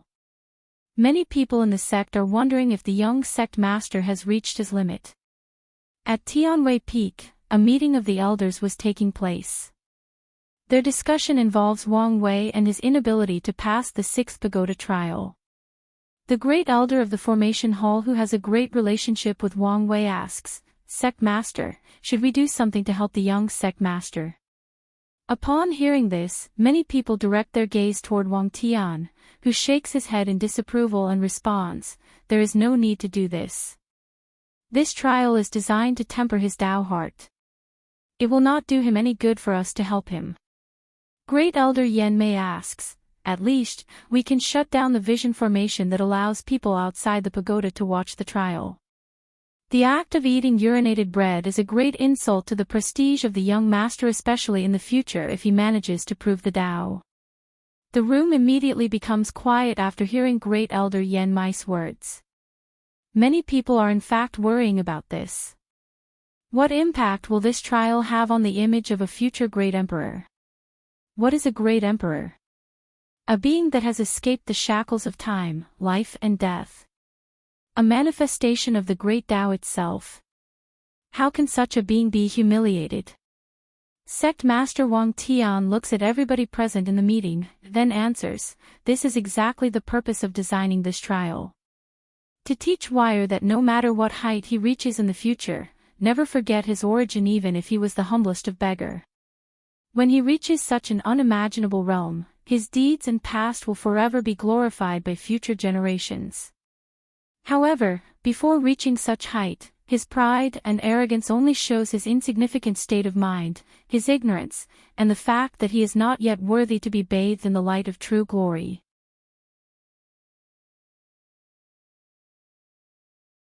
While the meeting is taking place, in the Wang family exclusive mountain, Wang Wei, who has been in a terrible mood the past 2 months, was invited into a room by his mother Yu Yan. Upon entering the room, Yu Yan watches her disheveled son with distress. She can easily notice the difference from 2 months ago. His eyes are bloodshot, signifying the fact that he has not had enough sleep in the past few months. His clothes are no longer clean and tidy. His eyes, who once were full of wisdom, maturity, and confidence, are now full of doubt and confusion. Yu Yan watches his son dotingly and wishes she could just go over and tell him that this trial is not necessary. Even without it, he could still accomplish great things in life. However, she knows better that this is not the time to be soft. She said, "Wire, your father is in a meeting with the elders right now. I'm worried that someone will use this failure to attack you. Come and watch so you could receive the information beforehand and be prepared for an attack." Then, she takes out a mirror showing the scene of the meeting in Tianwei Peak. Wang Wei sits next to his mother and watches the elders argue about how to deal with his recent failure in the pagoda trial.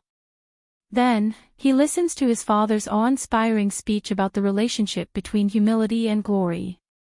Then, something dawns on him. Where does this unfounded pride come from? It's true that he is born with great wealth and good fortune. Even in his past life, he was considered a second-generation rich young master. However, his birthrights have no direct indication for his future achievement, especially in this world of cultivation. Even the most humble beggar can one day sit in the throne of emperor overlooking myriad beings. Emperor One Eye is a perfect example of this. He was born a slave of a family in the western White Tiger continent.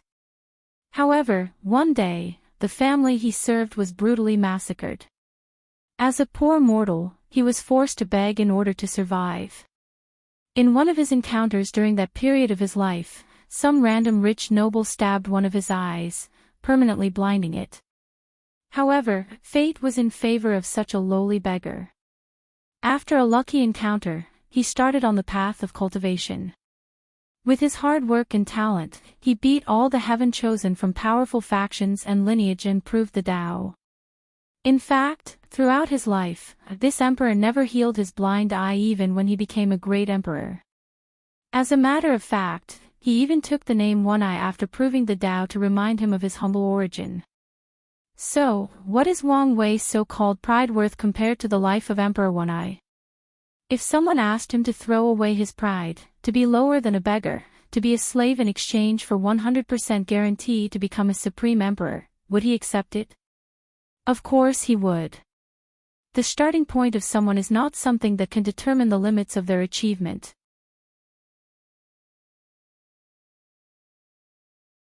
Humbleness and humility are not disadvantages or vices, no, they are in fact great virtues. Virtues that teach people to never give up no matter the circumstances. After realizing this, Wang Wei's eyes shine like the first sunlight that illuminated the world, the doubt and confusions were immediately swept away.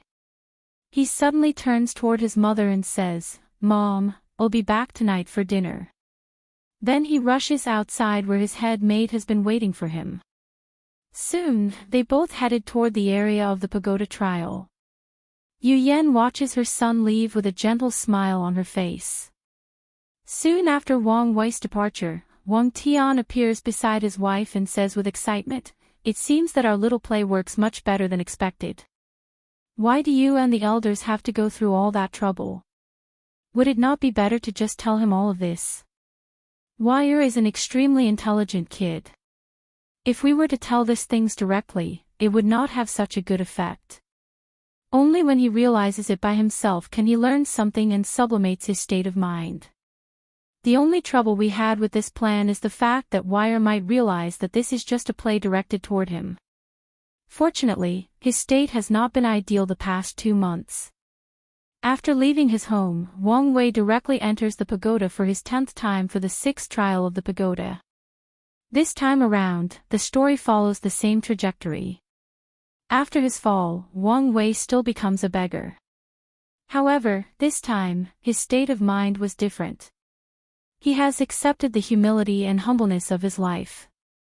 He tries every means for survival, while trying to find a chance to change his life. When the arrogant man handed him the piece of bread filled with urine, he picked it up without hesitation and ate it.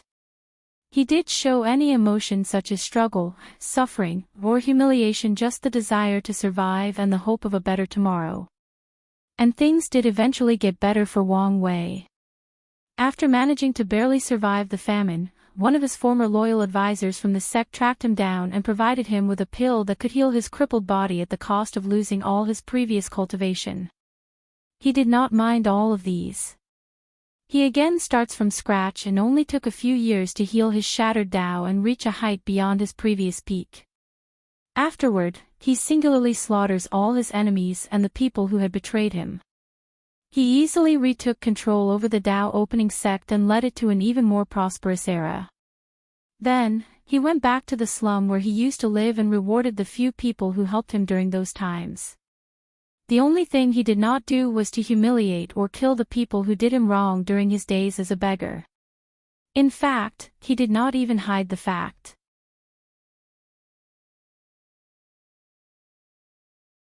As such, the story of the rise of the sect master of the Tao opening sect from an humble beggar to a supreme being spread all over the world as a form of motivation, a way to encourage people that humble origin does mean you could not succeed in life.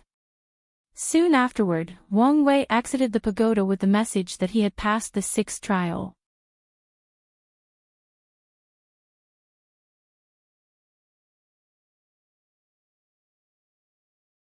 Chapter 27. After this trial, Wang Wei had learned a great deal of things about himself. Despite his humble appearance, Wang Wei discovers that he had a great deal of arrogance and pride hidden deep in his bones. Unlike people who display their arrogance on their face and action, Wang Wei's arrogance is displayed in the form of alienating ordinary people or people who he believed did not have the status or strength to be on the same level as him. For example, Wang Wei might be talking to someone with polite words and a comforting smile, but in fact, he would never be friends or associate with someone of lower status than himself unless he has a purpose for doing so. The politeness he displayed when conversing with other people is due to his education. His polite and comforting smile is just a way to display his charm and increase his charisma, to develop a positive image to the world. Unfortunately, there is deep pride or hubris hidden behind the polite smile. An arrogance stems from the belief that one day, he will become a powerful being that forces all myriad things to bow down to him. If it was not for this pagoda trial, Wang Wei might spend the rest of his life without being aware of such excessive pride, which would in turn cause him a great deal of danger if used by his enemies one day. The impact of Wang Wei spending so much time passing the sixth trial did not immediately go away. Disciples in the sect are constantly discussing whether the young sect master had reached his limits. Wang Wei is aware that someone might be secretly spreading rumors to discredit him. So, he immediately took action to change the narrative. How does he do that? Simple. He immediately enters the seventh trial and tries to be the first to pass it despite his 2 months late start. The seventh trial could be said to be simple, yet at the same time, the most difficult. This trial involves religion and brainwashing. In this world, there are many powerful religion and cult who rely on people's belief as a way to cultivate. As a result of these religions' desire for people to devote their entire life and belief to them, they develop techniques that brainwash people and forcibly distort their minds, ideology, memories, and even personality. The most famous of which was Buddhism. In the myriad emperor world, Buddhism once had a glorious era. Many great Buddha emperors were born in different Buddhist sects throughout the world. Their emperor sculpture the past, present, and future Buddha was renowned as one of the most powerful scripture in the world. Unfortunately, something happened that changed the very nature of every Buddhist. Instead of pursuing enlightenment, the Buddhist sect started to gather incense through believers. They brainwashed both ordinary people and cultivators as a way to quickly cultivate. Not much record is left in the Tao opening sect from that time period. To be more precise, someone or something not only wiped out all the Buddhist sects in the world, but even the majority of records were erased. The only thing related to Buddhism in this world that still remains is the 6 forbidden lands, the Western Pure Bliss Land.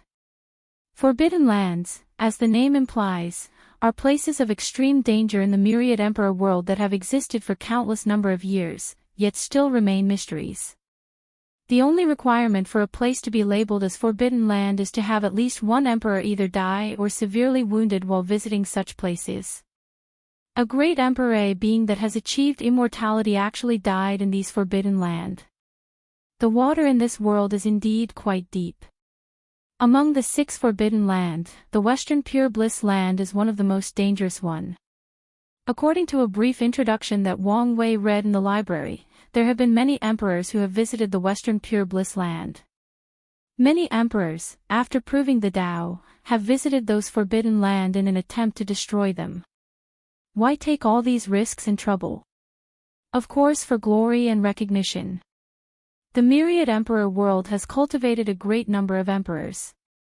Among them, there is of course a distinction between powerful emperors and weak emperors. One of the ways that emperors use to distinguish themselves is to destroy or erase a forbidden land. According to records, there have been a total of 18 forbidden lands, now only 6 remain. Some forbidden lands are dated before the first ever Emperor Heaven Opening Emperor was born in this world. The Western Pure Bliss Land has affected a large number of emperors. Once they enter the core area, there are only 3 outcomes that await them upon exiting: death, severe injury, or being brainwashed into believing in the great Maitreya Mother Buddha. Once their belief has changed, the Tao that these emperors cultivated will be forcibly rewritten to contain Buddhist's nature or origin. When Wang Wei learned about this fact, he was completely horrified. What kind of being would be able to manipulate the Tao of an emperor? Unless he is more powerful than him or her. After reading about this information in the library, he directly went and asked his father about it. However, unlike before, Wang Wei's father refused to tell his son any information.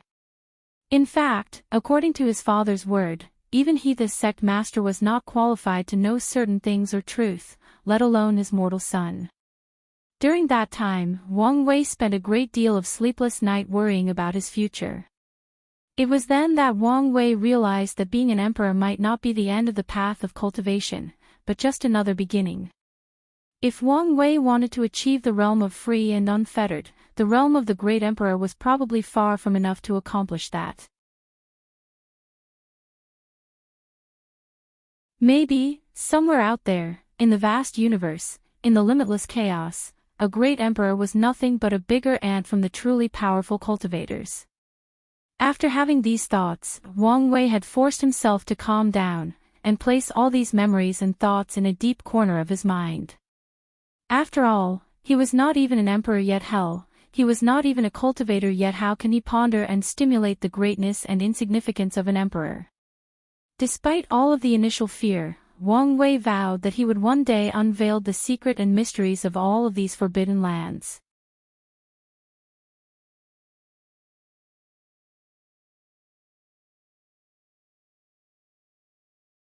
Chapter 28. Wang Wei enters the pagoda and finds himself in an empty room with one meditating cushion on it. He sits cross-legged on top of it. As soon as he sits down, a grand and ethereal murmur appears in his mind. The murmur was at first very blurry, but soon, Wang Wei started to understand its meaning. The voice preaches about this majestic and otherworldly power. He claims that if Wang Wei believes in it, it would grant him wealth, power, and even eternal life. The words of the ethereal voice seem to contain a deep power of seduction. Each word seems to be able to leave an imprint on the core of people's soul. Wang Wei tries to ignore the voice with no avail, then he tries to think about different things or memories as a form of distraction. But that tactic also fails. No matter what action he takes, the only thing left riveting in his mind is the promise and seduction of that voice. After agonizing and fighting against the ethereal voice for 3 hours, Wang Wei finds himself believing that he is the devout believer of the Almighty One beyond fate. Only by believing in it can he truly achieve his dreams and goals of being an emperor and reaching the peak of life. After becoming a devout believer, someone opens the door of the secret room. He then leads Wang Wei to meet the Pope of the religion, who proclaims to him that a sacrifice is required of him by the Almighty One beyond fate. Wang Wei without a shred of hesitation takes a knife, cuts a hole on his chest, then plunges his hand into his chest cavity and rips out his heart and hands it to the Pope. During his action there was no pause, no hesitation, no screaming in agony. Only a look of yearning and devotion to the supreme God that controls the fate of all human beings. The Pope nods in approval and takes the heart away from Wang Wei's hand. Soon afterward, Wang Wei dropped dead on the floor and was immediately exiled from the pagoda due to his failure of the 7th trial. After leaving the trial, Wang Wei had a look of horror in his face. It took him a few minutes to recover a proper mindset, then he set out back home with his head made. Wang Wei spends the whole night thinking about how to properly pass this test. The solution he comes up with is to use his strong will to resist. The next day, he places his idea into practice. He tries to resist the invasion of the ethereal voice with his strong will. Although, this time, he lasted more than 12 hours before he surrendered, Wang Wei knows that this is not the best way to go forward, especially now that he was 2 months behind the other disciples. Resisting the sweet seduction of the Almighty One beyond fate with a strong will is a very slow process. Unfortunately, time was not on Wang Wei's side. Wang Wei had to try his backup plan, fighting belief with belief. Since the Almighty One beyond fate wants him to believe in him, then why not install into himself a strong belief and fight against the belief of the Almighty One beyond fate? That way, by fighting the invasion of the other party, Wang Wei can rapidly strengthen his own belief until it turns into a creed or instinct that he will follow his whole life. As for what belief to follow? Simple, the belief that he will one day become free and unfettered. One day, he will swim in the river of fate, go fishing in the river of time, flirt with the goddess of death, bathe in the spring of life from the eternal tree. With this mindset, Wang Wei once again enters the pagoda for the 7th trial. As soon as he sat on the cushion, the seduction and invasion began. Wang Wei immediately starts to hypnotize himself into believing that one day, he will be a supreme being far greater than this Almighty One beyond fate. No matter how seductive this voice is, no matter what great things he promises, no matter what benefit he offers, Wang Wei remains blind to it. Wang Wei constantly installs the idea on his mind that by having an unwavering belief on himself, one day he could achieve his goals and dreams. All he needs to do is slowly and methodically walk on his own predetermined or pre-established path. He does not need the spiritual soothing or reliance of a higher being.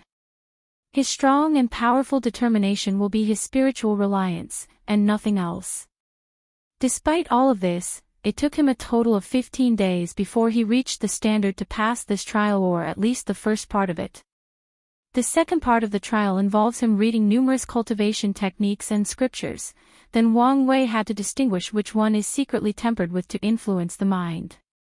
The cultivation world can be quite dark and full of malice. Some poor bastard might think that he is lucky by discovering a peerless cultivation sutra, later to discover that this sutra is tempered by a more powerful cultivator to turn people into their slave, or make them their faithful and devout believer, or to make it easier to take over their body after raising them like fat sheep to be slaughtered. The 7th trial of the pagoda is designed and modified by the elders to train the disciples on how to recognize these default cultivation sutras and techniques.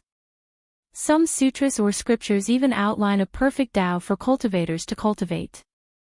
They do not need to have any enlightenment, just cultivate the sutra and they can cultivate the law and Tao. However, the majority of sutra like these are just bait to cultivate the perfect cauldron for absorption or body possession. It is true that it is necessary for cultivators to have lucky encounters to grow powerful during their cultivation journey. This is in fact a manifestation of their own chi luck. However, if a cultivator is not careful, it will be quite easy to be calculated by other cultivators. In fact, sometimes, even Heavenly Tao will calculate certain cultivators. Although Heavenly Tao is nothing but an emotionless program, it is in its right to check and balance certain cultivators that he deemed a threat to the world. Heavenly Tao itself cannot directly attack such people, but he can provoke them in a roundabout way, such as increasing the strength of heavenly tribulation, or plot against through lucky encounters. Wang Wei spends more than 10 days before passing the 7th trial. And just like he had planned, he is still the first to pass it. As soon as he passed the trial, the voices of dissonance in the sect were completely gone. The people that are secretly making trouble became silent. Wang Wei took this opportunity to increase his prestige in the sect. In only a few days, only positive news about him could be heard from the mouth of the sect's disciples.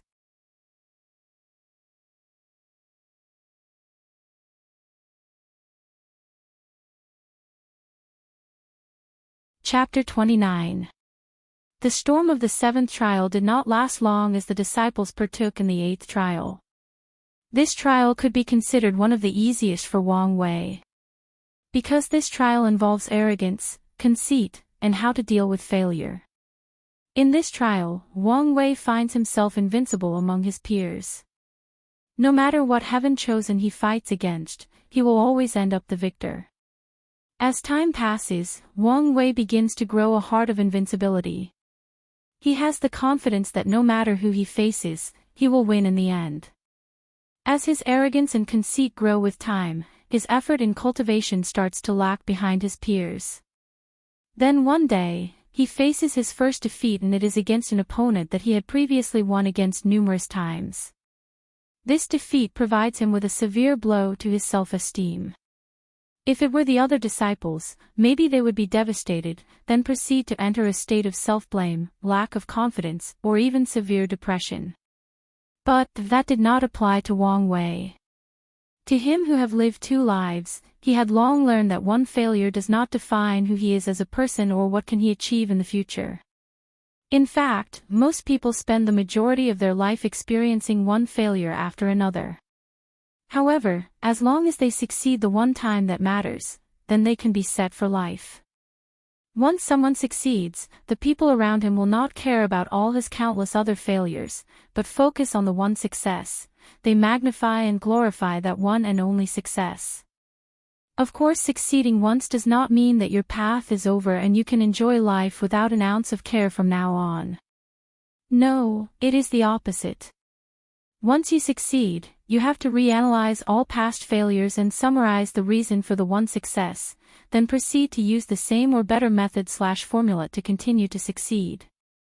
With this mindset, Wang Wei soon realizes that the reason for his failure this time is due to the fact that he becomes conceited after succeeding so often. After being invincible, he did not put as much effort as he did before having such overwhelming strength. He has started to believe that no one would forever be his equal. As such, there is no need to put in so much effort. While the sin of sloth slowly devours him, his competitors did not slack off for even one day. They were not discouraged from the abundance of failures when facing Wang Wei. In fact, it was quite the opposite. They work harder than they did before, they put in 100 times more effort than previously. And eventually, they succeed in defeating a foe that at a certain point of time, they had deemed undefeatable. Wang Wei learns from the effort and spirit of his competitors. Although his heart of invincibility is shattered, he did not mind. He could slowly rebuild it and make it even stronger than before. Wang Wei did not take long to pass the test of the 8th trial after getting over his failure or defeat. The purpose of this trial is to teach disciples the values of constant hard work and the mindset needed when encountering major failures in life. In this world, cultivating is like a rapidly moving speed train on an endless track. If you slow down even a little bit, other trains might surpass you no matter how far ahead you think you are. Only by constantly moving forward that you have a slight chance of always keeping an advantage. What is even worse about this speeding train race is the fact that not everyone has the same starting line. As such, if you are not constantly improving and moving forward, no one knows the outcome of the race. After exiting the 8th pagoda trial, Wang Wei starts to ponder about the meaning of a heart of invincibility. In his opinion, no one can truly reach the state of invincibility. Some cultivators might spend their entire life without losing a single battle. Are they invincible? In Wang Wei's mind, the answer is no. The cultivation world is very hierarchical. So what if you are invincible in the supernatural realm? Can you beat someone in the shattered void realm, or the saint realm? The answer is no. The only reason a person can claim to be invincible is if he spends his entire cultivating career without fighting someone of too much higher cultivation level than him. As such, the so-called heart of invincibility is nothing but the self-aggrandizing of some arrogant idiot who lives in a false reality. Wang Wei did not want such a heart of invincibility. In fact, despite Wang Wei's disdain, he knows that such a thing as heart of invincibility is actually very useful to cultivators. It can increase the confidence of a cultivator in battle, creating a momentum that weakens enemies. Furthermore, anyone who cultivates a heart of invincibility will be acknowledged by heavenly Tao and increase their chi luck. If Tao heart increases a cultivator's chance of breaking through higher realm, then a heart of invincibility increases their combat power. To Wang Wei, the so-called heart of invincibility is too fragile. All it takes is one defeat or self-doubt, then it will shatter. Although Wang Wei has a great deal of confidence in himself, it is not to the point in which he believes that he will never lose a battle or experience failure. As such, he concludes that the path of invincibility is not for him. Despite all of this, this conclusion did not have any effect on him. The reason is because he has a strong belief, a belief that no matter what misfortune he encounters, no matter what battle he fights, he will have the last laugh. He will be the last man standing. He might not win the first few battles, but when it comes to the ones that truly matter, he will be the final victor. This belief is of a greater significance and value to him than any precarious heart of invincibility. After setting his mindset in the right direction, Wang Wei begins to prepare for the final trial. He knows that the final trial is actually quite horrible even according to his standard. As far as he is concerned, there is probably no actual way to pass this trial.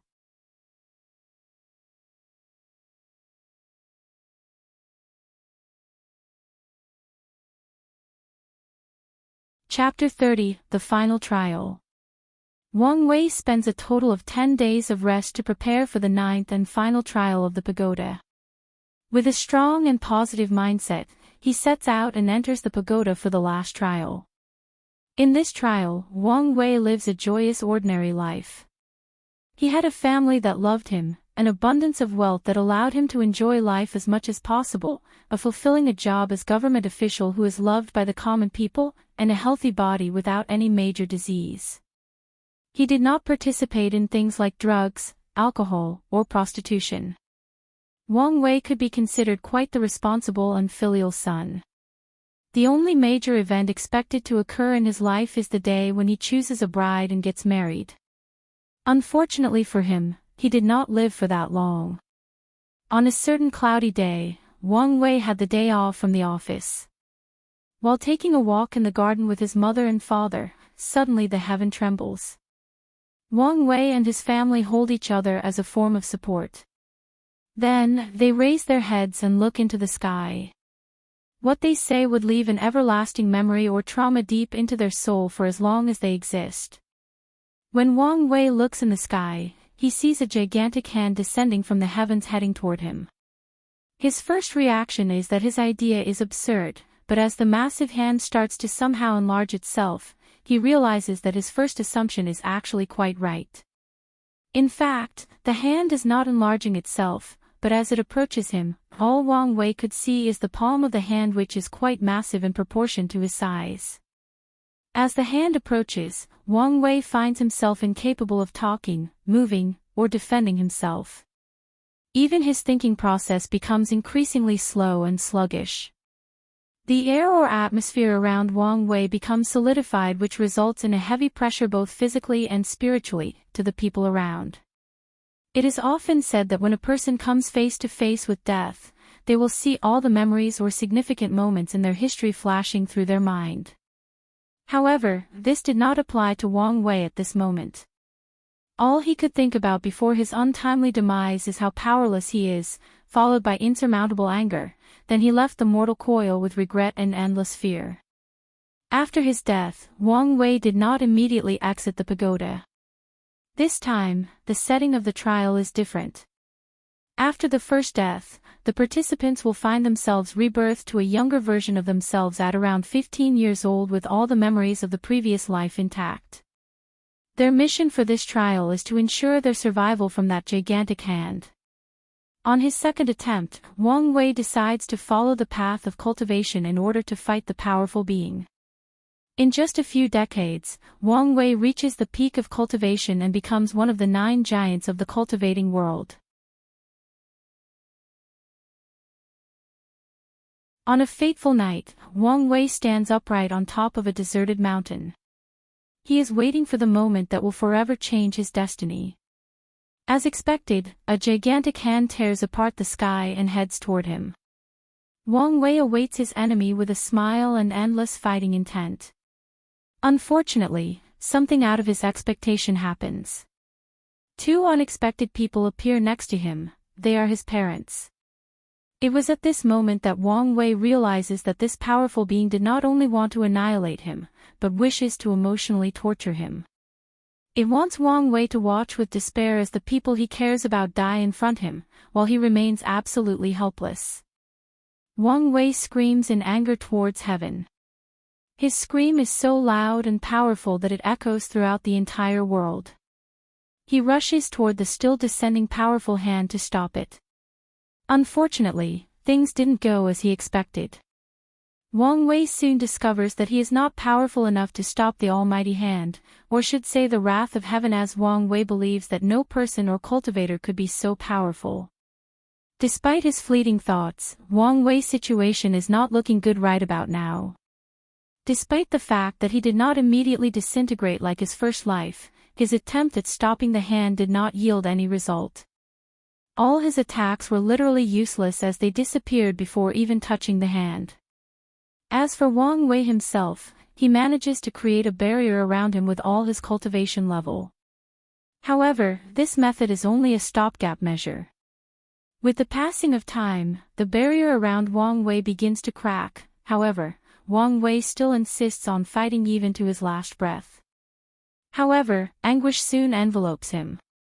Wang Wei watches as his parents, who were still located on the ground, slowly float in the air in front of the big hand, then they slowly disintegrate into sand-sized particles and fly away with the wind.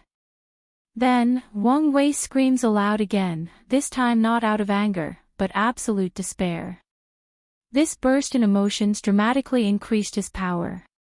His barrier that was full of crack and on the verge of being destroyed slowly starts to heal and become stronger. With great anger in this powerful barrier, Wang Wei rushes straight toward the big hand and has a direct confrontation with it. Unlike last time, Wang Wei was not directly defeated or blasted off. Instead, he had a direct clash with the big hand. For a brief moment, Wang Wei had a standoff with the wrath of heaven. He manages to stand his ground in the face of such powerful force. Although this confrontation only lasted a brief moment before Wang Wei had to experience the eternal silence known as death, this brief moment meant a great deal to him and had a significant impact. This brief moment of confrontation represents hope for Wang Wei.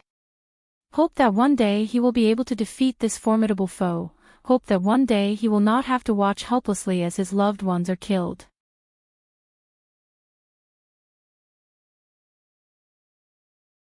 Although this hope or chance is actually quite minuscule, although Wang Wei will have to experience countless pain and suffering, although he will have to experience numerous death and resurrections, he did not mind. Because a slight hope is better than none at all. Unfortunately for Wang Wei, he did not know that this mode of thinking was actually the beginning of his endless despair.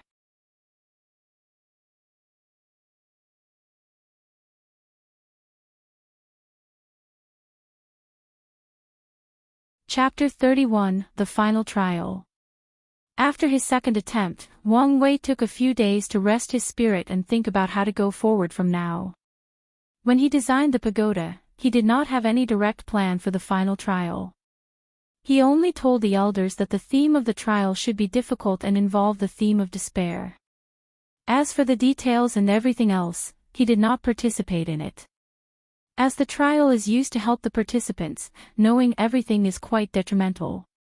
After a few days of rest, Wang Wei once again enters the pagoda for the 9th trial. In his 3rd attempt, Wang Wei follows the same path as he did in the 5th trial. He becomes a devil that cultivates the Tao of Devour.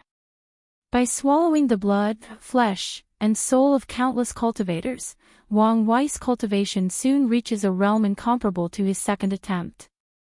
As for his parents, he hides them in a place where space is chaotic and teleportation is impossible, then awaits his opponent in the same deserted mountain from the previous attempt. When the fateful moment once again arrives, an extremely large hand descends from the heaven toward Wang Wei.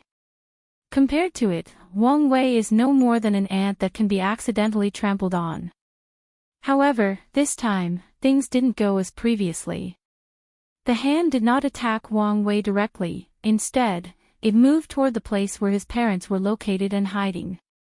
Wang Wei became terrified when he noticed that. With rage and fury on his face, he turns into a 3,000 meters giant and flies toward the direction of the hand. As soon as he flies, countless sonic booms follow a few seconds afterward. The wind from the aftershock of Wang Wei's flying speed destroys anything and everything from his path. Houses made of different wooden materials collapse, the blowing wind cut many people into many pieces. And some unlucky people who were directly in the same path as the giant Wang Wei directly exploded with blood scattered everywhere. In the path of Wang Wei, all that were left are destruction and death. Many people die from the falling debris of the houses. Many different severed limbs could be found randomly distributed in the ground. Additionally, a blood path thousands of meters long could be observed from a high point of view. This path leads directly toward the direction of Wang Wei's parents. Wang Wei flies with utmost rage toward his parents. He did not expect that this big hand would actually play rogue and directly attack his parents. Unfortunately for him, no matter how fast he flies, no matter how many innocent casualties he causes, he did not reach his parents in time. The big hand directly annihilated them, then proceeded to deal with Wang Wei. When Wang Wei reached the big hand, he immediately had a direct confrontation with it. He uses all his magic power and with his powerful physical body, he throws a punch toward the big hand.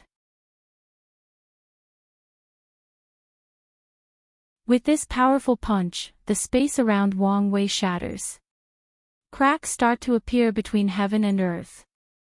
This punch contains Wang Wei's will for destruction and his endless anger.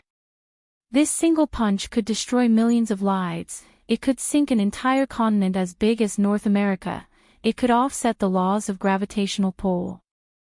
However, despite how powerful this punch was, it had a very limited effect.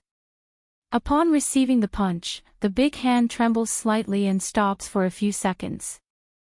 Then it proceeds toward Wang Wei to continue his mission of annihilations. Wang Wei did not become discouraged because of the minimal effect of his punch. If one punch did not work, then 10 will, or 100 or 1,000 punches. Boom! Boom! Boom! Terrible sounds of trembling echoed throughout the world.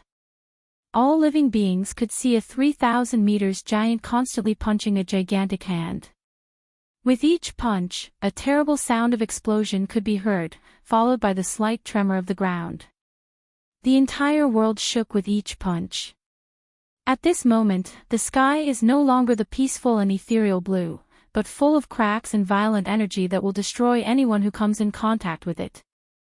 In the sky, sweat start to flow down Wang Wei's face. With the increasing number of punches, his stamina has started to decrease. Furthermore, the magic power in his body is about to run out, and yet, there is no sign of injury or even stopping from the big hand. Wang Wei immediately understands that he will probably not succeed in this trial, and the only thing that awaits him is death. Despite all of this, he did not give up. Every second he lives longer, he can still gather more information for the next attempt. Unfortunately, he did not last very long. The moment Wang Wei's stamina ran out, the power of the big hand dramatically increased and pats him. This time around, Wang Wei did not turn into tiny particles and scatter with the wind. This time, death becomes painful. When the big hand hit him, his skin burned, all the muscles in his body were cut into many pieces, and all his 206 bones were crushed into fine powder. His internal organs including his brain, were liquefied into smoothie. Despite all of these, Wang Wei did not immediately die. His powerful body, or to be precise, what remains of it, allows him to still remain sober despite his severe injuries. Wang Wei looks at his mutilated body and groans. This kind of pain is nothing to him who had suffered the torture of the 18 level of hell. However, what follows provided him a great deal of pain. A splitting headache suddenly attacked him. He felt as if a part of him was suddenly torn apart. From his experience, he knows that this is the pain from directly attacking the soul. As he inspected his body, Wang Wei knew that this pain would last for a long while before putting him out of his misery. Wang Wei also guessed that this big hand probably did this on purpose to make him suffer as much as possible before killing him. Knowing this, Wang Wei refused to give the wrath of heaven the satisfaction of watching him squirmed in agony. This big hand would probably like it better if he begs for forgiveness and grovels at its feet. However, Wang Wei refuses to admit defeat. He uses the last bit of strength left on him to directly destroy his soul and commit suicide. You're tuning into the Path of the True Immortal YouTube channel. Don't forget to subscribe and join us on this journey to catch the most captivating stories.